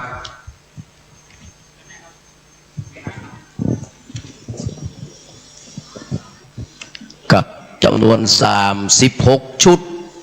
จะได้เรียนเชิญบรรดาพ่อพี่น้องศรัทธาในเบื้องต้นจะได้กราบไหว้สาราธนาท่านพระครูสมุวิสุวัตรวรกิจโจนะครับเจ้าอาวาสวัดฝ่ายหินผู้อำนวยการสถานีคลื่น 104.50 เมกะเฮิรตซ์นะครับได้เมตตาอธิษฐานจิตทอดก่อนนะครับสัก2 ชุดนะครับแล้วจากนั้นก็จะเรียนเชิญพี่น้องศรัทธาสาธุชนทั้งหลายนะครับได้ร่วมกันนะครับทอดผ้า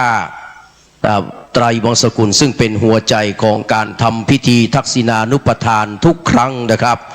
เสร็จสับเรียบร้อยแล้วนะครับจะได้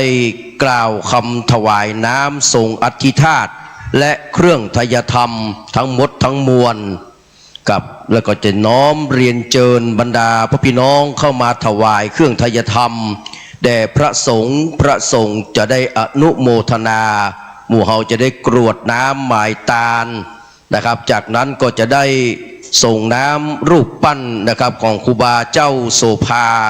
หรือว่าครูบาอุ่นเรือนโสพโนพระอภัยสารทะปฐมสังฆราชาปฐมสังฆปาโมกนะครับของเจียงใหม่ล้านนาไทยกับซึ่งมาถึงวันนี้นะครับพระเดชพระคุณอายุครบชาติการคือ194 ปีและมรณการ111 ปีนะครับท่านเจ้าเขาก็ได้ทำพิธีเป็นที่เรียบร้อยในการอัญเชิญนะครับสรีระหรือว่ารูปปั้นเนาะนะครับรูปปั้นเหมือนนะครับของครูบาเจ้าอภัยสารทะหูปทายเป็นจะได้หูปปั้นก็เป็นจะอั้นนะครับก็พระสงฆ์เจ้าที่เขาได้กราบนะครับอาราธนามาสวดพุทธมนต์รับทักษิณานุปทานส่งน้ำพระธาตุในวันนี้นะครับจำนวน36 รูปนะครับบางรูปก็มาแล้วนะครับอันนี้จะได้ไปกราบอาราธนาท่านเจ้าวาดวัดพระธาตุโดยสุเทพก็ดีนะครับวัดศรีโสดาพระอารามหลวงวัดผาลาดนะครับวัดประธานพรวัดป่าแดงมหาวิหารกับวัด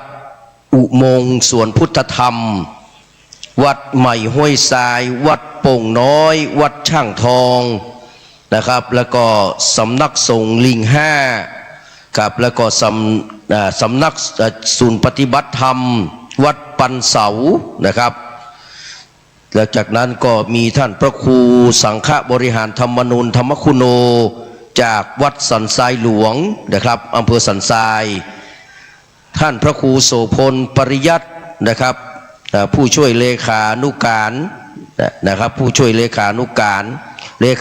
รรองเจ้าคณะจังหวัดเชียงใหม่เนาะผู้ช่วยเจ้าวาดวัดพระสิงห์วรมหาวิหารนะครับท่านพระครูอภิวัตธนวิกรมนะครับหรือว่าท่านครูบาบรรยงนะครับอภิวัฒโนรองเจ้าคณะอำเภอโดยรอเจ้าวาดวัดปากทางเจริญนะครับท่านพระสมุชัยวัฒนาคเสโนยอดสนั่น 3K แบตเตอรี่นะครับหรือว่าตู้ลุงยองจากวัดพระธาตุดอยน้อยอำเภอดอยรอจังหวัดเชียงใหม่ท่านอาจารย์พระมหาวิษณุจารุธรรมโมเจ้าวาดวัดหนองเจ็ดลินคำท่านพระครูไพบูลย์เจติยานุรักษ์ดร.ดวงคำนะครับผู้ช่วยเจ้าวาดวัดพระธาตุดอยสุเทพประธานสงฆ์วัดโลกโมลีนะครับพระมหาประสิทธิ์ธรรมาภินันโทปรริยนธรรม8ประโยคเจ้าวาดวัดจังกำมะกอกป่าซางท่านอาจารย์จำเริญโชติธรรมโมครับเจ้าวาดวัดพระธาตุม่อนปิ่นโป่งน้ำฮ้อนบ้านเดียวกับแม่เลี้ยงกนกพิษชัยนายนะครับแล้วก็พระมหาสมชาติท่านอาจารย์พระมหาสมชาติชาตะปัญโยวัดบรรพตสถิตตำบลพระบาทอำเภอเมืองจังหวัดลำปางเมตตามาถึงแล้วนะครับพระอาจารย์พระมหานพดลสุวรรณเมธีนะครับเจ้าคณะอำเภอวังเหนือผู้อำนวยการวิทยาลัยสงฆ์นครลำปางเจ้าวาดวัดบรรพตสถิตพระครูสิริธรรมบัณฑิตนะครับเจ้าอาวาสวัดมิ่งเมืองมูลตำบลพระบาทอำเภอเมืองจังหวัดลำปางพระครูอุดมสิริทัตเจ้าคณะตำบลทุ่งฝาย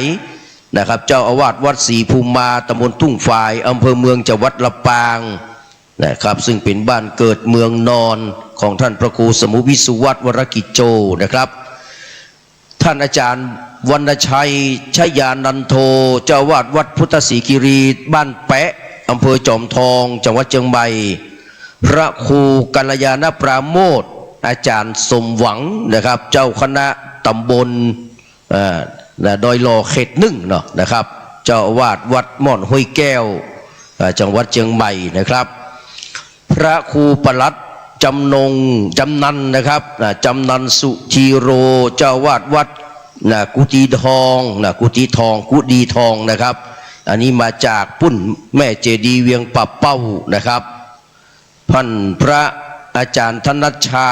วรยาโนเจ้าวาดวัดพรหมมงคลต้าล้อเนาะตำบลดอยลออำเภอดอยลอจังหวัดเชียงใหม่พระครูปฏิภาณธรรมทีนครูบาดอยนะครับครูบาดอยเฮาฟังเพิ่นฝอยยามค่ำคืนนี้ม่วนนักหนาเนอะนะครับวัดพระธาตุม่อนจอมพ่อตำบลเวียงอำเภอเวียงปับเป้าจังหวัดเชียงรายนะครับขั้นพระอธิการวีรยุทธเจ้าอาวาสวัดหนองเงือกแม่แรงป่าซางละปูนนะครับพระครูวิสิทธิ์ศีลาภรณ์นะครับท่านพระมาละกาถวายการต้อนรับหลวงพ่อพระครูปฏิภาณธรรมทินหรือครูบาเจ้าดอยเนอะม่อนจอมพ่อตำบลเวียงมาเป็นถึงที่เรียบร้อยกราบถวายการต้อนรับโดยความเคารพนบนอบอย่างยิ่งนะครับเราฟังครูบาดอยเปิ้นเทศเมื่อคืนนี้มันม่วนไม่เจ้าก็ม่วนไม่แรงก็ม่วนคืนนี้เราหลับก่อนนะครับเวลาฟังแล้วหลับไปก่อนตื่นอย่างคำสว่าแล้วนะครับพระครูวิสิทธิ์ศีลาภรณ์หลวงพ่อประเสริฐวิสุทธาจารโรรองเจ้าคณะอำเภอเมืองเชียงใหม่กับวัดวังสิงคำประแดดนะครับพระครูสถิตธุราธรเก่งกาจเจ้าอาวาสวัดสันขยอมตำบลสันทรายน้อยอำเภอสันทรายมา2 รูปนะครับเพราะว่าจะต้องมีท่านพระครูปลัด กิติพงศ์กิติโสพโนด็อกเตอร์แก่นนะครับรองเจ้าวาดวัดสันขยอมเลขานุการนะครับเจ้าคณะตำบลสันทรายน้อยวัดสันขยอมฮอนี่นะครับพระครูไพศาลสุตกรนะครับไพศาลสุตากรนะครับเจ้าอาวาสวัดทุ่งปะเก็ดรองเจ้าคณะตำบลหนองหานเนอะนะครับสันทรายเชียงใหม่นะครับพระอาจารย์ศรีนรินทร์ธรรมปาโลนะครับวัดป่าไผ่เจ้าแฮเจ้าเลอำเภอแม่แตงเชียงใหม่นะครับท่านพระครูโกศลสุตวิธานด็อกเตอร์อาจารย์อุทัยนะครับผู้ช่วยเจ้าวาดวัดพระสิงห์วรมหาวิหารนะครับท่านเจ้าวาดวัดหนองกายนะครับตำบลสันปะยางอำเภอแม่แตงจังหวัดเชียงใหม่นี่คือรายนามพระสงฆ์องค์เจ้านะครับทั้ง36รูปที่จะได้เมตตานะครับมาทำพิธีรับทักษิณานุปทานในงานสงฆ์นะครับอธิษฐานของครูบาโสภาในวาระครบ194 ปีนะครับมาถึงแล้วก็กราบไหว้สารัธนาถวายการต้อนรับนะครับทุกรูปโดยความเคารพนบนอบนะครับต้อนรับพี่น้องคณะศรัทธาสาธุชนทุกคนทุกท่านนะครับบอกว่ามาจากเชียงใหม่เชียงรายอำเภอฝางเวียงปากเป้าหรือว่าที่ไหนก็ตามแต่จังลำปางเนาะนะครับติดเดินทางกลับแล้วก็มีนะครับแสดงความขอบคุณไปยังทุกคนทุกท่านเนอะนะครับในช่วงเดือนจีปีใหม่ยังบ่เสี่ยงเตื้อนะครับก็ขออำนวยอวยชัยเป็นมาลัยเป็นพรชัยเป็นมาลัยดอกไม้ได้ฮือบรรดาพ่อพี่น้องได้มีชื่อเสียงหอมฟุ้งจรุงโลกานะครับเหมือนกับดอกสะบันงาที่มันหอมไปทั่วดาวนะครับเรียนเชิญทุกคนทุกท่านเนอะนะครับมาถึงแล้วก็ขอเรียนเชิญเข้ามานั่งเก้าอี้ตั้งในเนอะครับเวลา 16 นาฬิกานะครับ9 นาทีหรือว่า4 โมง 9 นาทีเราจะได้เริ่มทำพิธีทางศาสนานะครับขณะนี้บ่าย2 กับ27 นาที28 นาทีแล้วนะครับเร็วแล้วแหมสักน้อยหนึ่งนะครับเราก็จะได้เริ่มประกอบพิธีทางศาสนานะครับเรียนเชิญทุกคนทุกท่านถ้ายังไม่ได้รับประทานอาหารเนื้อข้าวซอยที่อร่อยและล้ำที่สุดในโลกนะครับตั้งอยู่ที่หน้าท่านแล้วนะครับอย่าเสียเวลาเนอะครับผมได้จิ้มมาแล้วครับล้ำนะครับปกติผมนี่เป็นคนประชอบทำกินก๋วยเตี๋ยวกานะครับขนมเส้นกาข้าวซอยกาเนี่ยนะครับแต่ว่าวันนี้มากินของนะครับทีมงานของแม่เลี้ยงกนกพิษชัยนาที่มาจากเมืองฝางเนี่ยโอ้ล้ำเนาะอยู่เมืองฝางมาก็เมินนะครับบอกได้กินข้าวซอยล้ำอีกสักเตื้อเนอะขอบคุณอนุโมทนานะครับ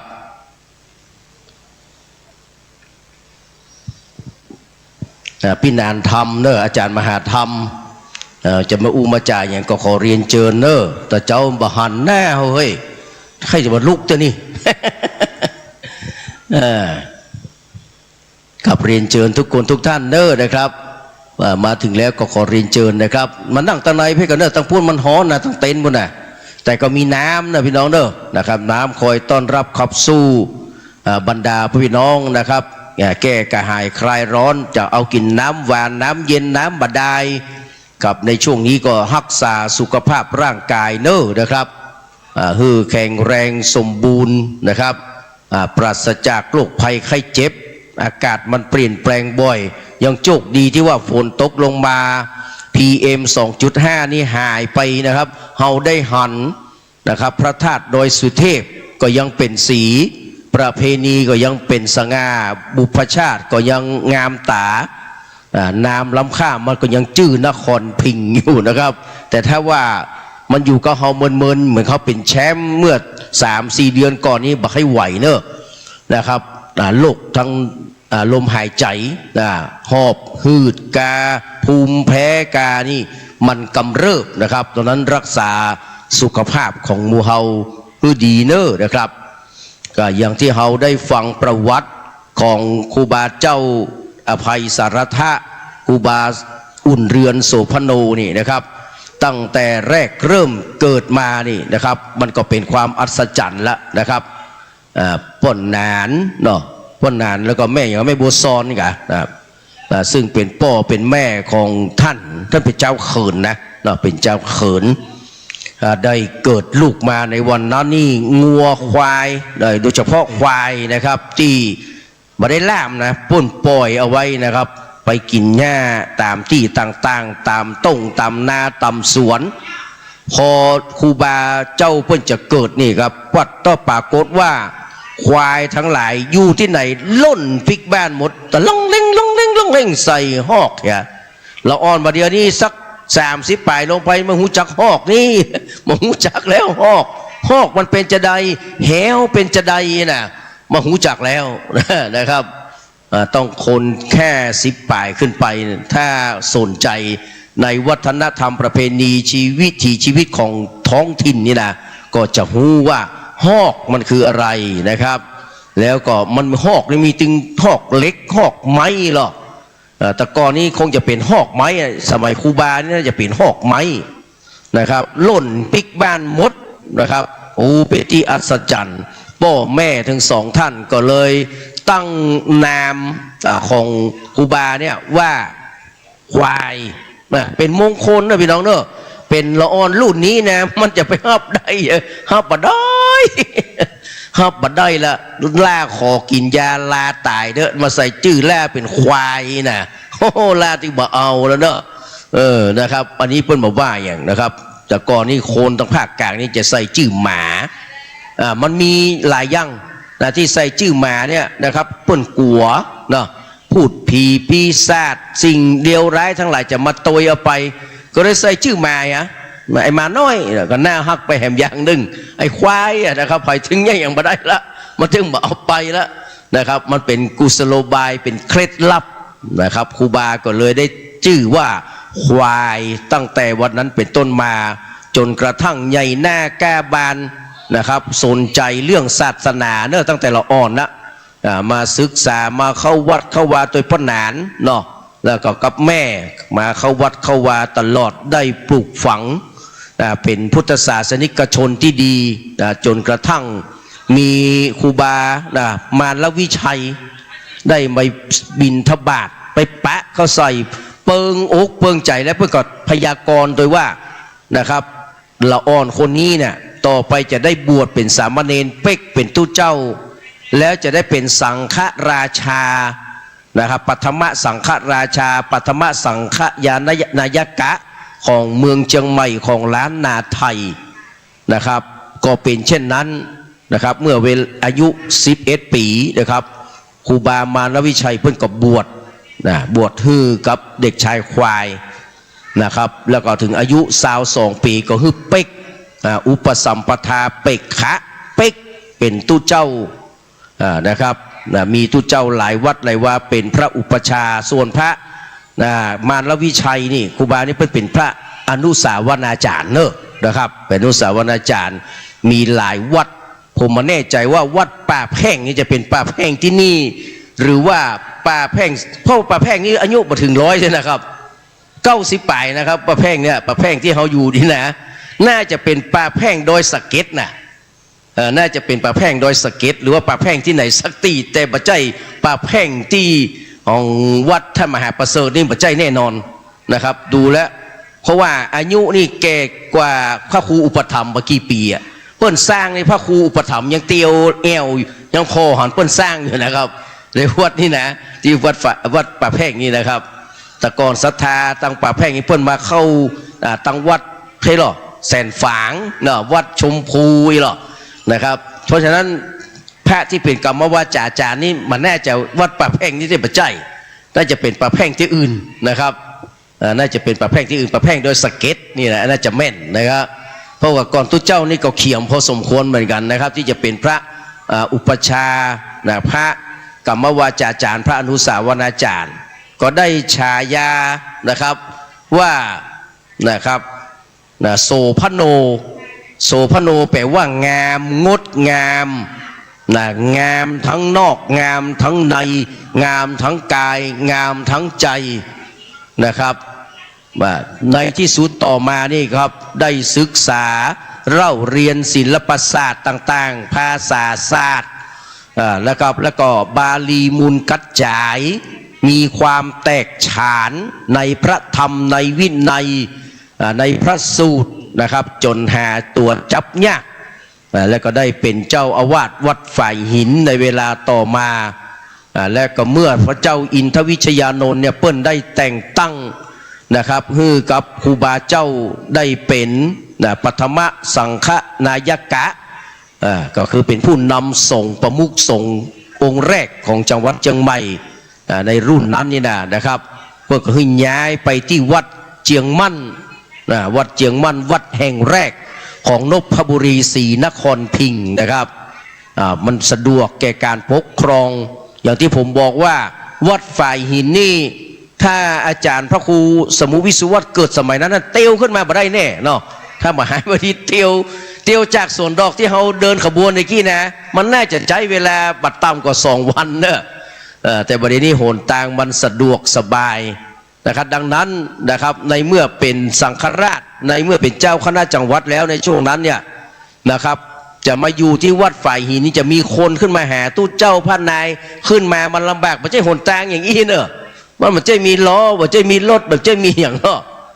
ต้องเตียวขึ้นมานะครูบาเพิ่นเตียวขึ้นมาเนาะนะครับดังนั้นก็เลย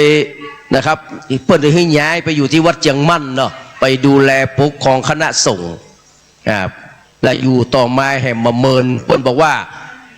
อยู่ที่ไหนถ้ามารมาราวีมารมีมารมาคุยนี่บารมีบะแก่กล้าหลวงพ่อเฮาหลวงปู่เฮาครูบาเฮานี่ก็เช่นเดียวกันนะครับได้เกิดลัทธิใหม่ในยุคนั้นเนี่ยนะครับเช่นการห่มผ้าคล้องผ้าบรัดอกบมัดอกเนาะเอาแบบเนี่ยเข้าไปกิ๊กแล้วก็ปาดปาดมันจะทำอะไรปาดอีจะนะนะฮะเอาไปพอบนแต่งกายแล้วมันทำให้คนหลงไหลท่านอาจารย์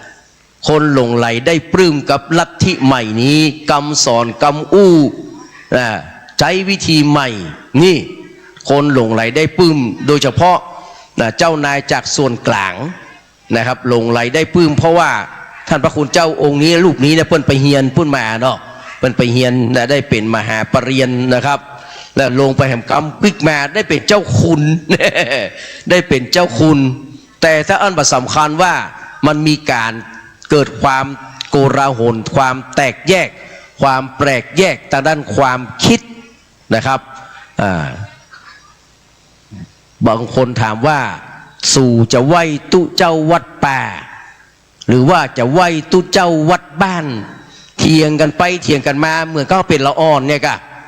พิษกันเนี่ยอันนี้เอามาหินมาวางนี่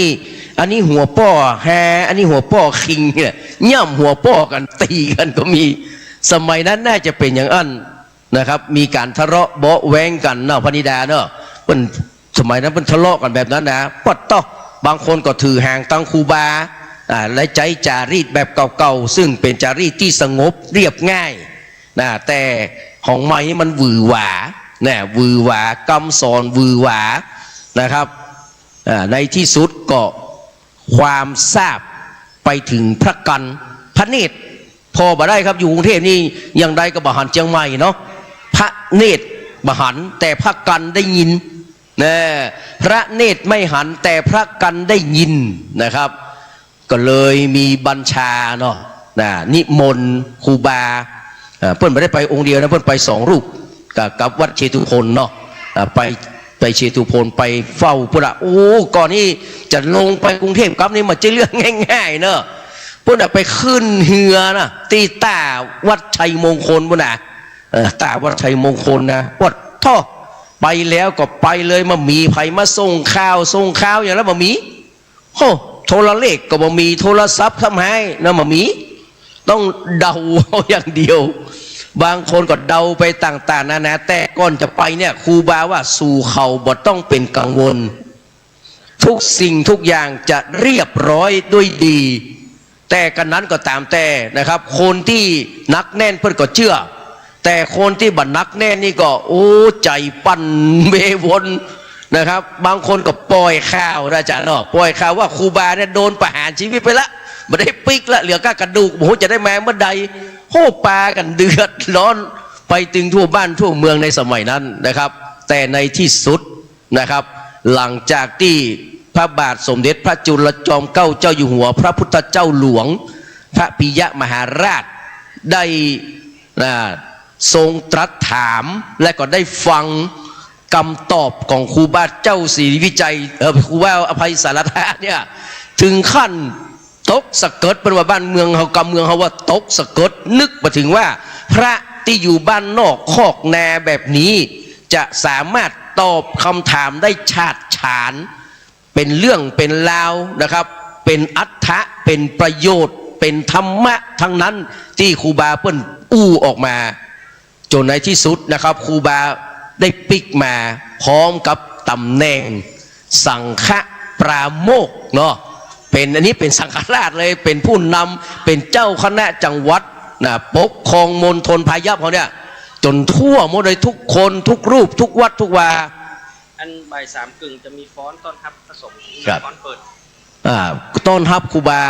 วัดโทษทุกสิ่งทุกอย่างวันนั้นครูบาเพิ่นตอบได้ฉาฉานเพิ่นก็ได้ตำแหน่งเจ้าคณะจังหวัดเชียงใหม่รูปแรกปิกมาตัวได้มาประกาศโอ้พี่น้องศรัทธาญาติโยมก็ดีอกดีใจต่างคนก็น้ำตานี่ไหลมาโดยบอกหูตัวด้วยความปีติยินดีธรรมะย่อมชนะอธรรมอยู่เสมอสิ่งใดที่มันเป็นของแปลกใหม่นะเขาก็มานึกถึงยุคนี้แหละที่มีนักการเมืองบางลัทธิที่พยายามจะขยายความคิดที่กับเราอ่อนรุ่นใหม่ว่าพ่อแม่บ่มีบุญคุณพระสงฆ์ข้าเจ้าบ่มีพระรัตนตรัยบ่มีคนที่ดีที่สุดคือตัวเฮานี่คือคำสอนของเขานะครับแต่เอามาดูสาระประโยชน์ที่จะได้จากพวกนี้แล้วมันแค่เอามาแปลงบ้านแต่มันไม่ได้สร้างเมืองคำสอนของคนเก่าคนแก่คนโบราณนี่เพื่อนคือสร้างบ้านและแปลงเมืองไปด้วยกันอันนั้นมันจะเตเมืองนะครับมันก็สร้างบ้านของมันแต่มันจะไปเตเมืองซึ่งเตเมืองคำว่าคือเตคนส่วนใหญ่คือซับสนวุ่นวายเหมือนกับสังคมทุกวันเนี่ยนะครับอย่างน้อยก็มาแปลงใจหากันละนะครับโคตรน้อยก็ทำร้ายกันนะครับอย่างล่าสุดก็เกิดขึ้นบ้านเฮาก็มีที่กรุงเทพก็มีเนี่ย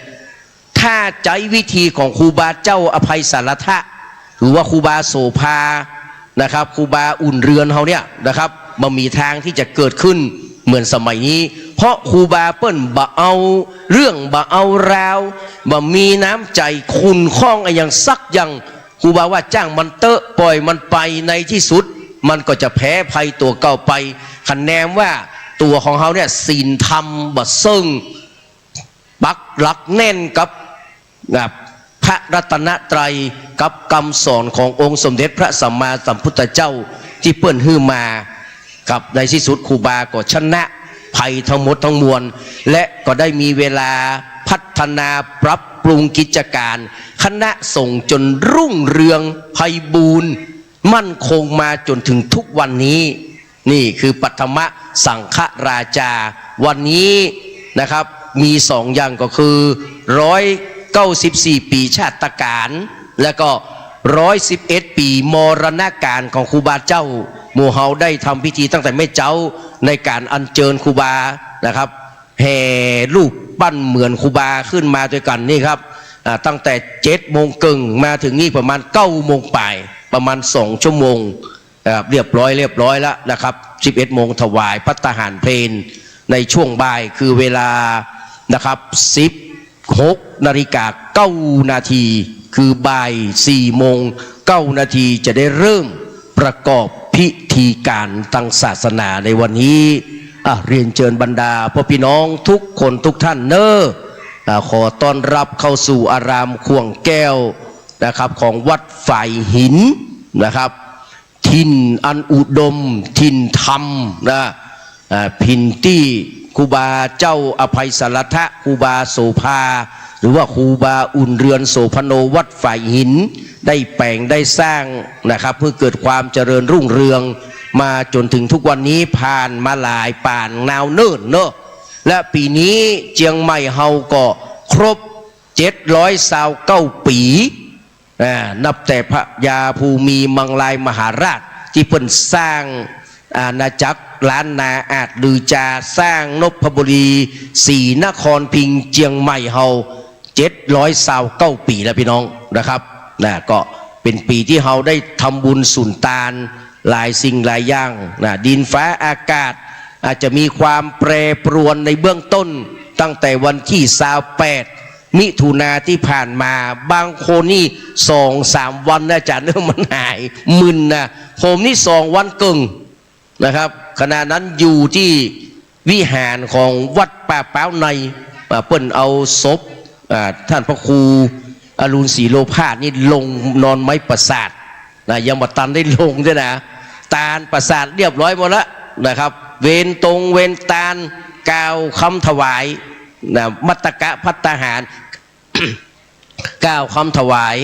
กัปปิยพันธ์ในรอบบ่ายเรียบร้อยแล้วกำลังจะฮ้องจื้อพี่น้องศรัทธาเข้าไปถวายกำลังได้ก่อนเดียวก่อนพระพุทธ ยิ่งยั่งก็เลยบอกคือศรัทธาว่าโอ้จะไปตื่นเต้นจะไปตกใจเนอะป่าอาโนนมันอ้วน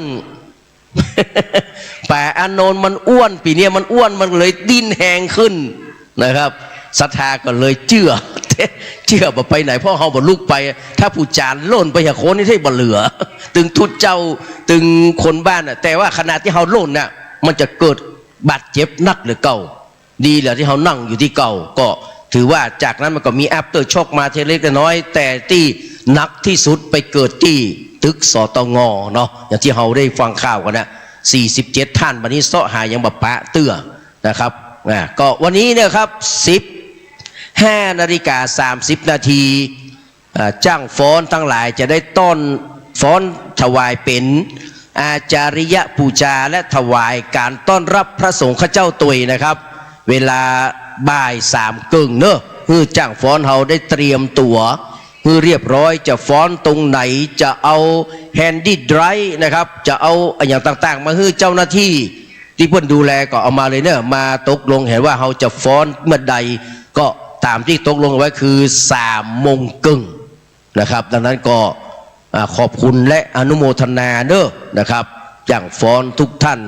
เจ้าของโฮงทานและพี่น้องศรัทธาที่มีจิตใจพลังแข็งแกร่งนะถึงแม้ว่าเฮาจะผ่านร้อนผ่านหนาวผ่านความสั่นสะเทือนทางด้านจิตใจมาหลายครั้งต่อหลายครั้งในช่วงเดือนมีนาคมเดือนเมษายนแต่เฮายังมี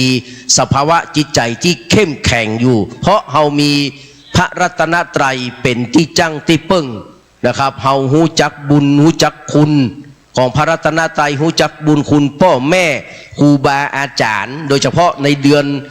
เมษานี่คือว่าเป็นวันกตัญญูนักช่วงนี้ก็ภัยยังบ่ได้ดำหัว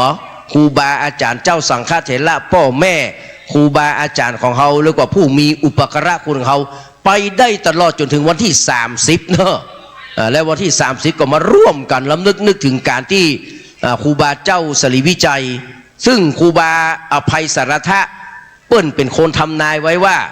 นะครับมีคนมาถามครูบาว่าเป็นจะได้ครูบาบัดสร้างตางขึ้นโดยสุเทพครูบาว่ามันยังมาถึงเวลาเมื่อถึงเวลาแล้วจะมีตนบุญมาสร้างฮื้อนะครูบาอู้จากนั้นได้ประเมินก็มีการสร้างนะครับขึ้นต่างขึ้นพระธาตุดอยสุเทพซึ่งเป็นความอัศจรรย์อย่างยิ่งรัฐบาลในสมัยนั้นนี่บอกว่าต้องใจงบประมาณซึ่งหาบ่ได้บ่มีปัญญาหาบ่ได้แต่ครูบาเจ้าเปิ้นแปลงภายใน6 เดือน7 เดือน8 เดือนสร้างได้สำเร็จนี่โอ้โห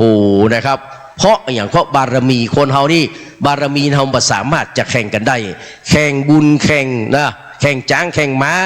นาวาตั้งหลายแข่งงัวแข่งควายสมใจง่ายใบ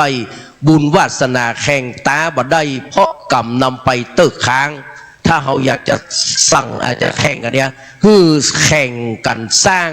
คุณงามความดีเนอะ สร้างคุณงามความดีไปเถอะถึงบ่เสียหายนะครับอย่างแม่เลี้ยงกนกพิชัยนาพันธิตาพรหมมินนี่นะเปิ้นชอบทำบุญสุนทานพี่น้องศรัทธาหลายคนหลายท่านแม้แต่ตู้ลุงดอยครูบาดอยเนาะพระครูปฏิภาณธรรมทินเนี่ยหลวงพ่อดอยนะโอ้เวลาไปไหนเนี่ยเปิ้นถ้าเปิ้นพร้อมนี่เปิ้นจะเอาหงตาลไปตัวเอาหงตาลไปตัวได้กินของบักเก้านะครับที่ตู้ลุงเปิ้นชอบทำมาเป็นพ่อครัวฝีมือเอกเลยล่ะนะครับ มีเสน่ห์ปลายจวักโอ้ผมได้กินของตู้ลุงหลายเตื้อหลายครั้งในผมนี่ก็ว่าลำนะครับพ่อแม่เขาเนี่ยกินจะได้นะมากินของครูบานี่กึดเติงหาพ่อแม่ทันทีเลยนะครับวันนี้ครูบาก็เมตตานะครับมารับทักษิณานุปทานตัวนะครับมาทำพิธีส่งน้ำเจดีย์อธิษฐานครูบาเจ้าสุราตัวนะครับกราบถวายการต้อนรับเนอครูบาเนอกับเรียนเชิญบรรดาพ่อพี่น้องเนอนะครับเอ้าจ้างฟ้อนเฮาใกล้3 โมงละ3 โมงครึ่งเขาจะฟ้อนกันเนอถวายเป็นอาจาริยบูชานะครับเถระบูชาและสังฆบูชาไปในตัวเนอะนะครับขอบคุณและอนุโมทนานะครับ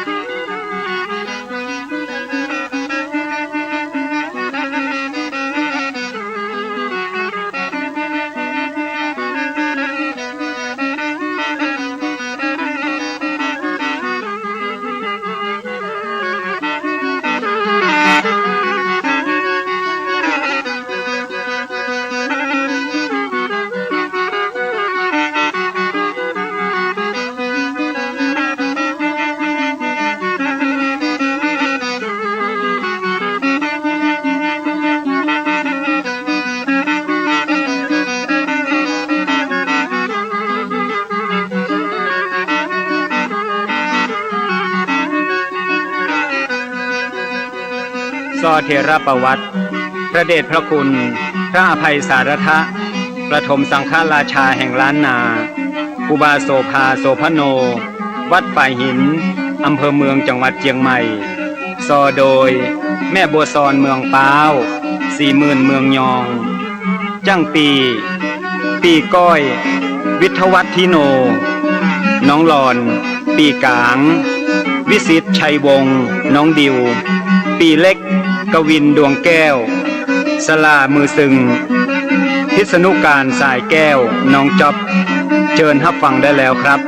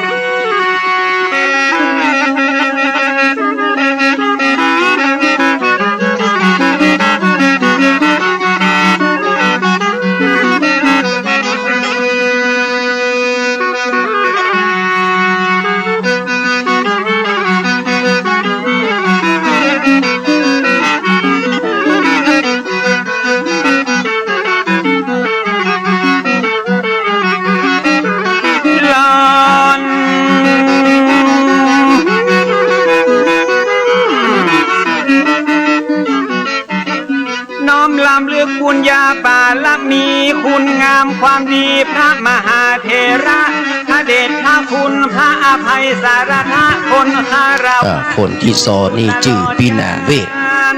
นะครับมหาเวทอุปธรรมปรริญญาธรรม4 ประโยคนะครับเป็นปีนานนะปกติแล้วเพราะว่าน้อยบัดนี้เป็นผู้จารนานบัดนี้เป็นจ้างซอแต่เฉลิมเวท มาอยู่ใน มาอยู่ในนั่นนะครับแล้วก็มีอยู่ครั้งหนึ่งที่พี่นานเฉลิมเวทนะครับซึ่งรู้จักมาคุ้นกันนะฮะกับเปิ้นไปประสบอุบัติเหตุนะครับเอารถไปลงที่สักตีแล้วคอเกือบหักครับปอกคอไว้จัดมึนนะครับเขาก็มาซ้ำเติมว่านี่แหละพี่นานเพราะว่าพี่นานบัดนี้เป็นช่างซอก็เป็นอย่างเอี้ยกะแต่พี่นานเวทเพิ่นบ่ฟังเพราะว่าเขาเอาเหตุผลทางวิทยาศาสตร์นะครับเขาไม่ได้ซอแฮะซออวยเหมือนกับคนทั่วไปเขาซอดีอย่างเช่นซอประวัติครูบาเจ้าโสภาโสพโนเนี่ยหรือว่าครูบาอุเนือเราเนี่ยนะครับก็เลยมาเป็นหยังเดี๋ยวนี้พี่แหวนเวทเพิ่นหายดีละแล้วก็เกษียณทางราชการไปละนะครับแต่ยังเป็นปูจารที่ประตูสวนดอกนี่อาจารย์ทุกปีทำบุญคูเมืองประตูเมืองนี่พี่นานเวทเฉลิมเวทอุปคัมภ์นี่เพิ่นจะเป็นปูจารที่ประตูสวนดอกนะครับผมก็หันเปิ้นตั้งแต่เนิ่นแต่เถินมาแล้วนะครับตั้งแต่เป็นเขาเป็นวัยรุ่นมาแล้วนะครับก็ยังเป็นพี่นานเวทกูวันนี้นะเปิ้นถามปีนี้วันนั้นไปแปะกันนะครับเพื่อนไปซอที่แห่งหนึ่งเนาะก็เลยถามว่าอาจารย์ยังได้เป็นจ้างซอที่เป็นปูจารที่นะครับพิธีทำบุญรอบเมืองก็ไปอยู่เพิ่นยังไปอยู่แต่เกษียณอายุราชการไปละเกิน60ไปแล้วนะครับเปิดฟังเลยครับนี่คือพี่นานเฉลิมเวทอุปคัมภ์หรือว่ามหาเฉลิมเวทอุปธรรมนะครับปรริญญาธรรม4 ประโยคนะครับปริญญาโทมหาบัณฑิตเนอะครับเปิดเลยครับขอบพระคุณครับ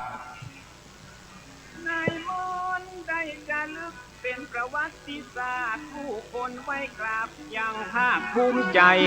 การต่อสู้เพื่อคนหลวงหลายสมควรที่ได้ยกย่องอวดอ้างเหมือนเป็นผู้แบ่งต่างให้คนรุ่นหลังก้าวย่างเตียวต่อนี่แหละน้อไว้ดีเลิศล้ำวันนี้จะมาปลายแม่บัวซอนไปผู้ประวัติของหลวงพ่อครูบาตนเก่าตนแก่ของเมืองเชียงใหม่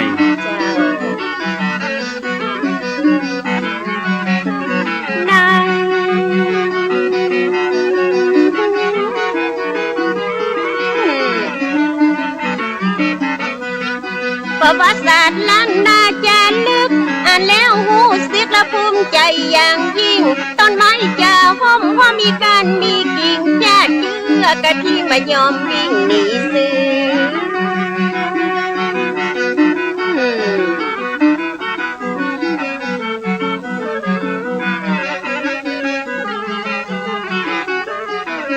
เจ้าเอ่ยการทำดีแล้วพวกคนส่วนมากแล้วมันยากแสนยากเหลืออย่างทุกสิ่งคนว่าต้นไม้แล้วมันมีหลายกิ่งมนุษย์ใจยิ่งมีหลายชาติพันธุ์ต่างพ่อต่างแม่ทุกสารทิศฉะนั้นความคิดมันถึงต่างกันนะปุถุชนธรรมดาสามัญปัจจัยพระอรหันต์มันถึงเป็นแบบนี้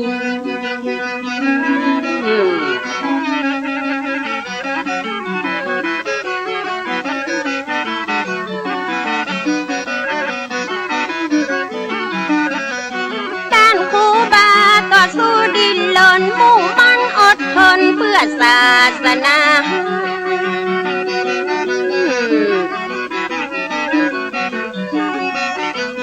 อย่างมาอี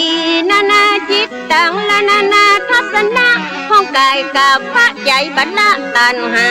มีโลกกดหลงอยู่ตลอดเวลาโยมจะนำพาเราไปสู่ความขัดแย้งบอกว่าไปนอกบอกว่าไปในหาเรื่องใส่ไฟคอยจะกันเก่งเปิ้นว่ามาแล้วมันหันตรงเฮงปล่อยมันเห่าสุดวันสุดคืน เหมือนพระพุทธขาดเป็นก้อมละครูบาแล้วก็พร้อมเอามาโตเป็นเพนปืนตุเจ้าสั่งทานและถ้าบ่มีจุดยืนและศรัทธาแตกตื่นแยกกันกราบไหวตัดบัวยังเหลือเยื่อใยทิศต่างไปเตะใหญ่ได้เตะนี่เลยน้องยายเลยน้อง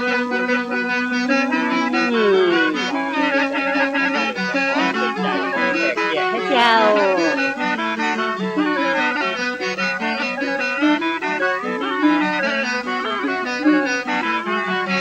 นายมนต์ครูบามีจุดยืนและว่าสิทธาคตย่อมบักโคดและบอกว่าคือไผ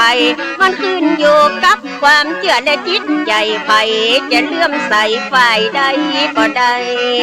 ขอคือได้เป็นคนไทยมีรัตนะไตนั้นเป็นปีปึงนี่เลยน้อไว้เลยน้อ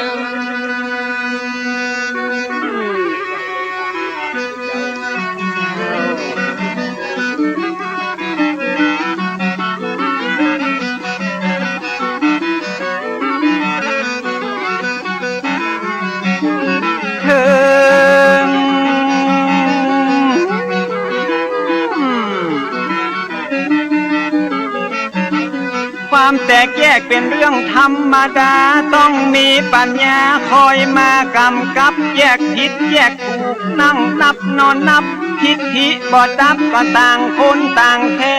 ง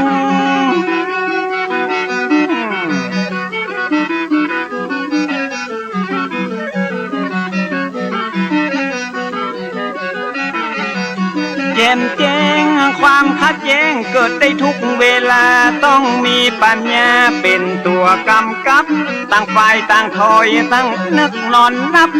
ต้องยอมรับพร้อมฮืออาภัยครูบาได้ทำไว้เป็นแบบอย่างครูบาได้สร้างเพื่อพระสงฆ์ทั้งหลายได้ชี้แจงฮือคนเข้าใจได้อธิบายฮือคนได้หูครูบาหลวงปู่ได้ชี้แจงเนาะ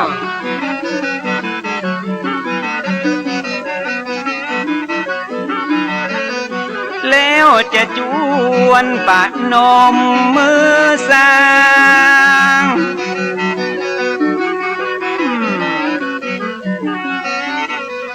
ครูบาโสภาผู้ดูแลศาสนามาเมื่อ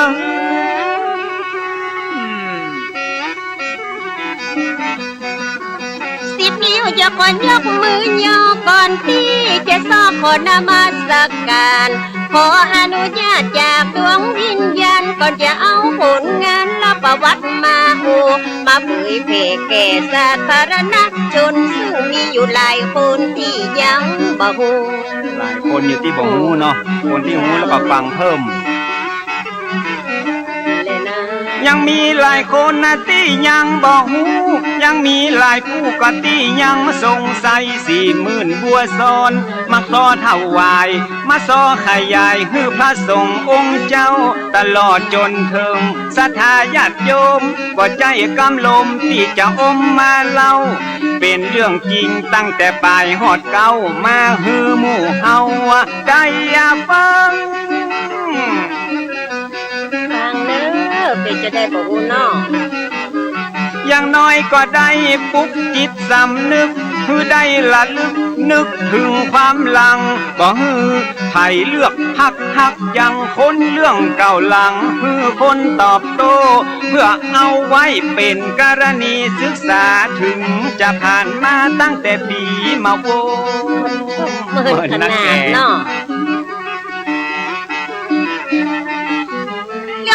รื่องเก่าและ7พระเจ้าหาผู้ที่จะเลือกเอามาอุลสาระเกณฑ์สารเปียดหาบใดละบ่มีไม่การมา บ่มีอ่านบ่ต้องเอามาอวดเปิ้นว่าเขาละมันสุกในไหละบ่ได้สุกในละตากาซาหวดหมกตุเจ้าไข่ซีดละหมกไข่ยมไข่บวชติ้งบ่เอามาอวด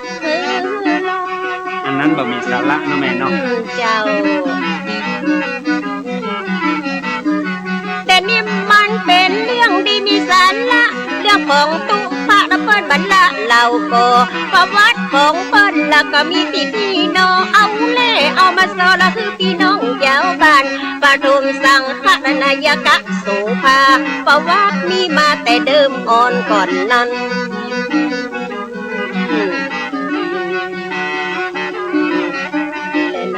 ประวัติมีมาแต่เดิมอ่อนก่อนนั้นตามที่ได้อ่านจากในหนังสือว่ามีผัวเมียคนที่น่านับถือไผก็เล่าลืออวดอ้างกันหมดผัวชื่อว่าป้อนานอินตะเคยบวชเป็นพระใหญ่สะอาดหมดจดเมียชื่อสอนใจบ่หอนกดบ้านอยู่ตั้งวันตกงาของงาเวียงเมียเปิ้นก็ชื่อบัวซอนที่เจ้าน้องก็ชื่อบัวซอนนี้นะเจ้า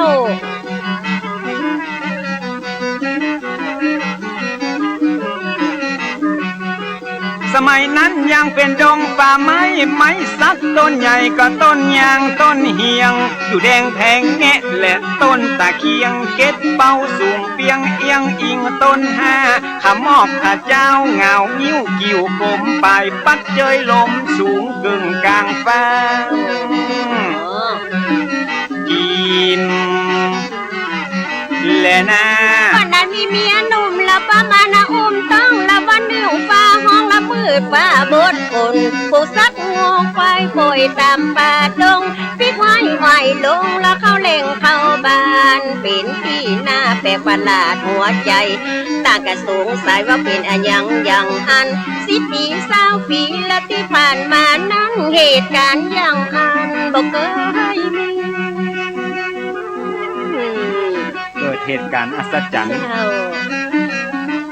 แม่ก็เจ็บต้องและจะเกิดลูกลักที่ได้ฟุ้งฟักละนานนับเกือบปีตัดวันอังคารละเดือนเป็ดปอดีละขึ้นหนึ่ง5 ปี4มาลงเม่นมันพศ2 3 7 4นั้นนาแม่ซ่อนเกิดลูกมาพร้อมเหตุการณ์นั้น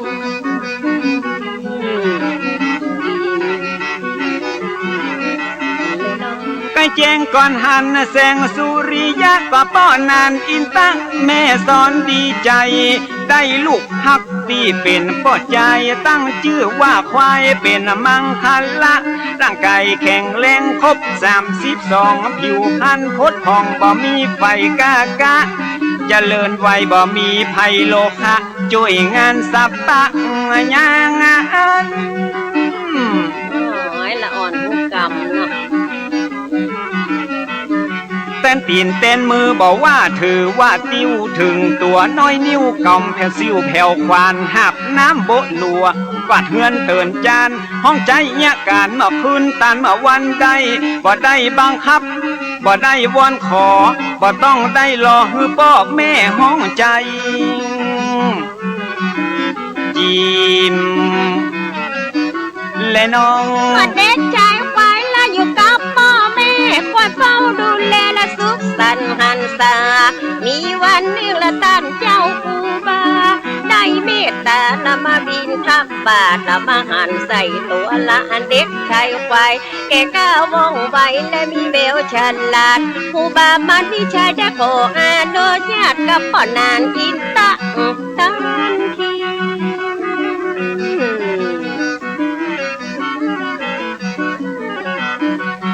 เป็นละขยอมละห้ำเฮียนเขียนอ่านฝึกฝนสันดานกอมเก่าคัดสีคือได้เป็นละคนเก่งคนดีที่วัดไฟหินใจนิ่มเตียงมันอยู่กับคนไปเหมือนผ้าไม้ตัดดาบอยู่กับคนมีพญาจะมีวิชาหลายลำคำตกน้ำบ่หอนเป็นหินเนาะอยู่กับคนผ่านพาไปหาพิษอยู่กับบัณฑิ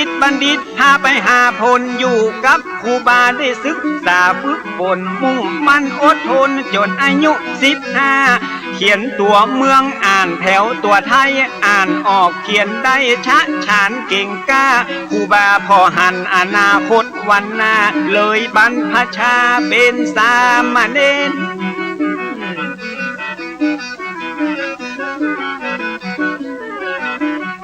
สู่ร่มเงาภาคกาสาวาพัดท่องมนต์ทำวัดเคร่งครัดตามเกณฑ์พยัญชนะสละวักเวนแม่นตัดชัดเจนเป็นที่อวดอ้างอักขระวิธีบาลีนักธรรมเก่งแคมชำนาญบ่ผิดพลาดพลังเก่งขนาดเนาะจิมมาบันละพ่อชาละเป็นศิษย์ทาคอดเพียงหูจนหมดจบของหลากหลายภาษาบาลีวิธีมนต์ละกระจายธรรมวินัยกันและพระไตรปิฎกสามารถรอบรู้อักษรศาสตร์ครับก็ตอนนี้พ่อแม่ครูบาอาจารย์จากหลาย ๆ ที่ก็เริ่มทยอยนะฮะเข้าสู่บริเวณวัดฝายหินนะครับซึ่งในวันนี้เองนะครับก็เป็นประจำทุกปีทุกวันที่ 21 เมษายนของทุกปีนะครับถ้าย้อนกลับไปก็เมื่อประมาณ194 ปีที่แล้วนั้นนะครับก็จะตรงกับวันอังคารที่ 21 เมษายนปีพุทธศักราช 2457 นะฮะตรงกับวันมรณการของพระครูบาหลวงนะพระอภัยสารทสังฆปาโมกข์นะซึ่งเป็นสังฆราชารูปแรกของล้านนานะฮะก็ท่านเป็นเจ้าอาวาสวัดฝายหินรูปที่2นะครับนะฮะก็ด้วยจริยวัตรอันงดงามนะฮะก็ได้รับการพระราชทานนะตำแหน่งพระอภัยสารทะโดยพระบาทสมเด็จพระจุลจอมเกล้าเจ้าอยู่หัวหรือว่าพระปิยมหาราชหรือว่าพระพุทธเจ้าหลวงนะครับก็หลังจากที่ท่านปกครองอยู่ในเขตภาคเหนือนะฮะแล้วได้มีเรียกว่านิกายใหม่ๆเกิดขึ้นนั้นนะครับก็ถูกแบ่งแยกออกไปนะท่านก็โดนร้องเรียนนะครับว่าในส่วนตรงนี้นี่เองเนี่ยฮะนะเหมือนกับโดนใส่ร้ายความก็ไปถึงพระเนตรพระกันของพระบาทสมเด็จนะครับพระปิยมหาราชนะฮะก็เลยทำให้มีการเรียกครูบาท่านนะครับเข้าสู่พระนครครูบาหลวงนั้นเนี่ยฮะก็เลยต้องละจากการปกครองชั่วคราวนะฮะเพื่อที่จะไปตามพระกระแสนะตรงนั้นนะฮะที่ให้เข้าไปในตัวพระนครโดยการเดินทางนะครับซึ่งขึ้นเรือที่ท่าเรือชัยมงคลนะครับตอนนั้นยังไม่เป็นวัดชัยมงคลนะฮะก็ล่องน้ำปิงนี่แหละฮะไปเรื่อยๆนะฮะผ่านทุกๆจังหวัดไปจนถึงปากน้ำโพนะฮะแล้วก็ไปบรรจบที่แม่น้ำเจ้าพระยานะครับแล้วก็ไปขึ้นท่าที่ท่าเตียนนะครับกรุงเทพมหานครจากนั้นก็เดินด้วยเท้านี่แหละฮะนะครับในสมัยก่อนนั้นนะครับเดินด้วยเท้าไปยังวัดเบญจมาบพิตรท่านไปอยู่ตรงนั้นเนี่ยฮะเป็นระยะเวลาด้วยกัน6 เดือนนะครับเรียกว่าเกือบทุกวันนะครับที่ท่านไปจำอยู่ที่วัดเบญจมาบพิตรนั้นพระพุทธเจ้าหลวงนั้นท่านจะเสด็จมานะฮะเพื่อจะมาถามสารทุกข์สุขดิบนะครับแล้วก็คุยปัญหาธรรมนะฮะแล้วก็ตอบข้อธรรมซึ่งกันและกันณตรงนี้ท่านถามถึงกิจการในการปกครองของคณะสงฆ์ของเชียงใหม่เป็นอย่างไรครูบาท่านก็จะตอบนะเพราะตอนนั้นเนี่ยถือว่าท่านเป็นพระฝ่ายปกครองของจังหวัดเชียงใหม่นะหรือล้านนานะตรงนั้นท่านตอบได้ทุกคำถามจนเรียกว่าเป็นที่เริ่มใสแม้กระทั่งพระไตรปิฎกทั้งหมดทั้งมวลนั้นนะครับครูบาตอบได้อย่างฉะฉานชัดเจนและเข้าใจง่ายเป็นที่ปราบปลื้มนะฮะแก่พระบาทสมเด็จพระจุลจอมเกล้าเจ้าอยู่หัวท่านจึงมีกระแสรับสั่งแต่งตั้งนะโปรดเกล้าให้พระครูบานั้นเป็นพระอภัยสารทะสังฆปาโมกข์นะฮะตั้งแต่นั้นเป็นต้นมานะครับครูบาก็ดำเนินณตรงนั้นมาจวบจนวาระสุดท้ายณวัดฝายหินแห่งนี้ครับนะฮะวันนี้ก็เลยครบรอบ194 ปีของท่านนะฮะเพราะถือว่าท่านเป็นบุรพาจารย์นะครับที่เรียกว่าเป็นที่รักเป็นที่เคารพของชาวเชียงใหม่ชาวล้านนาทั้งหมดนะฮะในตรงนี้นี่เองนะครับพระภิกษุสงฆ์นะฮะและสามเณรของวัดฝายหินก็ดำเนินเจริญรอยตามสิ่งที่ครูบาหลวงท่านนั้นได้กำชับบัญญัติเอาไว้นะฮะอย่างเคร่งครัดนะครับดังนั้นวัดฝายหินเองเนี่ยในอดีตนะจึงเป็นอรัญญวาสีแต่ปัจจุบันนั้นเป็นคามวาสีนะฮะมันต่างกันอารัญมันแปลว่าป่าคามะมันแปลว่าบ้านเพราะฉะนั้นเนี่ยฮะพระป่ากับพระบ้านจะเป็นวัดเดียวกันไม่ได้นะครับต้องเป็น อะไรอย่างใดอย่างหนึ่งดังนั้นในสมัยก่อนนั้นเนี่ยฮะเมื่อขึ้นเป็นเอกเทศนั้นจะเป็นคามวาสีก็คือเป็นวัดอารันนี่แหละเป็นวัดขออภัยเป็นอารัญวาสีเป็นวัดป่าแต่หลังจากที่มีการแบ่งการปกครองของคณะสงฆ์เชียงใหม่อีกครั้งหนึ่งนะครับก็จะกลายเป็นวัดคามวาสีขึ้นอยู่กับวัดสวนดอกนะตั้งแต่บัดนั้นเป็นต้นมานะครับแต่ก็ยังคงความสถานภาพนะฮะเป็นความเป็นป่านะเช่นกันนะตรงนี้นะครับดังนั้นในวันนี้นี่เองนะครับเมื่อครบรอบ194ปีนะครับเราผู้เป็นลูกหลานนะครูบาหลวงท่านนะครับก็ขอเชิญชวนทุกท่านนะครับนะวันนี้ร่วมกัน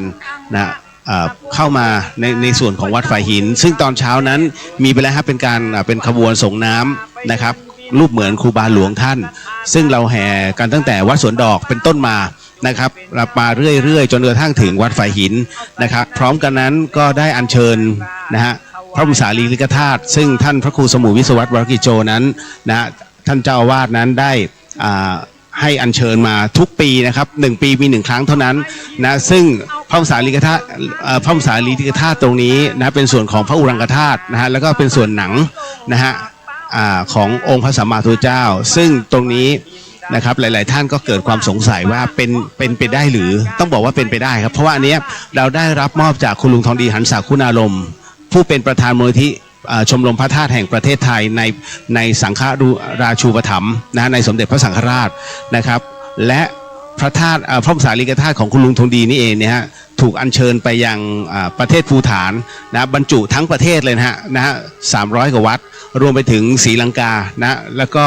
อินเดียบางส่วนนะก็ได้ขออัญเชิญพระบรมสารีริกธาตุจากคุณลุงทองดีไปวัดฝ่ายหินได้มาทั้งหมด19 องค์นะครับโดยท่านเจ้าอาวาสนั้นแบ่งให้เอาไว้เพื่อให้เหล่าพี่น้องคณะศรัทธาสาธุชนนะฮะได้ทำการส่งน้ำเนี่ย9 องค์ด้วยกันองค์หมายถึงชิ้นนะครับองค์หมายถึงชิ้นหรือว่าเม็ดนะครับแต่ว่าเราเรียกกระดูกตรงนี้ของพระพุทธเจ้าว่าองค์เราจะไม่เรียกว่าอันนะครับเพราะฉะนั้นกระดูกแต่ละองค์เนี่ยนะฮะที่เห็นอยู่นะครับหลังครูบานะฮะมีทั้งหมดด้วยกัน9 องค์ส่วนที่เหลือนั้นจะถูกบรรจุไว้บนเกศานะฮะบนพระเกศนะครับบนพระประธานของ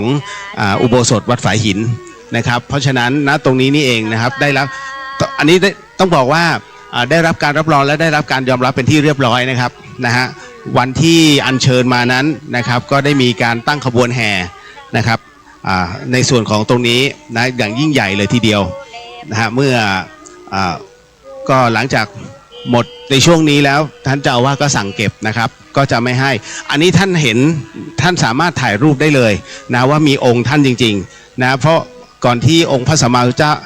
ท่านในช่วงที่ก่อนจะปรินิพพานนั้นท่านได้อธิษฐานเอาไว้ฮะว่าจะให้มีพระบรมสารีริกธาตุเนี่ยฮะนะในสันฐานต่างๆนะฮะไว้ทั้งหมดทั้งสิ้น3 ธนานนะซึ่งเยอะมากคำว่าธนานนี้เยอะมากดังนั้นจึงมีพระบรมสารีริกธาตุมากมายแต่ที่ประเทศไทยนั้นจะมีเยอะที่สุดนะครับอันนี้ก็เลยแจ้งเอาไว้นะฮะว่าทั้งหมดทั้งมวลประมาณนี้นะฮะ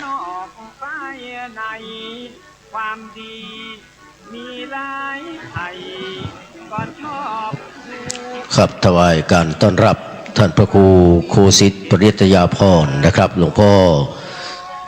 เจ้าคณะตำบลสุเทพเขต1ป่าแดงมหาวิหารนะครับพร้อมโดยท่านพระครูโสพลปริยัตินะครับท่านเลขานุการรองเจ้าคณะจังหวัดเชียงใหม่ผู้ช่วยเจ้าวาดวัดพระสิงห์วรมหาวิหารได้เมตตาเดินทางมาถึงแล้วนะครับกราบถวายการต้อนรับด้วยความเคารพนอบน้อมหลวงพ่อนิมนต์ตามอัธยาศัยเนี่ยจะมาร่วมทำบุญกับท่านพระครูสมุวิศวัตรกับเพื่อเป็นเจ้าปอนด้วยนะครับเดี๋ยว3 โมงเกิงเนาะที่จ้างฟ้อนจะได้ฟ้อนถวายการต้อนรับท่านพระคุณเจ้านะครับก็เตรียมตัวไว้นะครับในเวลาแห่งประมาณ10 นาทีนะครับครับก็เดี๋ยวจะมีพ่อแม่ครูบาอาจารย์นะฮะทยอยมาเรื่อยๆนะครับนะฮะโดยวันนี้มีทั้งสิ้นนั้นได้กราบอาราธนานิมนต์ไว้นะฮะ35 รูปด้วยกันนะครับขออภัย36 รูปด้วยกันนะครับก็เดี๋ยวจะท่าน ก็จะทยอยมานะครับด้านหลังนะฮะวันนี้เราก็จะมีการถ่ายทอดสดตลอดนะฮะทั้งวันเลยนะผ่านช่องทาง FM 104.50 เมกะเฮิรตซ์นะฮะวัดฝายหินแล้วก็รวมไปถึงในส่วนของช่อง YouTube นะวัดฝายหินนะฮะสาธุครับนะฮะครับก็ตอนนี้ท่านพระครูสมุวิศวัตวรกิจโจนั้นก็ได้อยู่ในอาคารอเนกประสงค์หรือว่าศาลาการประเรียนเป็นที่เรียบร้อยแล้วนะครับและอีกสักครู่หนึ่งนะครับพิธีเราจะเริ่มเนี่ยนะครับก็ 14 นาฬิกานะฮะแต่ทั้งนี้ทั้งนั้นนะครับก็ค่อยๆทยอยนะเข้ามาเป็นประจำทุกปีนะครับเป็นประจำทุกปีนะครับเพราะว่าด้วยพระครูบาอภัยสารทสังฆปาโมกข์นั้นนะครับเป็นพระที่เรียกว่าเด่นทั้งทางด้านปริยัตินะฮะทั้งปฏิบัตินะครับนะตรงนี้นี่เองปฏิเสธไม่ได้จริงๆนะครับเพราะว่าในส่วนของบาลีใหญ่นะครับในส่วนของคัมภีร์มูลกัจจายนะนะครับแล้วก็ยังมีในส่วนของภาษาต่างๆนั้นนะครับเรียกได้ว่าในบันทึกเอาไว้เนี่ยของหอจดหมายเหตุนั้นท่านได้บันทึกถึงอภิญญานะฮะอภิญญา6นะครับมีไว้ตรงนั้นก็เป็นที่น่าปราบปลื้มนะครับในเรื่องของการเจริญกรรมฐานของท่านนะครับซึ่งอุดมไปด้วยปัญญานี่แหละฮะพระพุทธเจ้านั้นนะครับท่านก็บอกแล้วครับว่าท่านพระครูวิศวตปันพนิกรรมให้ท่านดร.กิติพงศ์กันครับ ถวายการต้อนรับท่านพระครูปรกิติพงศ์กิติโสพโนด็อกเตอร์นะครับผู้ช่วยเจ้าวัดสันขยอมนะครับสันทรายน้อยสันทรายนะครับกับท่าน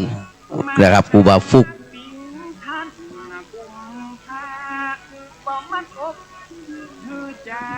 พระนานทำมานั่งเพลเนอร์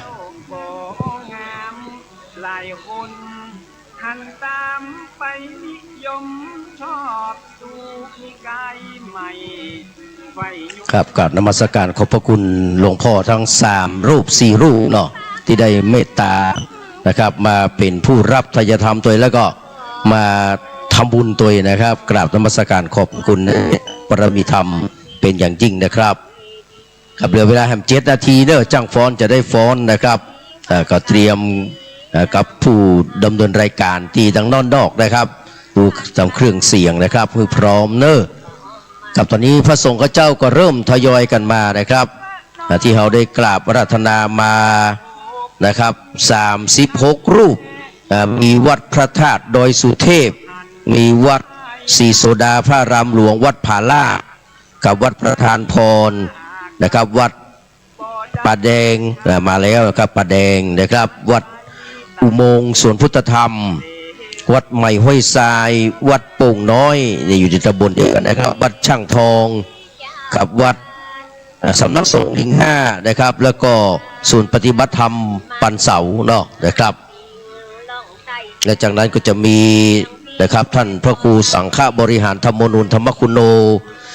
จากวัดสันทรายหลวงท่านพระครูโสพลประยัตจากวัดพระสิงห์นี่มาแล้วนะครับท่านพระครูอภิวัฒนวิกรมรองเจ้าคณะอำเภอดอยหล่อวัดปากทางเจริญนะครับท่านพระสมุชัยวัดนาคเสโนนะครับวัดพระบาทพระธาตุดอยน้อยเนาะนะครับดอยหล่อนะครับหรือวัดตุดุงยองพระมหาวิษณุจารุธรรมโมวัดเจ็ดลินนะครับพระครูไพบูลย์เจติยานุรักษ์ด็อกเตอร์นะครับจากโลกโมลีท่านอาจารย์พระมหาประสิทธิ์ธรรมพินันโทวัดจังกำป่าซางนะครับบกอกนะครับแล้วก็ท่านอาจารย์จำเริญโชติธรรมโมนะครับวัดพระธาตุม่อนปิ่นตำบลโป่งน้ำฮ้อนอำเภอฝางนะครับครับแล้วก็พระมหาสมชาติชาตะปุญโญอันนี้เพิ่นมาแต่เจ้าเลยนะครับวัดบรรพตสถิตตำบลพระบาทอำเภอเมืองลำปางท่านอาจารย์พระมหานพดลสุวรรณเมธีเจ้าวาดเจ้าคณะอำเภอวังเหนือนะครับท่านผู้อำนวยการวิทยาลัยสงฆ์ลำปางแล้วก็เจ้าวาดวัดบรรพตสถิตท่านพระครูสิริธรรมบัณฑิตนะครับเจ้าวาดวัดมิ่งเมืองมูลตำบลพระบาทอำเภอเมืองจังหวัดลำปางพระครูอุดมสิริทัตน์นะครับเจ้าคณะตำบลทุ่งฝายเจ้าวาดวัดศรีภูมิมาทุ่งฝายลำปางนะครับ พระอาจารย์วรรณชัยชยานันโทนะครับวัดพุทธศรีคีรีบ้านแปะจอมทองนะครับท่านพระครูกัลยาณปราโมทครูบาสมหวังนะครับเจ้าคณะตำบลดอยลอน่าจะเป็นเขตหนึ่งเนาะนะครับเจ้าอาวาสวัดม่อนห้วยแก้วนะครับพระครูปลัดจำนันสุธีโรครูบาสีมื่นนะครับเจ้าอาวาสวัดกุฏิทองนะครับแม่เจดีเวียงปะเป้าพระอาจารย์ธนชาวรยาโนเจ้าอาวาสวัดพรหมมงคลดอยลอครูบาเข้ามาแล้วครับพระครูบาปฏิทิน ปฏิภาณธรรมทินครูบาดอยครูบาดอยนะครับเจ้าอาวาสวัดพระธาตุม่อนจอมพอเวียงปะเป้านะครับพระอธิการวีรยุทธ์เจ้าอาวาสวัดหนองเงือกอันนี้อยู่ป่าซางแม่แรงนะครับละปูนนะครับพระครูวิสิตศรีลาภรณ์เจ้าคณะรองเจ้าคณะอำเภอเมืองเชียงใหม่นะครับวัดวังสิงคำทุเจ้าในวังนะครับท่านพระครูสถิตธุราธรมาแล้วนะครับส่งตัวแทนมาพร้อมกับท่านพระครูปรัชกิติพงศ์กิติโสพโนด็อกเตอร์แก่นนะครับรองเจ้าวาดมาแล้วนะครับแล้วก็ท่านพระครูไพศาลสุตากรนะครับรองเจ้าคณะตำบลหนองหานเจ้าวาดวัดทุ่งปะเก็ตสันทรายพระอาจารย์ศินรินทร์นะครับธรรมปาโลวัดป่าไผ่เจ้าแรแม่แตงนะครับท่านพระครูโกศลสุตวิธานด็อกเตอร์อาจารย์อุทัยผู้ช่วยเจ้าวาดวัดพระสิงห์วรมหาวิหารนะครับแล้วก็ท่านเจ้าวาดวัดหนองกายนะครับสันปายางแม่แตงเชียงใหม่36รูปนะครับนี่คือลายนามของพระสงฆ์เจ้าที่จะได้มาทำพิธีส่งน้ำรูปเหมือนครูบาโสภาและเจดีย์บรรจุอัฐิธาตุนะครับของครูบาเจ้านะครับซึ่งในวันนี้ก็ปีนี้ครบรอบมรณกาลคือ111ปีนะครับแล้วก็ชาตการ194ปีนะครับของครูบาเจ้าอภัยสารทะสังฆปาโมกนะครับปฐมสังฆราชาแห่งล้านนาไทยและเจ้าคณะจังหวัดเชียงใหม่รูปแรกนะครับวันนี้เป็นวันที่21เราได้แห่กันตั้งแต่ไม่เจ้าแล้วนะครับ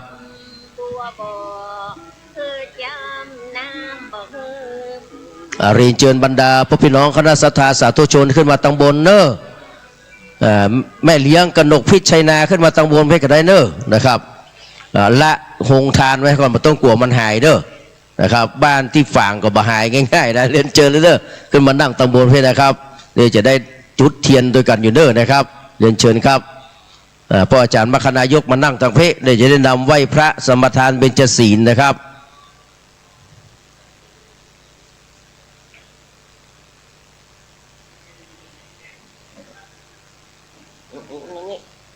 นั่งด้วยกันนี่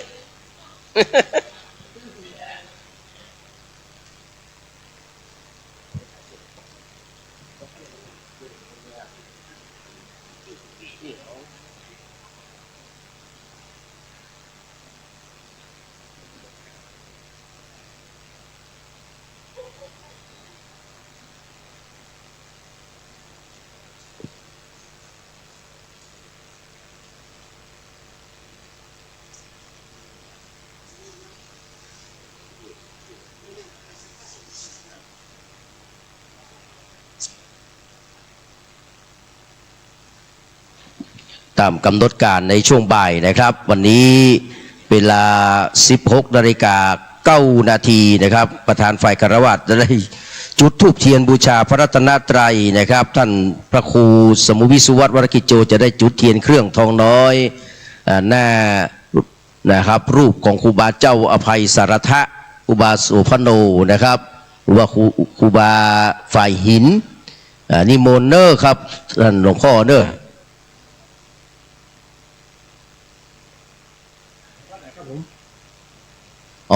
วัดหนองกายนะครับแม่แตงสันปะยางนะครับมาเรียบร้อยแล้วครับท่านอาจารย์พระมหาสัตวัตคัมภีระธรรมโมปริยนธรรม8ประโยคเจ้าวาดนะครับวัดปันเซา หรือว่าวัดปันเสานะได้เมตตาเดินทางมาถึงแล้วเช่นเดียวกันนะครับถวายการต้อนรับนะครับ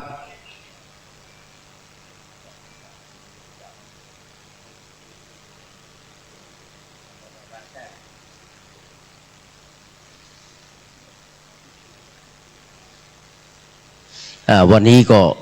หลายวัดนะครับติดภารกิจที่กรุงเทพหลวงพ่อมาไปกันครับผม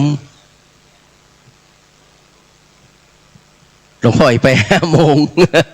ต้องขึ้นตัน5 โมงในวันนี้นะครับหลายที่หลายต่างเนอนะครับไปตีวัดพระธรรมกายนะครับหันเป็นลงเฟซลงไลน์กันนักขนาดนะครับนิมนต์ครูบาอาจารย์นะครับนิมนต์ก่อนนะครับอันนี้จะวัดตองหนองกายนะครับมันเพิ่นมีสถานีวิทยุเหมือนกันเนาะอาจารย์เนาะครับลิงสัญญาณเหมือนกันเนอะนะครับ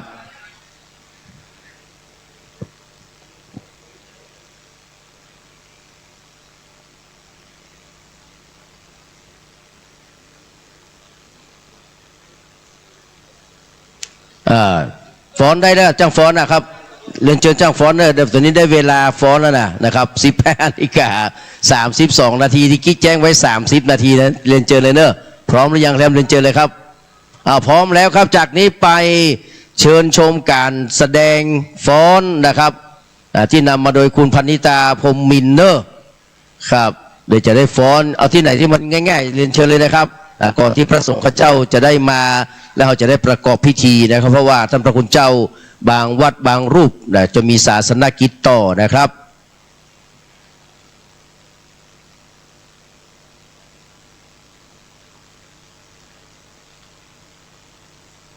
ถ้าพร้อมแล้วดนตรีมาเลยนะครับ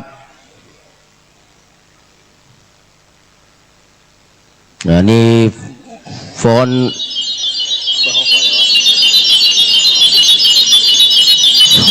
ขันดอกไม้เนาะครับฟ้อนขันดอกขอเสียงปรบมือดังๆให้น้อง2 ท่านเลยนะครับขอเสียงปรบมือนะครับกำลังใจนะครับขอบพระคุณครับ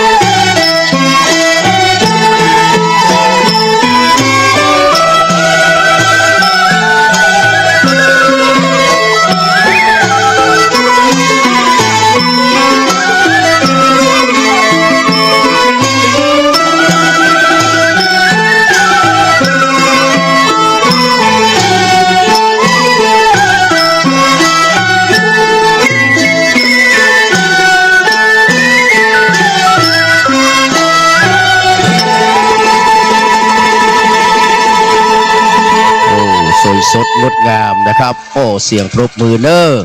อนุโมทนาสาธุกับน้องๆทั้งสองท่านนะครับสวยสดงดงามอลังการงานสร้างเนอนำโดยพันนิตราพรหมมินทร์นะครับมหาอุบาสิกาแห่งท่านหนึ่งเนอ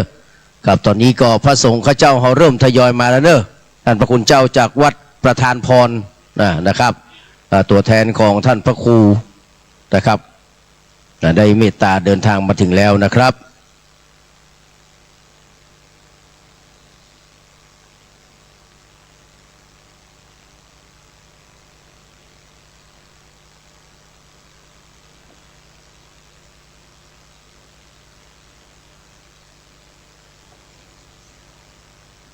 กับขณะนี้เวลา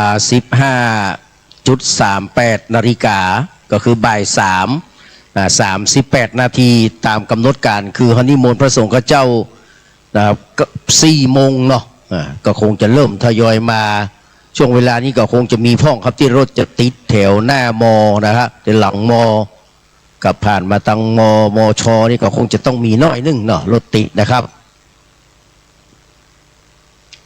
กับมือพระคุณเจ้ามาพร้อมพอประมาณเราก็จะได้เริ่มประกอบพิธีนะครับเรียนเชิญคุณพนิดาพรหมมินทร์ขึ้นมาตั้งบนเพเนอร์ครับจะได้จุดเทียนมงคลสัตพันธ์7 เล่มนะครับโอ้ท่านพระคุณเจ้าจากวัดเจรินเนาะนี่ตัวแทนของท่านอาจารย์พระมหาวิษณุเนาะไปเอาปอนที่หลวงพ่อไปพรที่หลวงพ่อวิศวัตเลยครับอันนี้จากวัดเจรินนะครับนี่วัดเจรินนะครับมาคนเดียวก็กลัวเอามากำสอง เพิ่นมาโชว์คนบ้านเฮาเพิ่นอิมพอร์ตเข้ามาก็เลยนะครับต้องมาสองมีกู้ก่อน เอาไปถวายหลวงพ่อก่อนนะครับท่านมหาวิษณุนะครับไปที่อมก่อยมาเจ็บหลังเจ็บแอวนะครับขั้นเนื้อขั้นตัวเป็นไข้นะลูกมาขึ้นเนี่ยคือลูกวัดมานะครับ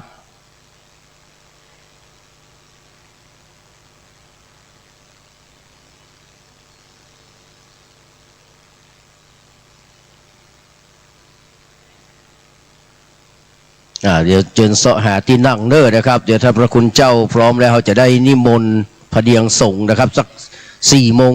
พระเดียงส่งนะครับนิมนต์นั่งก่อนเน้อนิมนต์มานั่งตั้งตะเพศเนี่ยครับว่าเจดีย์ทำมานั่งตะเพศเลยครับนั่งตรงนั้นด้านล่างนี่นะครับนิมนต์เลยครับ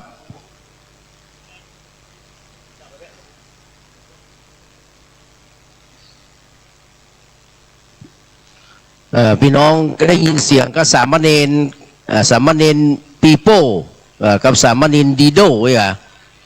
มาจัดรายการธรรมะคลายเครียดต่อจากพระครูโสพลเนี่ยต่อจากพระครูโสพลแต่คืนนี้ฟังอภิรมย์ถึงท่านอาจารย์เนี่ยเหรอ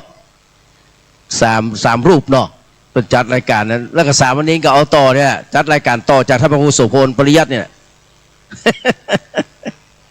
เป็นดาวรุ่งพุ่งแรงเนาะดาวรุ่งพุ่งแรงแต่ยังสามารถเล่านิทานได้ปฏิปต่อที่มันมีสรุปมีบทสรุปมันมีบทจบ และไว้ในฐานที่เข้าใจ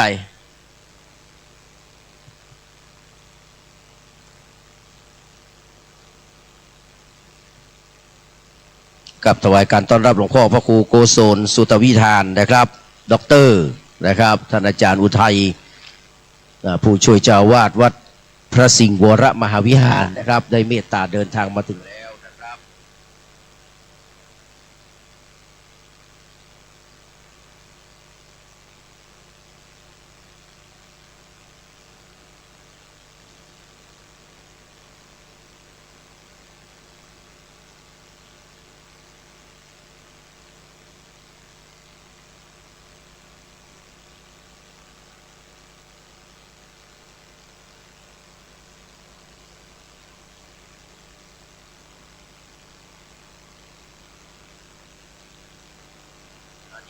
บาดอยเด้อนะครับหลวงพ่อพระครูนะครับปฏิภาณคำปฏิครับโปรดจัดรายการ แต่จากสมชาตินี่ขยันนะเพื่อนจากสมชาติขยันอันดับหนึ่งลุงดอยอันดับสองเปิดขึ้น104นี่จะได้ยินเสียง2รูปนี้แน่นอนนะครับ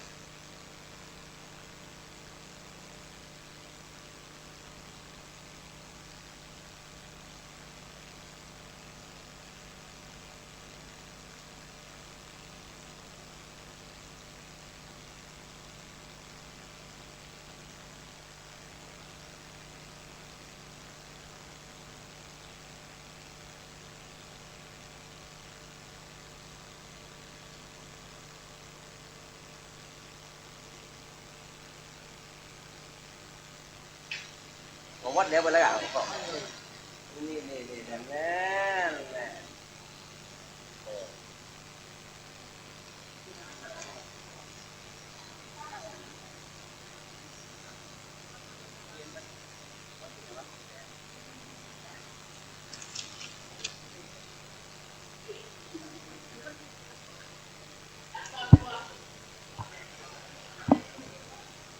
ดี๋ยวรอสักครู่นะครับ เพราะว่าตอนนี้เราพ่อแม่ครูบาอาจารย์ก็เริ่มทยอยขึ้นสู่บริเวณวัดฝายหินครับก็ขอคณะศรัทธานะครับที่อยู่บริเวณรอบๆตอนนี้สามารถเดินทางนะครับแล้วก็เข้ามายังศาลาอเนกประสงค์หรือศาลาการประเรียนได้เลยนะครับกับถวายการต้อนรับท่านพระครูอภิวัฒนวิกรมนะครับหลวงพ่อบรรยงนะครับอภิวัฒโนรองเจ้าคณะอำเภอดอยหล่อวัดปากทางเจริญนะครับตุลุงสนันนาคเสโนหรือว่าตุลุงชัยวัฒน์นะครับหรือว่ายอดสนัน 3K แบตเตอรี่นะครับมาแล้วไม่น่าใช่นะครับ แล้วก็ตุลุงปีวันใหม่นะครับได้เมตตาเดินทางมาถึงแล้วนะครับถวายการต้อนรับทุกรูปเลยนะครับครับก็หลายๆรูปก็มาจากคลื่นสีขาวแล้วก็ทาง FM 104.50 เมกะเฮิรตซ์ก็จะได้ยินเสียงธรรมะจากหลายๆรูปนะครับโอ้วันนี้ถือได้ว่าครบเลยนะครับคณะผู้เผยแผ่ธรรมะนะครับครับถ้าพูดถึงความขยันนี่นะครับตุลุงยองนี่นะครับจัดรายการจนเข้าหงยา ต้องพักเครื่องไปหลายวันถึงจะปิกมานะตุลุงยองเขาเนี่ยนะโอ้สุดยอดแต่เสียงเพิ่นดีนะเสียงดีมากเลยเต้ทำเมืองก็ม่วนนะเต้ทำยองก็ม่วนเอาสักหน่อยไหม เดี๋ยวเขาจะซุยเอาสักหน่อยหนึ่งเนาะนิมนต์พระสงฆ์ข้าเจ้าครูบาสังฆเถระพเดียงสงฆ์นะครับนิมนต์เนอร์กับนิมนต์เลยนะครับอาจจะมาบอกครบเนาะ36นะก็พยายามให้ครบเนาะครับผมบางที่นั้นท่านก็ส่งรูปแทนมาองค์แทนมากับนิมนต์ครูบาเป็นตัวเป็นผู้นำเนอะนำสวดมาติกากำเนอะนิมนต์ครับนี่ครูบาปั่นศีลตัวเนอะนิมนต์นะครับครูบาสวดมาติกาถ้าอันบดายเนอะเฮาว่าได้ตั้งตัวเนาะเอาแบบเนี้ยครับ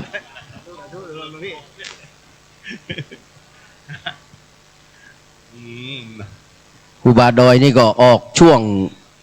21 นาฬิกาถึง22 นาฬิกาเหมือนกันนะครับเตะธรรมนี่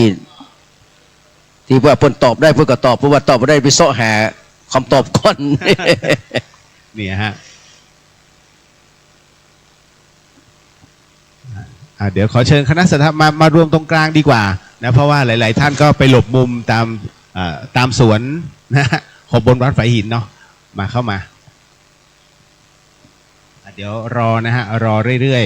ๆตอนนี้พ่อแม่ครูบาอาจารย์มาเรื่อยๆครับวันนี้เมตตาปรมีธรรมหลวงปู่ครูบาปฏิทานธรรมทินหรือว่าครูบาดอยเนอะจะได้นั่งปันศีลนำสวดมาติกาเมตตาปรมีธรรมในหลวงพ่อพระครูโคสิทธิปริตยาพรจะนั่งตรงนั้นนะครับเพื่อความสบายนะครับเดี๋ยวก็นิมนต์ท่านอาจารย์แก่นเนอะเข้ามานั่งตำบลเพื่อนนะครับท่านอาจารย์อุทัยเนอะนะครับอภกุศลนะครับสุตวิธานดร.อาจารย์อุทัยนะครับท่านครูอภิวัฒนวิกรมเนอะครับ นิมนต์นะครับนิมนต์เลยท่านพระครูโสพลปริยัตินะครับกับนิมนต์เนอร์ตุลุงสนันตุพี่วันใหม่นะครับนิมนต์เลยครับครับนิมนต์เลยครับนิมนต์ก่อนเลยครับเอานั่งตั้งบนให้เต็มก่อนเนอะครับมาทีหลังมาเป็นหยังนะครับขึ้นมาตั้งบนเพ่ครูบาอาจารย์ขึ้นมาตั้งหลังเนอะท่านมหาสัตวัตขึ้นไปบนเลยกะโอ้ขึ้นมาเลยถ้าอาจารย์สัมปัญญากับมันบนเพ่นะครับมันมีไฟละตองกายนะ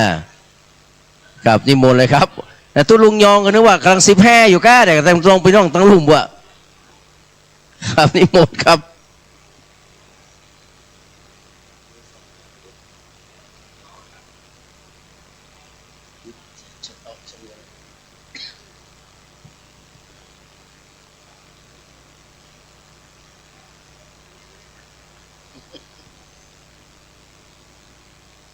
ขณะครูบาอาจารย์สังฆเถระเริ่มทยอยแล้วนะครับทยอยอย่างบนอาจสงฆ์ในครบเบื้องต้นนะครับเราก็จะได้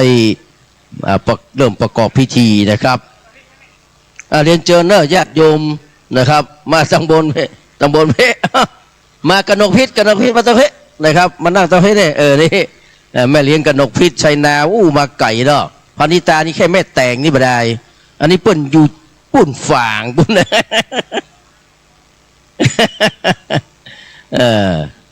ครับ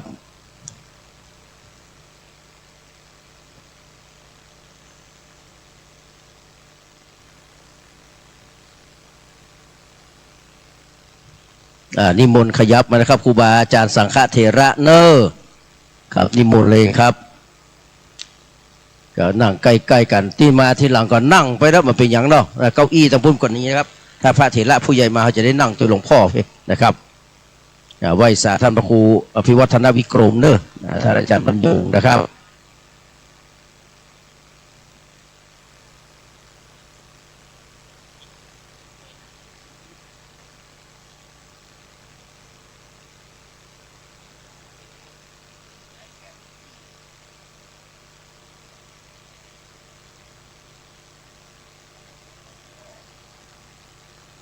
อันนี้เป็นทายาทเนาะ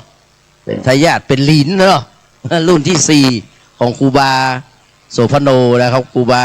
โสภานะครับครูบาโสภาแปลว่างามเนาะงามตึงนอกงามตึงในนะครับหน้านอกบอกความงามหน้าในตามบอกหน้าที่นะครับหน้าตาบอกท่าทีนะ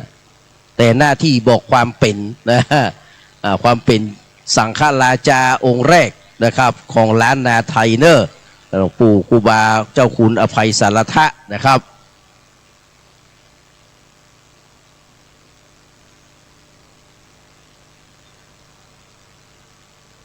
เดี๋ยวขอเจ้าหน้าที่จุดเทียนชนวนคนหนึ่งเนอนะครับเดี๋ยวรอเวลาตามที่เขานิมนต์พระสงฆ์ข้าเจ้าเนาะแป๊บหนึ่งครับ16 นาฬิกานะครับหรือว่าบ่าย9 นาทีตามนั้นที่เพิ่นบอกไว้นะฮะ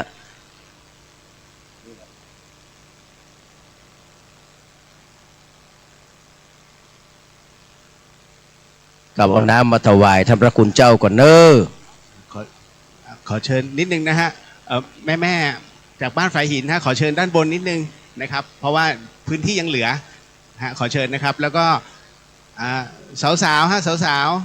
าวบ้านฝายหินนะขอน้ำนะครับนะขอน้ำนิดนึงฮะถวายพระคุณเจ้านิดนึงข้างบนค่อนข้างนะฮะเย็นนะเย็นมากมาแม่ขอเชิญนะฮะด้านบนเนาะขอเชิญนะฮะคุณแม่นะมาด้านบนจากเมืองฝางครับขอเชิญด้วยครับนะฮะพระอาจารย์นิมนต์ไม่ใช่พระอาจารย์เรียกนะฮะมานะครับนะฮะคณะศรัทธาบ้านฝายหินด้วยมาหลวงพี่หนุ่มบอกมาแต่ทั้งแก๊งเลยฮะมาเร็วมาฮะครับขอเชิญด้านบนหน่อยครับนะฮะเพราะตอนนี้ถ่ายทอดออกอากาศอยู่นะครับเพื่อความสวยงามเนาะมาขอเชิญครับ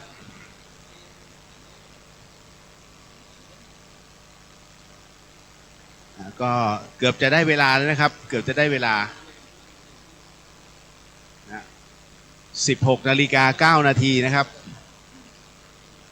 นะฮะก็ถือได้ว่าวันนี้เป็นการทำกตัญญูตานะแด่องค์ครูบาหลวงท่านนะครับก็ขอเชิญนะครับภาพที่คุณผู้ชมเห็นอยู่นะฮะเสียงที่ออกอากาศอยู่นะตรงนี้เป็นการถ่ายทอดสดนะครับจากวัดฝายหินในวันที่ครบรอบนะ194 ปีแห่งการมรณการของพระนะฮะก็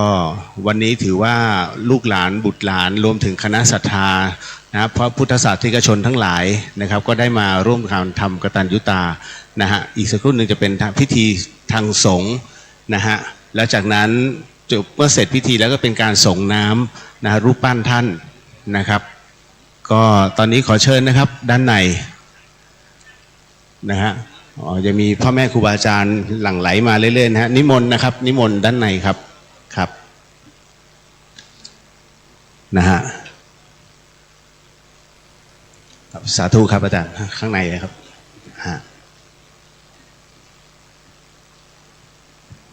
ขอเชิญแม่ๆฮะเข้ามาครับครับนิมนต์ครูบาสังฆเถระเนอะครับที่กำลังเดินมาถึงครับนิมนต์เลยนะครับไปตานก่อนก็ได้นะครับที่ท่านพระครูสมุวิศวตนะครับเดี๋ยวก็ขึ้นมาเทียบอาสงนะครับกราบปรารถนาครับ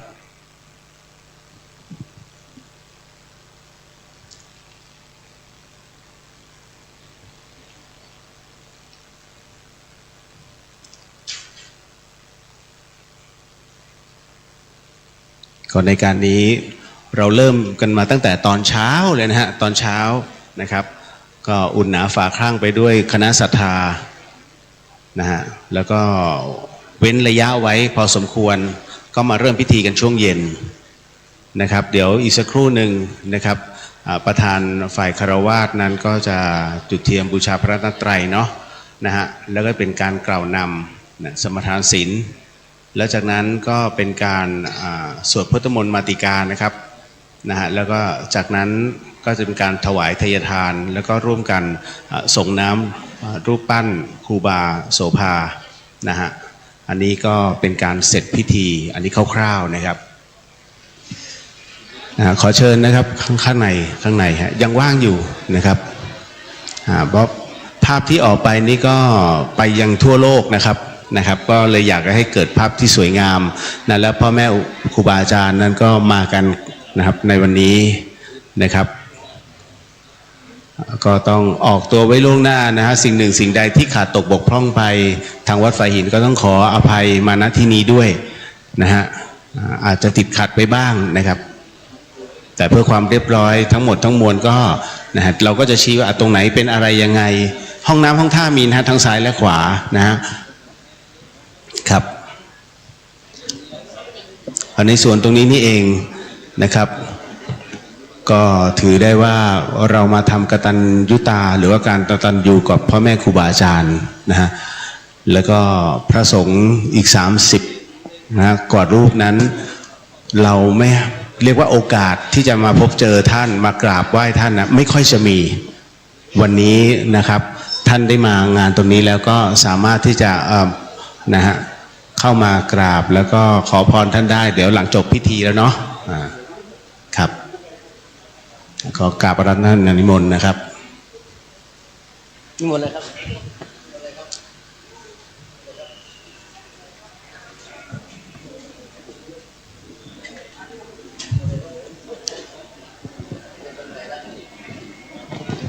ขณะนี้เวลานะครับ15นะครับจุด56นาฬิกากับคือบ่าย3:56 นาที45 วินาทีนะครับรอถึง4 โมงเนาะนะครับจะได้เริ่มประกอบพิธีกรรมทางศาสนาในเบื้องต้นนะครับจะได้จุดธูปเทียนบูชาพระรัตนตรัยนะครับจุดเทียนเครื่องทองน้อยสักการะบูชาท่านเจ้าคุณพระอภัยสารทะนะครับปฐมสังฆปาโมกข์กับวัดฝ่ายหินนะครับครบรอบนะครับ194 ปีชาตการแล้วก็111 ปีมรณกาลนะครับ เอาตัวอย่างตัวเยี่ยงอย่างเรียกตัวอย่างอย่างครูบาเจ้านะครับบัถือโทษโกรธเคืองนะครับภัยใดๆนะครับก็ระงับกับหายไปเองนะครับจากที่คิดว่าจะเป็นร้ายก็กลายเป็นดีนะครับกับณบัดนี้ได้เวลานะครับอันเหมาะสมนะครับที่จะประกอบพิธีทางศาสนาในเบื้องต้นขอกราบไหว้สารัตนาเมตตาปรมีธรรมในท่านพระคุณเจ้าหลวงพ่อพระครูโคสิทธิ์ปริยัตยาภรณ์นะครับเจ้าคณะตำบลสุเทพเขต1วัดป่าแดงมหาวิหารได้เมตตาเป็นประธานจุดธูปเทียนบูชาพระรัตนตรัยกราบอาราธนาด้วยความเคารพนบนอบอย่างยิ่งนะครับทุกคนทุกท่านได้อยู่ในการสงบกายสงบวาจาสงบใจได้ประนมมือขึ้นขณะที่หลวงพ่อพระครูนะครับโคสิทธิ์ปริยัตยาภรณ์หลวงพ่อพระมหาธีรพงศ์สิริทโรนะครับได้จุดเทียนซ้ายเทียนขวาถ้าว่าพัดลมหรือว่าอย่างมันแห้งก็แง่สักก้อนก็เดินนะครับ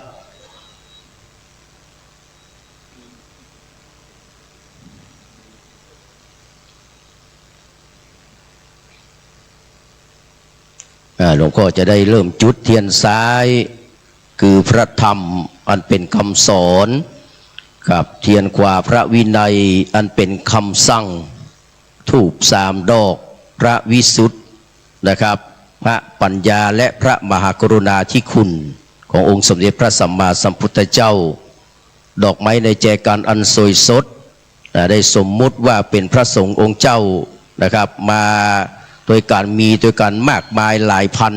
แต่มารวมกันอยู่ในแจกันสวยสดงดงามพร้อมเพรียงเป็นอย่างยิ่งเหมือนกับพระสงฆ์ข้าเจ้านะครับ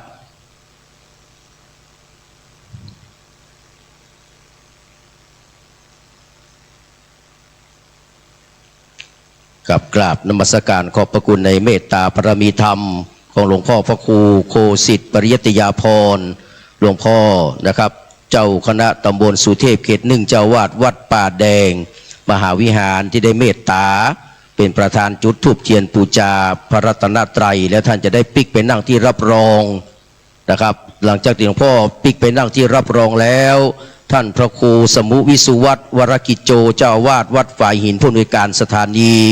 คลื่น 104.50 เมกะเฮิรตซ์จะได้จุดเทียนธูปนะครับที่หน้าหูปของครูบาเจ้าอันเจ้าคุณอภัยสารทะปฐมสังฆปาโมกข์นะครับกับหลังจากนั้นเขาจะได้จุดเทียนที่เครื่องตะพัน7 เล่มนะครับเรียงจากทางบนมาก่อนแล้วก็ซ้ายขวานะครับ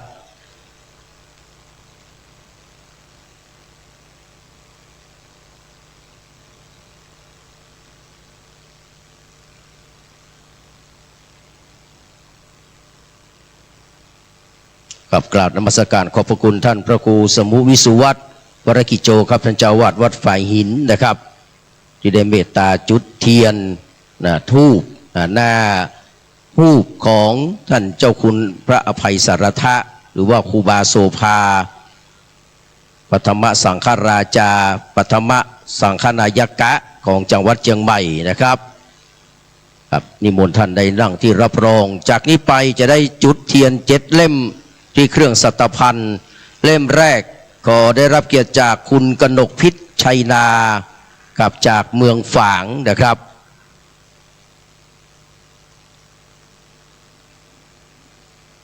สุมาพ่อที่เนอร์ในกายหน้าหลวงพ่อนะครับยืนขึ้นก็ได้เนอร์นะครับยืนขึ้นตรงนั้นขึ้นคือได้เนอร์ถ้ายืนได้นะครับถ้านั่งมาได้ก็บ่ต้องนั่งเนอร์นะครับส่วนเล่มที่2นะครับเป็นแม่ชีจิตพานีอูทองกับเหรียญที่2เป็นจินซ้ายมือนะครับกับขอบคุณคุณกนกพิชัยนานะครับเรียนเชิญกับมันส่วนเล่มที่3นะครับ คุณพันิตราพรหมมินทร์นะครับ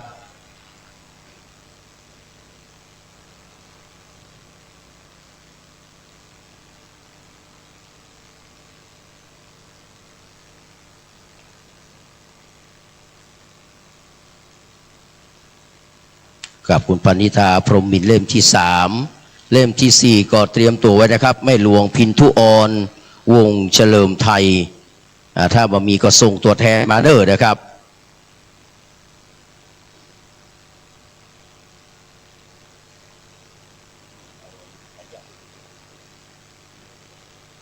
ออกมาอยู่นะครับแม่หลวงจันตาหรือว่าแม่หลวงพินทุออนนะครับ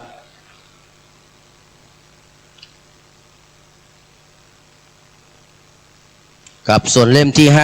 5จันจรัสแจ่มกระจ่างนะครับ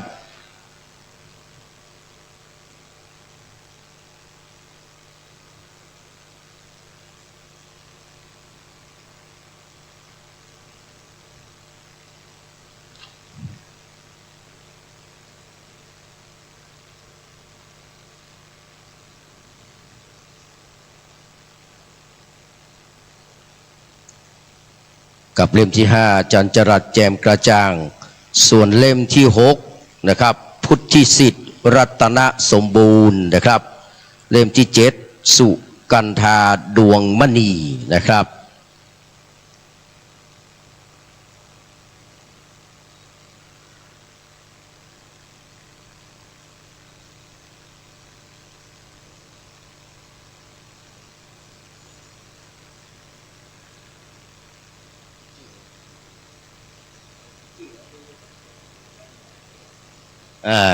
เดอะเรียวนะฮะเดอะเรียวหลอนนี่จัดรายการน่าจะเป็นวันพัดเนาะเขาฟังเขาก็รับไปก่อนเพราะเขากลัว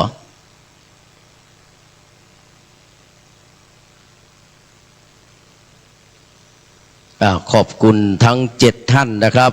ที่เกียรติจุดเทียนเครื่องสัตพันธ์7เล่มกับเป็นที่เรียบร้อยเรียนเชิญกลับมานั่งที่รับรองกับขอบคุณผู้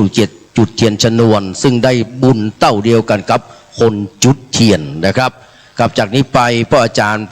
พ่อมหาพ่อบุญธรรมบุญธรรมปรริยนธรรม5ประโยคเนอะมัคคณายกของวัดฝ่ายหินจะได้นำไหว้พระสมาทานเบญจศีลเป็นลำดับต่อไปกับเรียนเชิญพระนานครับครับขอโอกาสครูบาอาจารย์ทั้งหลายนะครับจะได้นำไหว้พระสมทานเบญจศีลนะครับเป็นลำดับต่อไปนะครับอิมินาสกาเลนะตังพุทธังอภิปูชยามะอิมินาสกาเลนะตังธัมมังอภิปูชยามะอิมินาสกาเลนะตังสังฆังอภิปูชยามะ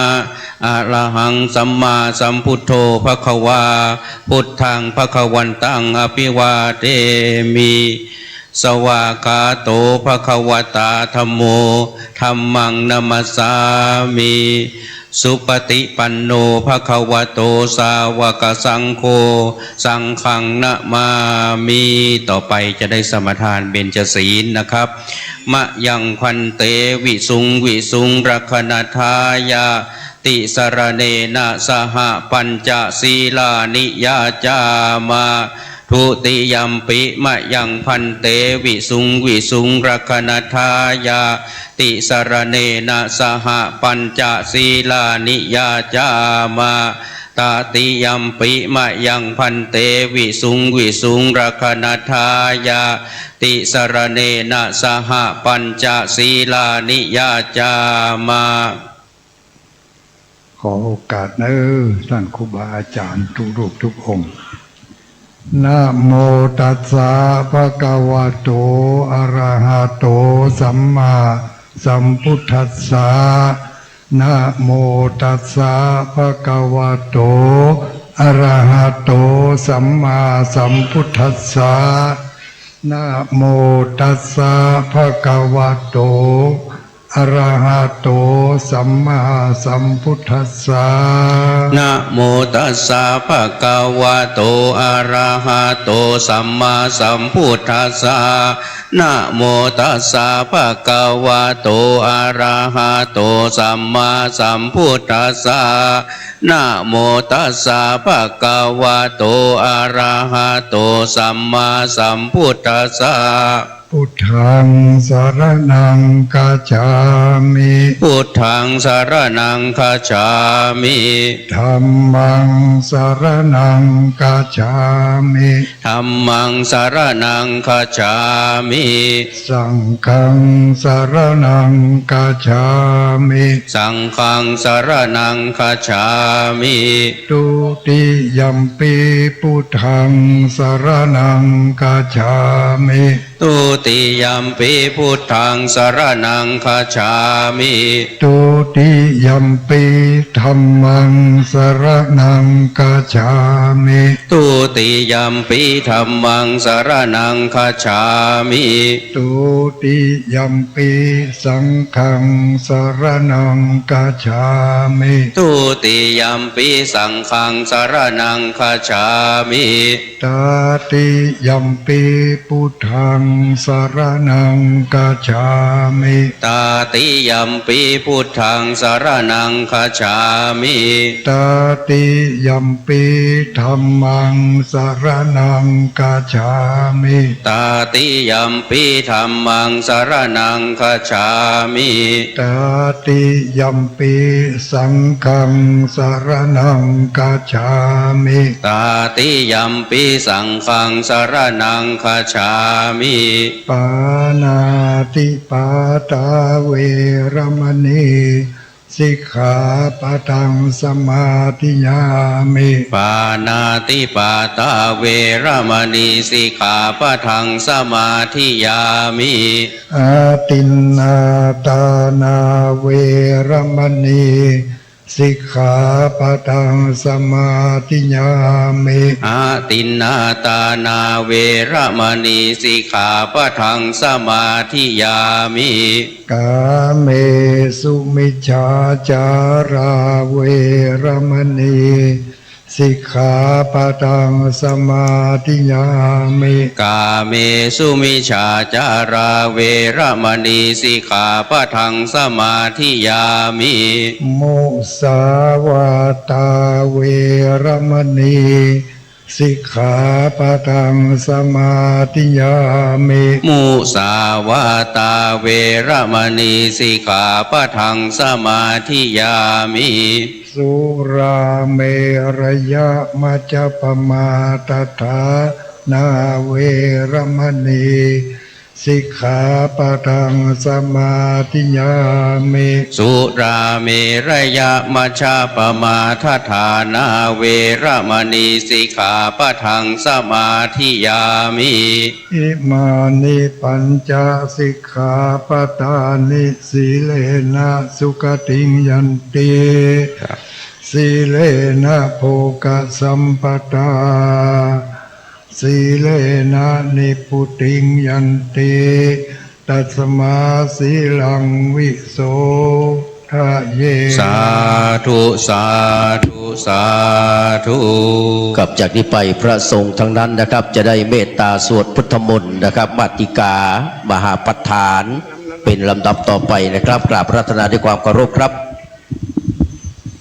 นะโมตัสสะภะคะวะโตอะระหะโตสัมมาสัมพุทธัสสะนะโมตัสสะภะคะวะโตอะระหะโตสัมมาสัมพุทธัสสะนะโมตัสสะภะคะวะโตอะระหะโตสัมมา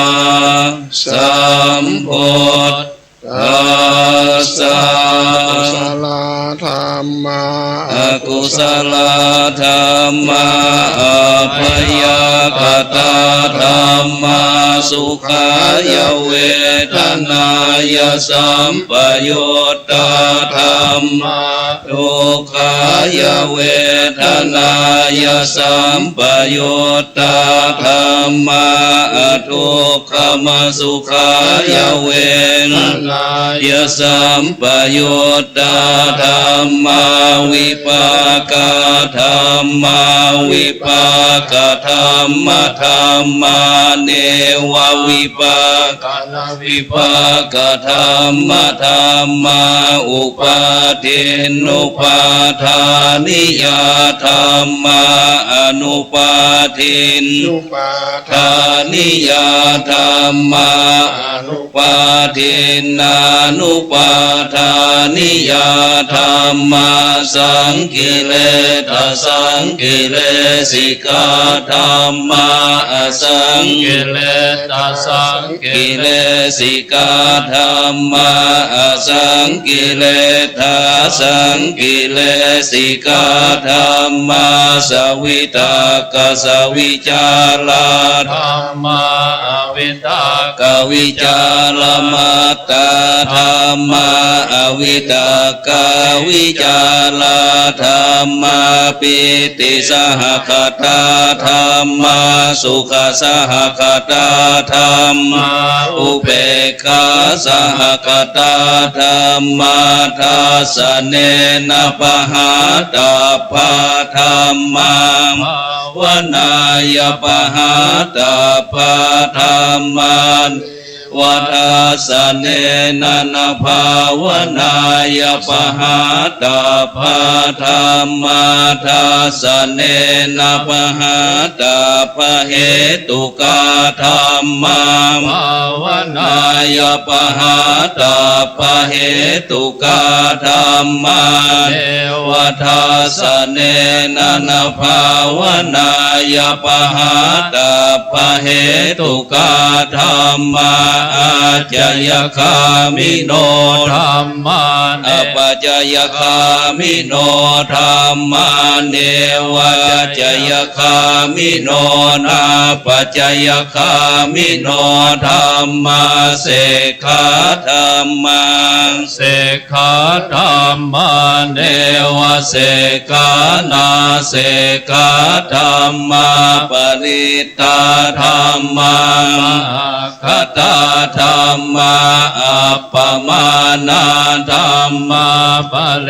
ตาลัมมนาธรรมามหาคตาลัมมนาธรรมาอัปปมานารัมมนาธรรมาหินาธรรมามัจฉิมาธรรมาปณิตาธรรมาชันทนิยตาธรรมาสัมมันทนิยตาธรรมาอนิยตาธรรมามาคารัมมนาธรรมามาคาเหตุกาธรรมามาคาติปฏิโนธรรมาอุปันนาธรรมาอนุปันนาธรรมาอุปาทิโน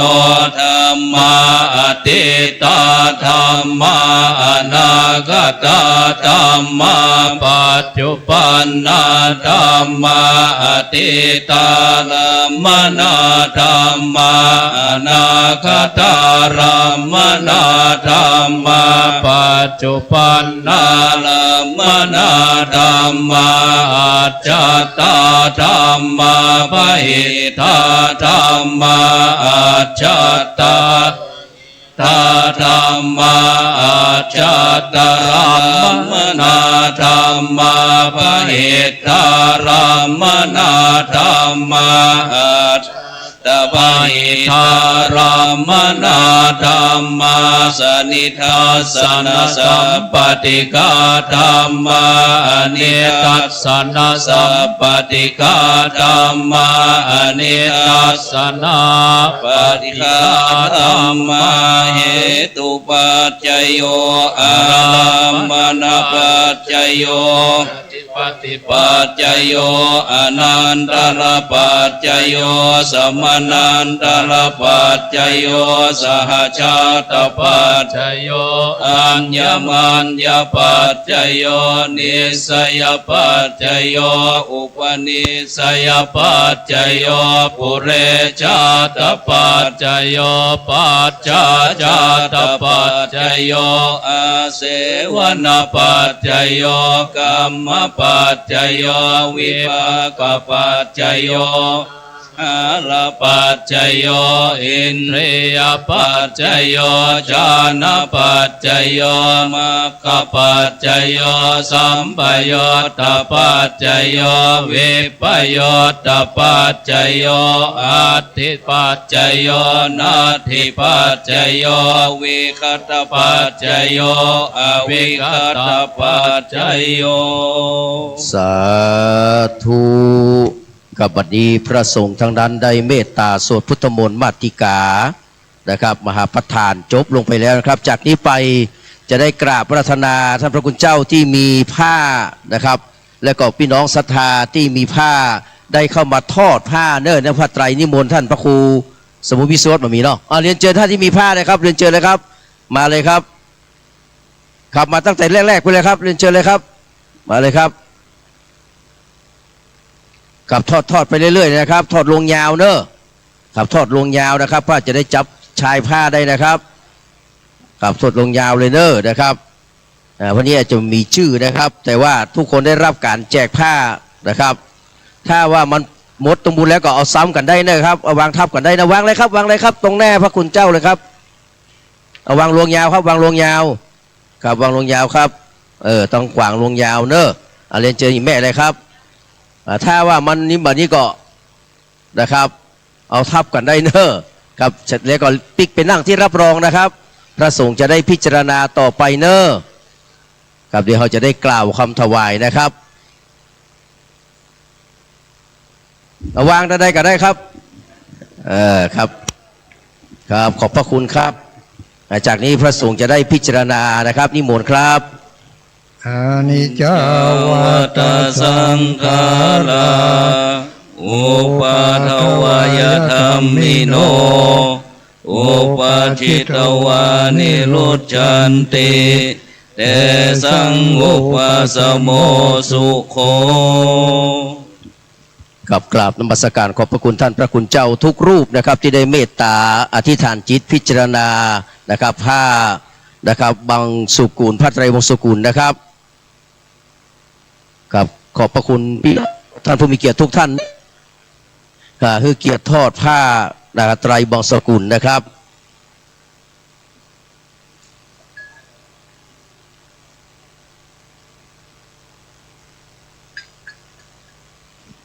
เอาสังฆทานมาเทียบเลยนะครับเราจะได้กล่าวคำถวายไปพร้อมกับถึงสองอย่างนะครับคือน้ำสงฆ์นะครับเจดีย์อัฐิธาตุนะครับของครูบาเจ้าโสภานะครับพร้อมกับจตุปัจจัยทายธรรมทั้งหมดทั้งมวลนะครับกลับมาวางไว้ก่อนนะครับวางสองหน้า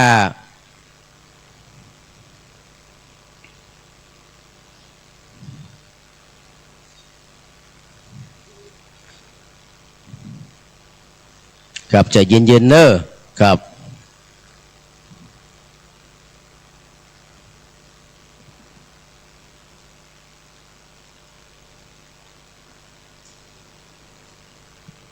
ใจเย็นๆใจเย็นๆนะจ๊ะ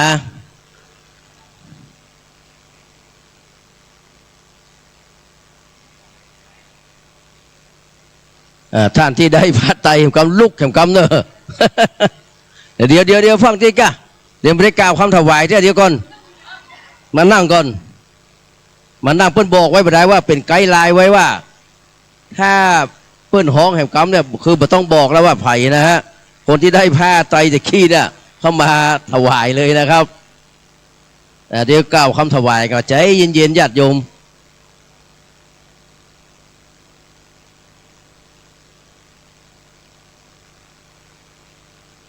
วางเสียงๆกันเนอะนะครับวางเสียงๆเขาจะได้กล่าวคำถวายนะครับ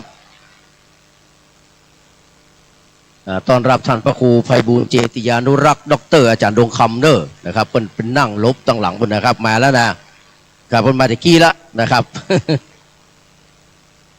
จากนี้ไปเราจะได้กล่าวคำถวายเนอนะครับตั้งจิตตั้งใจตั้งนะโม3จบพร้อมกันแล้วก็ว่าตุยพ่ออาจารย์เนอนะโมตัสสะภะคะวะโตอะระหะโตสัมมาสัมพุทธัสสะนะโมตัสสะภะคะวะโตอะระหะโตสัมมาสัมพุทธัสสะนะโมตัสสะภะคะวะโตอะระหะโตสัมมาสัมพุทธัสสะอิมังมะยังพันเตอิมังมะยังพันเตโสภนัสสะโสภนัสสะเจติยะอัตถิธาตุอุทกกะสินจนังสปริวารังภิกขุสังคัสสะโอโนชยามะสาธุโนพันเตอิมังโสภนัสสะเจติยะอัตถิธาตุอุทกกะสินจนังสปริวารังปฏิคันหาตุโสภนัสสะเจวะอาจาริยัสสะมะตะกัสสะทักขินานุปทานัฏฐายะอัมหากัญจาทีครตังหิตายะสุขายะข้าแต่พระสงฆ์ผู้เจริญข้าพระเจ้าทั้งหลาย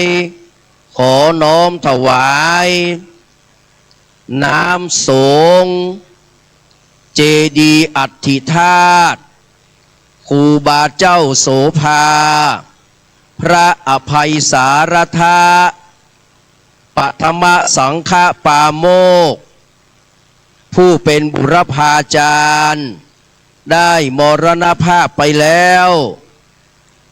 เพื่อสำเร็จเป็นทักษิณานุปทานกิจสำเร็จแก่ครูบาเจ้าครูบาโสภาแห่งวัดฝายหินด้วยและเพื่อประโยชน์เพื่อความสุขแก่ข้าพเจ้าทั้งหลายด้วยตลอดกาลนานเทอ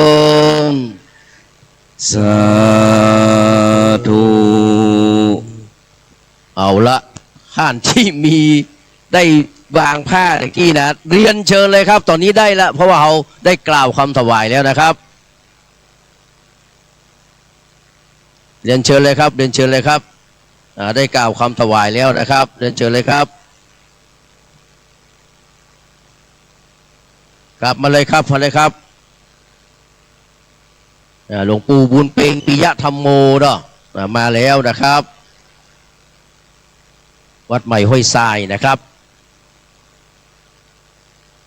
ถวายแล้วก็ปิกเป็นนั่งที่รับรองเนอะ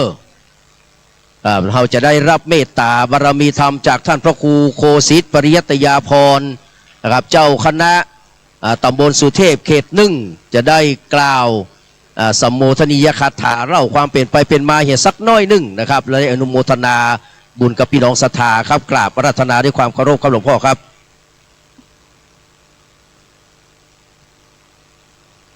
พระเถรานุเถระทุกรูปเจริญพรญาติโยมท่านสาธุชนทุกท่านวันนี้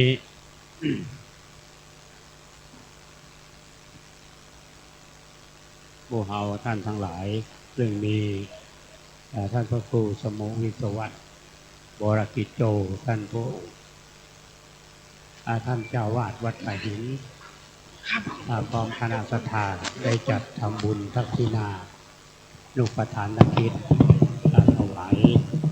ท่านเจ้าคุณอภัยสารทะหรือครูบาโสภาซึ่งท่าน ร้อมด้วยคณะศรัทธาก็ได้จัดทุกปีในปีนี้ได้อาราธนาพระสงฆ์จำนวน35รูปมาสวดทักษิณานุปทานก็เป็นการชื่นชมและอนุโมทนาในน้ำจิตน้ำใจของทุกท่านที่มีกตัญญูกตเวทิตาต่อท่านครูบาโสภาซึ่งเป็นที่เคารพของหมู่เฮาท่านทั้งหลายถึงแม้ว่าท่านจะได้ ละสังขารไป100 กว่าปีแต่คุณงามความดีของท่านยังอยู่ปรากฏอยู่ในจิตใจของหมู่เฮาโดยเฉพาะอย่างยิ่งทางวัดไผ่หินตั้งแต่ท่านพระครูปยัตยานุศาสตร์เป็นเจ้าวาดก็ได้ปฏิบัติมาอย่างสม่ำเสมอท่านพระครูสมุวิศวัตรมาเป็นเจ้าวาดท่านก็ตามรอยทำกันมาทุกปีในวันนี้เราได้นิมนต์พระสงฆ์ส่วนใหญ่ก็เป็นพระนักเผยแผ่ท่านทั้งหลายจะรู้จักหลายท่านที่นั่งบนอันสงฆ์เป็นนักเผยแผ่เพราะเห็นว่าวัดไผ่หินของเรานั้น มีสถานีวิทยุ 104.50 เมกะเฮิรตซ์ก็ตั้งมาตั้งแต่ท่านอาจารย์พระครูปยัตยานุศาสตร์เป็นเจ้าวาดแล้วก็ตั้งสถานีมามีท่านผู้พันธนัทก็เป็นทาเกาก็ถือว่าบทบาทสำคัญของวัดไผ่หินก็คืองานเผยแผ่พระพุทธศาสนาทางวิทยุและสถานีโทรทัศน์ได้เผยแผ่ไปทั่วโลกเพราะฉะนั้นญาติโยมที่ติดตามรับฟังสถานีวิทยุ 104.50 เมกะเฮิรตซ์เอารู้จักนักเทศน์รายการต่างๆมากกว่าผู้อำนวยการสถานีวิทยุ 104.50 เมกะเฮิรตซ์ก็คือท่านพระครูสมุวิศวัตรบรกิจโจเป็นผู้อยู่เบื้องหลังเพราะฉะนั้นสถานีวิทยุคลื่นนี้เป็นคลื่นที่มีประโยชน์กับญาติโยมท่านสาธุชนรับฟังพระสงฆ์เฮาที่ได้บรรยายธรรมตามรายการต่างๆไม่ใช่เฉพาะในประเทศ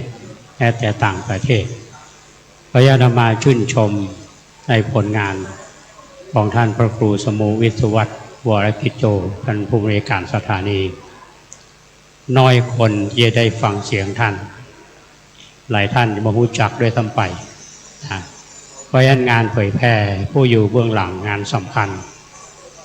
งานนี้ก็คือท่านพระครูสมุวิศวัตรบริกิจโจเอาได้ครูบาอาจารย์ซึ่งมีความรู้ได้เผยแผ่ธรรมขององค์สมเด็จพระสัมมาสัมพุทธเจ้าทุกท่านดังที่ปรากฏให้ญาติโยมทั้งหลายได้หันก็เป็นพลังอันยิ่งใหญ่ในการเผยแผ่เพราะฉะนั้นวันนี้เอามาแสดงความกตัญญูกตเวทีต่อครูบาโสภาหรือท่านเจ้าคุณอภัยสารทะที่เคารพรักของหมู่เฮาท่านทั้งหลายได้ทราบประวัติโดยย่อตามที่คุณเลียวได้อู้ผ่านสถานีวิทยุไปในบางครั้งอย่างต่อเนื่องเหมือนกันเพราะฉะนั้นอาตมาภาพในนามของคณะสงฆ์อำเภอเมืองเชียงใหม่ในนามของคณะสงฆ์ตำบลสุเทพทั้งเขต 1 เขต 2ก็ต้องกราบขอบพระคุณพระมหาเถระที่ได้นิมนต์มาทุกรูปทุกตนทุกองค์ที่ได้เมตตามางานนี้มาแสดงความกตัญญูกตเวทีต่อครูบาโสภาและขออนุโมทนากับท่านพระครูสมุวิศวัตรวรกิจโจผู้เป็นประธานได้แสดงความกตัญญูกตเวทีต่อครูบาอาจารย์และเสียสละงานเผยแผ่ผู้อยู่เบื้องหลังงานเผยแผ่ธรรมทางสถานีวิทยุและโทรทัศน์วันนี้อาตมาภาพก็ต้องขออนุโมทนาคงบอกอูนักและบางรูปท่านก็จะได้เดินทางไปวัดธรรมกายไปร่วมงานในวันนี้ตอนเป็นวันนี้งานพระธรรมกายจะมีวันพรุ่งนี้เพราะฉะนั้นอาตมาภาพต้องขออนุโมทนาโดยเฉพาะอย่างยิ่งพระภิกษุสงฆ์สามเณรของวัดป่าหินเฮาที่สามัคคีกันจัดงานคณะศรัทธาช โดยการเตรียมงานมาด้วยความเรียบร้อยก็ขออนุโมทนาสาธุกับทุกท่านมาณโอกาสนี้บุญใดกุศลใดที่เราท่านทั้งหลายด้วยกระทำบำเพ็ญร่วมกันขออุทิศแผ่บุญแผ่กุศลอุทิศแด่ดวงวิญญาณของท่านครูบาโสภาได้รับทราบและอนุโมทนาแต่เสวยสุขในสัมปรายภพยิ่งขึ้นไปทุกท่านทุกคนสาธุกับนิมนต์หลวงพ่อตั้งยถาเลยครับ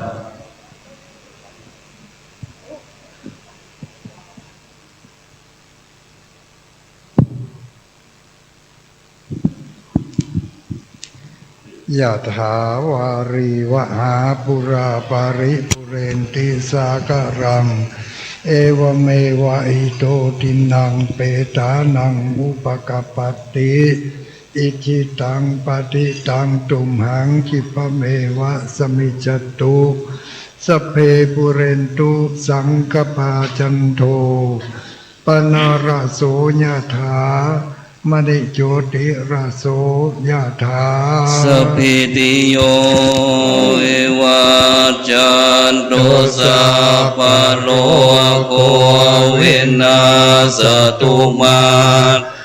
ภวัตวันตรายโยสุขิธิกายุโกภวสัพพิติโยจันโตสัพพะโลกเวนัสตุมาเตภวัตวันตรายโยสุขิธิกายุโกภวสัพพิติโยวิวัชชันตุสัพพะโลกวินาสตุมาเตภวัตวันตรายโยสุขิธิกายุโกอภิวันธนาสิเวสนิจจังโหตาปจังจัตตารโอธรรมาวัฏันติอายุวันโนสุขังภาลังอายัญจะโคทากินาทินนาสังฆัมภิสุปฏิทิตาทิคาราตังหิตายาสัทธานาโสอุปกาปฏิโสยาติธรรมโมจะอายังนิทัสสิโตเปตานาปุชาจักตาอุลาลามจะภิกขุนามโนปะทินนางตุมหิปุญญังปะสุตังอนาปกันติภวตุสัพพมังคลังลักขันตุสัพพเทวตาสัพพพุทธานุภาเวนัสสัทธาโสตภวันตุเตภวตุสัพพมังคลังลักขันตุสัพพเทตาสัพพธรรมานุภาเวนัสสัทธาโสทิภวันตุเตภวตุสัพพมังคลังลักขันตุสัพพเทวตาสัพพสังฆานุภาเวนัสสัทธาโสทิภวันตุเตสาธุสาธุตั้งจิตตั้งใจกล่าวคำแผ่เมตตาอุทิศเป็นบุญกุศลถวายแด่ท่านเจ้าคุณพระอภัยสารทะนะครับปฐมสังฆราชาแห่งล้านนาไทยและเจ้าคณะจังหวัดเชียงใหม่รูปแรกเนอะแล้วเราจะได้ขอขมาวันตาน้อยนะครับอิตังตานากัมบังนิปานะปัจจัญโยโหตุโนนิจังอิตังศีละกัมมัง นาปัจจัญโยโหตุโนนิจังอิตังภาวนากัมมังนิปปานาปัจจัญโยโนนิจังยังกินเจกุสัลลังกัตตพังกัมมังสัพเพหิกะเตหิกะตังปุญญังโนอนุโมทันโตสุนันตุโคนโตเยเตวะอัสสมิงทานเนอติกาตาทิกายุกังสัพพะสัตตานังสุขีอัตตานังปริหะรันตุมาตาปิตาสุขิตาโหนตุทุกขาปะโมจันตุสัพเพยาตากาสุขิตาโหนตุทุกขาปะโมจันตุสัพเพอยาตากาสุขิตาโหนตุทุกขาปะโมจันตุสัพเพตะกาสุขิตาโหนตุทุกขาปะโมจันตุสัพเพปีสาสัพเพยักขาสัพเพเปตาสุขิตาโหนตุทุกขาปะโมจันตุสัพเพนักขัตตาสุขิตาโหนตุทุกขาปะโมจันตุสัพเพสุขิตาโหนตุทุกขปะโมจันตุสัพเพอาจาริยุปัชฌายาสุขิตาโหนตุทุกขปะโมจันตุสัพพะสัมปตินังสมิจันตุโวต่อไปหันหน้าไปตั้งรูปนะครับของครูบาเจ้าอภัยสารทะเนอะเอาเจ้าวันตาน้อยท่านเจ้าคุณอดีตเจ้าคณะจังหวัดเชียงใหม่องค์แรกเขาก่อนเนอะวันตาเมพันเตสัพพังอาปาราตังกามาทะเมพันเตมยากาตังปุญญังสามินาอนุโมเทตาพังสามินากาตังปุญญังไมหังอาตาพังสาธุสาธุอนุโมทามิต่อไปหันหน้ามาตังครูบาธรรมปฏิภาณธรรมทินเนอร์ตุลุงดอยนะครับอาวุโสก้มหัวลงสักเล็กน้อยกล่าวคำวันตาน้อยพร้อมกันท่านอาจารย์โสพลนำเลยครับวันตามิพันเตสัพพังอาปาราตังกามาตาเมพันเตมยากาตังปุญญังสามินาอนุโมเทตาพังสามินากาตังปุญญังไมหังอาตาพังสาธุสาธุอนุโมทามิวันโนสุขังปะลังสาธุสาธุสาธุนิมนต์ครูบาเจ้าสังฆเถระทั้งหลายได้เมตตาส่งน้ำเนอะครับส่งน้ำเจดีนะครับอธิธาตุของครูบาเจ้าโสภานะครับนิมนต์ทุกรูปทุกตนทุกองค์เนอะกราบนมัสการขอบพระคุณเป็นอย่างยิ่งครับหลวงพ่อโคสิตนำไปกำเนิดหลวงพ่อเนอะเอาไม้เป็นตัวว่าพูดตัวเนอะนิมนต์ครับคนขับรถเนอะมาเก็บสังฆทานไปไว้ที่รถนะครับขอบคุณอนุโมทนากับศรัทธาสาธุชนคนทุกท่านเนอะเจ้าของโรงทานเนาะทุกคนทุกท่านมีคุณกนกพิชัยนาเป็นต้นนะครับแม่เลี้ยงพันิตาพรหมเนอะอนุโมทนาสาธุนะครับเอาโยมเนอะกลับมาฮับสังฆทานไปเนอะนะครับฮับสังฆทานไปไว้ที่รถเนอะยกเว้นวัดปางทางเจริญเพื่อบอกเอาไว้นี่ก่อนไหว้สานะครับถวายการต้อนรับนะครับท่านเจ้าคุณสิทธินะครับพระสิทธิวชิรานุกูลเนอร์หลวงพ่อรองเจ้าคณะอำเภอเมืองเชียงใหม่นะครับวัดพระธาตุดอยสุเทพราชวรวิหารเพิ่มมาตะกี้ละนะครับยังไม่ได้เอ่ยถามเพื่อนนะครับไหว้สาเมตตาปรมีธรรมเนอร์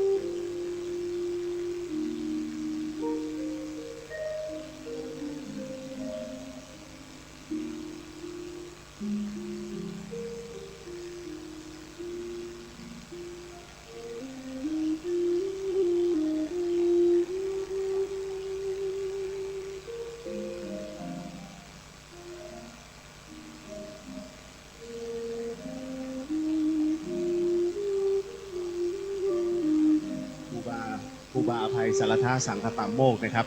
สังฆราชารูปแรกของล้านนาไทยนะฮะก็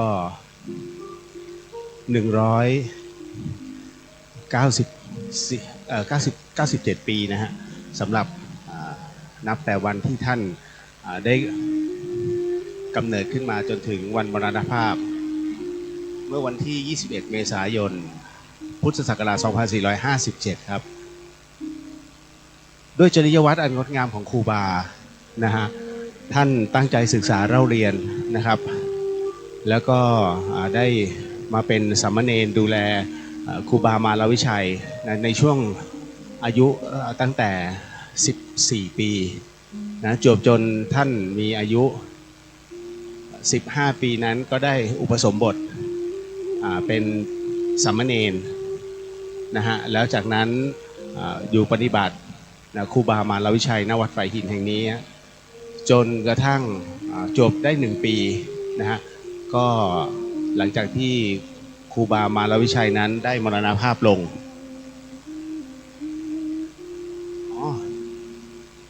มีท่านใดได้ลืมแว่นตาไว้ไหมฮะนะครับเอามารับได้นะครับที่ตรงเครื่องเสียงที่ศาลานะฮะแว่นตานะครับไม่แน่ใจว่าเป็นของครูบาอาจารย์รูปใดนะครับเป็นซองสี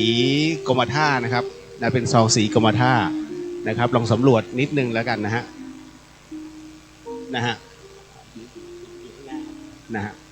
หลังจากนั้นเมื่อครูบามาลวิชัยนั้นได้มรณภาพลงนะสามเณรควายนะตอนนั้นนะครับก็ได้ขึ้นเป็นดำรงตำแหน่งเป็นเจ้าอาวาสตั้งแต่อายุ17 ปีนะฮะถือได้ว่าอายุน้อยที่สุดนะในขณะนั้นแล้วก็ดำรงนะธาตุขันธ์มาจนถึงอายุ80 กว่าถึงได้มรณภาพณวัดฝ่ายหินแห่งนี้ครับนะฮะด้วยจริยวัตรนะแล้วก็เป็นผู้ที่มีความเฉลียวฉลาดท่านได้ศึกษาพระธรรมนะทั้งในเรื่องของวิปัสสนาธุระและคันธธุระนะครับโดยเฉพาะยิ่งนั้นคันธธุระนั้นนะท่านก็สำเร็จแม้กระทั่งบาลีใหญ่รวมไปถึงคัมภีร์มูลกัจจายนะนะฮะรวมไปถึงตำรับตำราโบราณต่างๆนะฮะส่วนการปฏิบัตินะฮะในส่วนของวิปัสสนาธุระนั้นนะฮะก็หลายๆท่านก็พูดถึงในเรื่องของท่านได้อภิญญา 6นั่นก็คือรับรู้ล่วงหน้าแม้กระทั่งในเรื่องภาษาคำนกคำหนูเพราะครั้งหนึ่งนะฮะครูบาหลวงท่านเนี่ยเคยใช้สามเณรนะฮะให้สามเณรนั้นไปห้ามหน่อยว่าด้านหลังของวัดฝ่ายหินนั้นน่ะเขาทะเลาะกันเขาจะต่อยกันนะฮะสามเณรรูปนั้นก็เลยวิ่งไปนะฮะวิ่งไปเพื่อจะไปห้ามปรากฏว่าก็ไม่มีนะฮะไม่มีพระไม่มีใครอยู่เลยไม่มีการทะเลาะกันเกิดขึ้นแต่ไปเห็นมดนะฮะมดคู่หนึ่งมันทะเลาะกันริมปากบ่อฮะก็เลยเอาคำนี้มาบอกครูบาหลวงท่านครูบาหลวงก็บอกนั่นแหละให้ไปแยกซะนะฮะเขาทะเลาะกันอยู่นะสุดท้ายก็ไปทะเลาะไปแยกกันนะสาธุครับ นะฮะในที่สุดนะตรงนั้นเองนะฮะจึงเป็นที่มาที่ไปนะฮะยังมีหลายเรื่องหลายราวนะฮะของครูบาหลวงท่านนะรับรู้เหตุการณ์ล่วงหน้าในกรณีเจ๊กเสงนั้นนะครับที่มาขอครูบานะครับมานอนที่วัดฝ่ายหินอยู่เรื่อยๆเพราะเจ๊กเสงนั้นขายขนมเปี๊ยะนะบนวัดผาลาดแล้วก็ลงมานะฮะก็ตรงนี้เป็นจุดพักของเจ๊กเสงนะฮะเจ๊กเสงก็ถามว่าเมื่อไหร่จะรวยครูบาบอกว่าเดี๋ยวพรุ่งนี้มึงรวยนะฮะหลังจากนั้นเป็นต้นมานะครับครูบาชี้แนะว่าให้เจ๊กเสงนั้นไปดักรอนะบางสิ่งบางอย่างจนกระทั่งเจ๊กเสงได้สิ่งที่ครูบานั้นบอกแล้วก็เอาไปขายแล้วก็ร่ำรวยจริงๆฮะนะครับนั่นก็เป็นเรื่องราวที่ท่านรับรู้ล่วงหน้านะฮะหลายสิ่งหลายอย่างนะแม้กระทั่งญาติโยมที่มาที่วัดฝ่ายหินนะครับท่านก็รีบไล่นะให้โยมนั้นกลับบ้านนะเพราะว่าสมัยก่อนนั้นเดินทางด้วยเท้าโยมก็สงสัยว่าทำไมนะทำไมครูบาถึงต้องรีบไล่นะครูบาบอกรีบไปเดี๋ยวฝนจะตกหนักทั้งที่ท้องฟ้ายังแจ่มใสนะฮะหลังจากนั้นมีคนที่ไม่เชื่อก็ยังอยู่ที่วัดฝ่ายหินอยู่ 2-3 คนส่วนที่เหลือก็รีบกลับนะฮะครูบาก็รีบเข้ากุฏินะฮะไม่ถึง10 นาทีฝนนะฮะซึ่งไม่มีเขาเลยลงมาเป็นพายุฮะนะฮะเรียกว่าเป็นฝนหาใหญ่นะครับก็เปียกปอนหมดนั่นคือท่านรับรู้ล่วงหน้านะท่านถึงได้บอกว่าในส่วนของวิปัสสนาธุระนั้น ท่านถึงขั้นอภิญญา6นะฮะรู้แม้กระทั่งคำนกคำหนูนะครับนะก็เป็นที่โจทย์จันกันครูบาท่านเป็นพระวิปัสสนาซึ่งไม่ชอบนะฮะหากจะมีศรัทธามาเยอะๆนะท่านก็จะหลบไปนะวิปัสสนาไปเข้ากรรมฐานอยู่ในถ้ำนะฮะที่เงื้อผาหลังวัดฝายหินฮะซึ่งถ้ำนี้ห่างออกไป200เมตรอยู่ในเขตสวนสัตว์นะฮะเป็นถ้ำที่พอตัวแทรกเข้าไปได้หลวงปู่ครูบาท่านจะปลีกตัววิเวกไปตรงนั้นนะครับเพื่อที่จะหลบญาติโยมนะฮะแล้วพอทุกครั้งหากมีเรื่องราวที่ต้องให้ท่านตัดสินนะในเรื่องของการปกครองในคณะสงฆ์นั้นนะฮะท่านก็จะลงไปตัดสงฆ์ด้วยความเที่ยงธรรมแต่ท่านก็จะส่องสืบที่มาที่ไปนะฮะแล้วก็ยกพระวินัยนะเอามาเป็นแบบอย่างดังนั้นการตัดสินนะฮะในเรื่องของสงฆ์นะไม่ว่าจะเป็นที่ไหนก็แล้วแต่ครูบาหลวงนะท่านจะเอาพระวินัยเป็นตัวนำเสมอฮะนะฮะเพราะฉะนั้นเนี่ยถึงได้บอกว่าท่านเป็นสังฆราชาที่มีความเที่ยงธรรมที่สุดจนกระทั่งความเที่ยงธรรมของท่านคือเหมือนกับอาวุธที่ถูกกลับมาทิ่มแทงก็มีการกลั่นแกล้งเกิดขึ้นจนท้ายที่สุดแล้วนะฮะมีผู้ที่ใส่ร้ายครูบาท่านนะครับจนกระทั่งไปถึงพระเนตรพระการของพระบาทสมเด็จพระจุลจอมเกล้าเจ้าอยู่หัวนะท้ายที่สุดแล้วท่านก็ถูกเรียกไปยังวัดเบญจมาบพิตรเพื่อทำการสืบสวนสอบสวนแต่หลังจากที่พระพุทธเจ้าหลวงนั้นได้ตรัสนะถามนะกิจการสงฆ์ในเขตภาคเหนือล้านนารวมไปถึงข้อธรรมต่างๆหลวงปู่ครูบาก็ตอบได้อย่างฉาฉานจนเป็นที่เลื่อมใสของพระพุทธเจ้าหลวงท่านหรือว่ารัชกาลที่5สุดท้ายแล้วท่านก็แต่งตั้งท่านรู้แล้วว่าท่านถูกกลั่นแกล้งนะครับเพราะลองภูมิหลวงปู่ทุกอย่างและหลวงปู่ตอบได้หมดทุกอย่างนะฮะและแถมสอนธรรมะนะอย่างเข้าใจง่ายๆให้กับพระเดชพระคุณนะแล้วก็ในส่วนตรงนี้นะฮะพระพุทธเจ้าหลวงท่านทรงเข้าใจ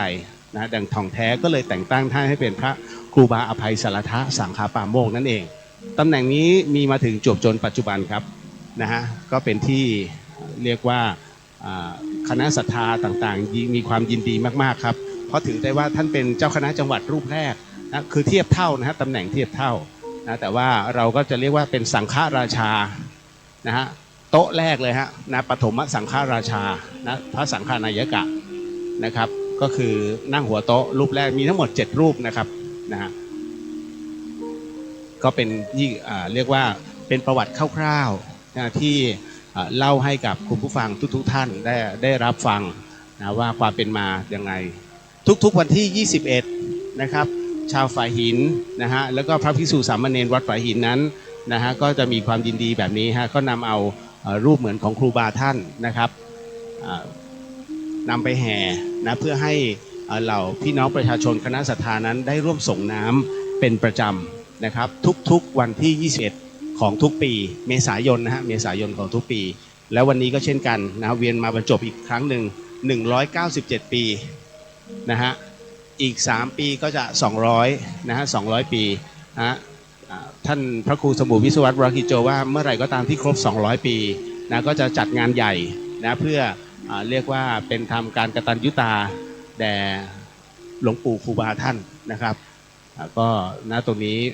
ได้เรียนประวัติคร่าวๆนะก็เชิญส่งน้ำนะฮะและด้านบนเป็นพระองค์พระมหาสารีริกธาตุนะฮะซึ่งเราได้รับมานะฮะก็ขอบพระคุณทุกท่านนะครับและขอโมทนาสาธุนะครับกับญาติธรรมที่มาออกโรงทานแล้วก็ผู้ที่มาร่วมในงานทั้งหมดทั้งมวลนะฮะก็ขอให้ประสบโชคดีร่ำรวยทั่วหน้านะครับสุขภาพแข็งแรงครับสาธุครับ